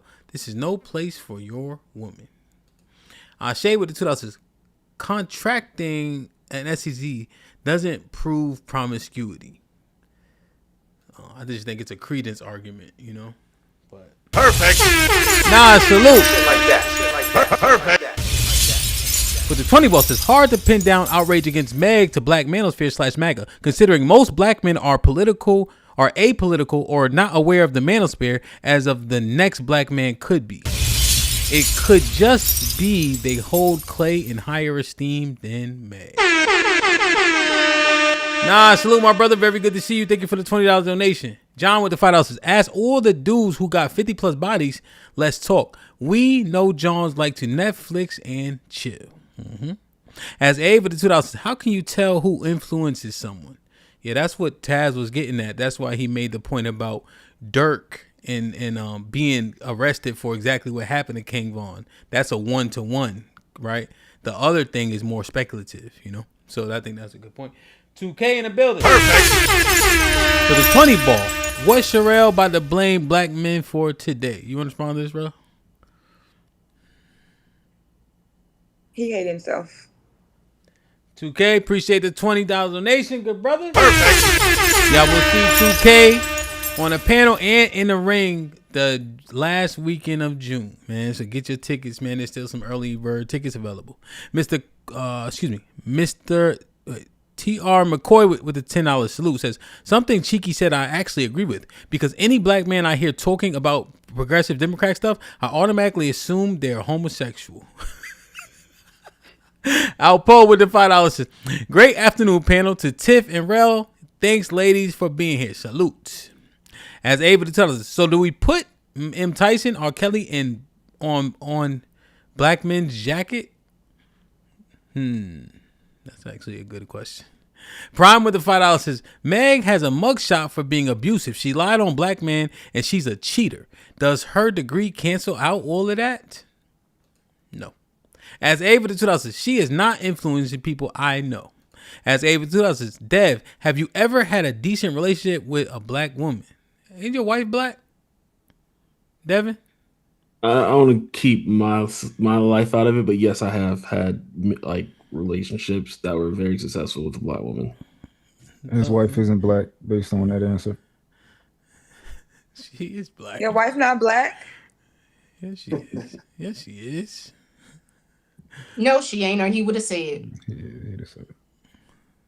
I just want to show how people keep guessing or assume things based off that white boy swag. Think you swagless. I think she's black. Your wife is not black. As Abe, his wife is black. Wide Nose Chronicles with the $5 says, I can't lie, Mr. Fantastic. I think I remember you wearing a MAGA hat before online. What are you disagreeing with MAGA about, Fantastic? I never seen it. Eric Ishmael with the $5 says, by default, everybody should be MAGA and tell us where Fantastic told any lies. Jay Miller with the $10 says, Fantastic has some of the most informative shows out of any podcast on YouTube. The interview he had with Black Men, Persons, and Uncle Nearest was extremely informative. Don't let feminism blind you. Nay with the $2 says, Taz versus Devin in Houston. You want that smoke, Devin? You want me to ask Taz? It's just putrid. Sure. I don't turn down nothing. Okay, I should have asked him when he was here. Yo, this is gonna be a great card. I like that. This card gonna be in that little Foot Locker outfit, laughing down that ring. Yo, bro, I gotta stop laughing while I'm reffing though. But shit be so funny to me, like they be trying so hard. They be trying so hard. Ham, you think 2K got hands? Boxing hands? Like you just like you think he got hands? Like you think you know what he do with them? I think for people who are untrained, I think 2K is tough. I think. Okay. If that makes sense, I think he's tough. I don't think. His opponent. He need a better opponent for it to see. Y'all seen him fight before? But I think 2K is tough. Like if you had to fight him, you gonna have to fight. Does that make sense? Oh, I got you. Yeah, like you ain't just gonna you ain't gonna go out unscathed, nigga. You gonna have to fight. The Mississippi niggas be strong too. You know what I'm saying? I don't know why, but my guess is I just feel like he don't have hands, and I don't know why. But I want to see, I want to see what happens. Hopefully I'm wrong, but I feel like he probably don't have hands. But we're gonna see. That's what I'm saying. Man, do you box? Or are you a enthusiast or anything? Who, me? Yeah. I used to train a little bit, but I never actually had no real fights in nothing like that. No actual amateur fights in nothing. Yeah, and that's what I think. I think like 2K, just average people who don't train, I think he'd be hard to beat up. You know what I'm saying? Like you have to beat him up. Okay. You ain't just gonna go down without a fight. That's what I think. You know what I'm saying? I want to see that. I want to see. Yeah, that's gonna be good. And Fat Boy just big as hell too, so you got to overcome that, nigga. Whoever say size don't matter, never fought a big nigga before. You got to get that nigga off you. He gonna lean on you all types of. People who don't train are dangerous too, because they can catch you with some random. It be some bullshit though, Devin. They be slapping a lot with their punches, right? Because you got to know how to punch too. You know what I'm saying? So, but Fat Boy just lost like 100 pounds. So he could dedicate himself to something. That's scary too. You know what I'm saying? And he like a naturally big dude. He like 6'4", just big ass dude. You know what I'm saying? Okay. But he enthusiastic, so that's good. See, let me go. I'm going to the gym. Ed with the $2 says, Shout out to GA Boy, aka Mr. Perfect Life. And with the $2, 3 hours in, and I don't even know what MAGA is. As Abe with the $2, I thought men was not emotional. As Abe with the $2, let's hear from Taz, who is not stuttering. Eric Holmes with the $5. HAMP, your panel conversation have a volume. 100, salute, King. Hey, man, thank you, bro. We're grinding, bro. It's a hell of a show, man. Salute to Relly, salute to everybody who hit the link, man. Reaper with the 10 ounces. Salute if we are going to tie Black Manosphere issues to so-called white MAGA Manosphere origins, then let's tie Black feminism to CIA agent Gloria Steinem. What a reach. AL with the $2. Are they MAGA or conservative? I think that's one thing Chiku was clarifying. As A with the $2. Taz is here and he ain't scared. Callie with the 20 ball. Perfect. Says it is not ideology per se. It's the disparaging rhetoric surrounding it. Also, MAGA places the ills of society at Black people's feet in the same way Black Manosphere places the ills of community at Black women's feet. So that is a great correlation to make in terms of what the conversation was. As Abe with the $5 says, who is truly the Black woman today? So many choose to be Black women at will, but your panelists are only see the true Black women when it's a negative narrative. Big Bad Bull with the $5. What's poppin'? Says, stop lying. The majority of Black men do not want children out of wedlock. It's not even red pill, it's reality. JT with the $5 says, my brother Russ sounds like the mad rapper. You know what I mean? As Abe with the $5 says, Black Manosphere clamped onto. I read this. Interesting. Like, share, subscribe. Tell a friend, man. 10:15. Any final thoughts? Yeah, man. Hey, good panel. Appreciate you having me up here, bro. And when it comes to criticizing anything, just make sure you practice what you preach, bro. You know what I'm saying? Just make sure you practice what you preach, because you can't really criticize nothing and expect your message to get passed across the right way if you ain't practicing what you preach and it sound like you just talking type shit. So just practice what you preach, bro. If you gonna criticize me, make sure you ain't doing that same shit, man. I don't want to hear no reasons why it's okay for you to do it and for other people not, and certain people not to do it. So, word. Tiff. Great show, HAMP. Indeed.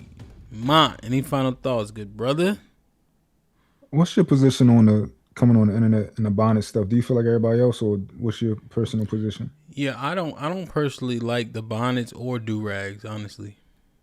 Well, goddamn, let me take my do-rag. No, I'm just saying. Man. I have wave check. Yeah, like both it just look. I guess I like it. Look like tacky to me. Okay. You the same person that said, cam up, why do it take 45 minutes? So if a person comes up in natural, like we got to decide. Because if I'm going to be in my home and I'm just coming up, because what you say, hit the link, and I'm like, yeah, I'm coming up to support you, then there are times when the bonnet is going to be on, and it's going to be times when I'm going to have a face full of makeup. I didn't. He asked me a question. I didn't say. Because he literally, I saw your little slick shot. Next time, come face straight up and stop having your hat and everything else up. Take that hat off, nigga, and shave that beard.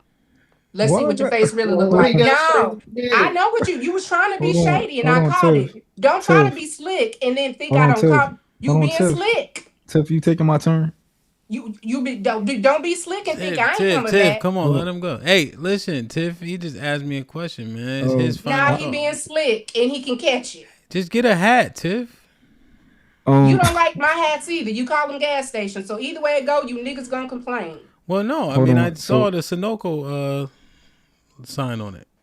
Go ahead, Ma. She just crashed out on me, but my position is I don't think it's an issue. I was actually trying to understand why it's such a problem when people. It's different in person, like walking outside. I get it, but like the coming on the internet, we know what Tiff looked like without her bonnet and all that type of stuff. She want to be comfortable. I just was curious, like why do somebody come on a panel? Like, would we think this? I don't know. But she just crashed out on me, so we can fight if that's what you want to do. I don't want to fight. I'm defensive. I'm sorry. I'm defensive. I'm like, the fuck? Leave my bonnet alone. Shit. Hey, come on, press my buttons, Sam. Get out of here.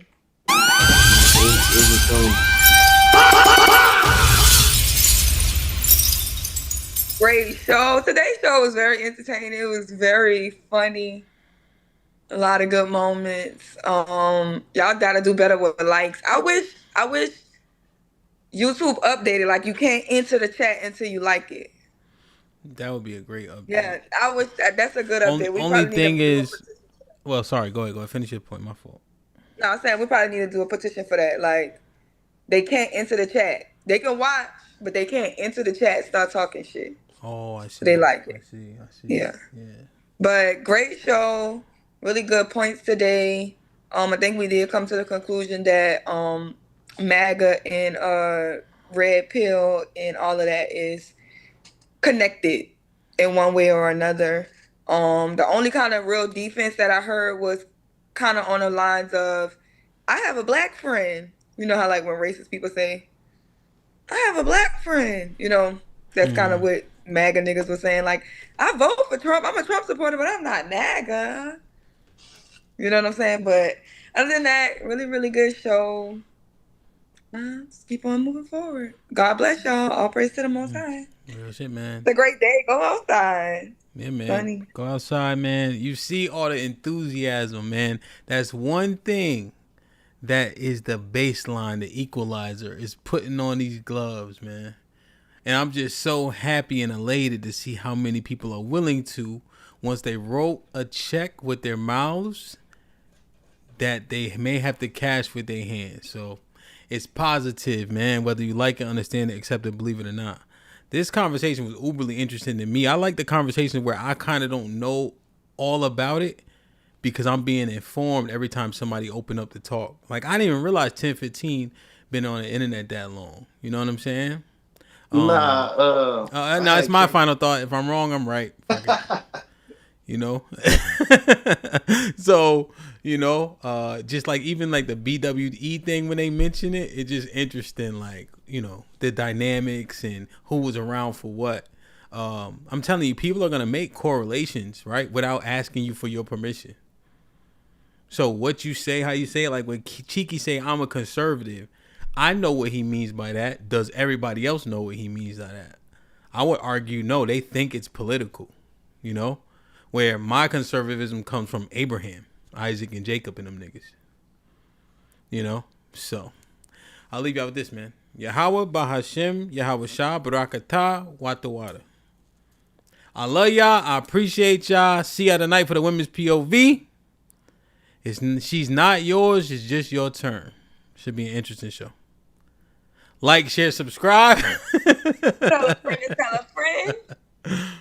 And we out. Hit the like button. Join the Discord. Thank you, Miss Jilly, for the 10 gifted membership. If you got one, please maintain it. Oh, we can kill all this. We can kill all this. Say like, do you want to be next?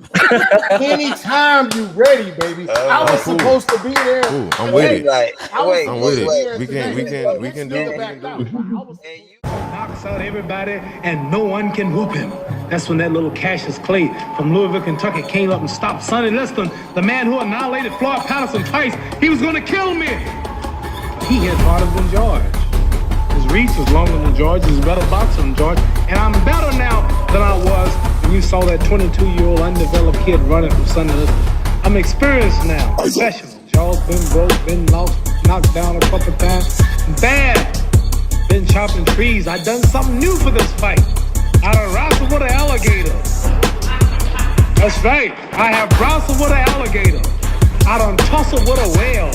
I done handcuffed lightning, throw thunder in jail. That's bad. Only last week, I murdered a rock, injured a stone, hospitalized a brick. I'm so mean, I make medicine sick. Man, dude. Fast. Last night, I cut the light off in my bedroom, hit the switch, was in the bed before the room was dark. Incredible. Fast. And you, George Foreman, all of you chumps are gonna bow when I whoop him. All of you. I know you got him. I know you got him picked. But the man's in trouble. I'm gonna show you how great I am.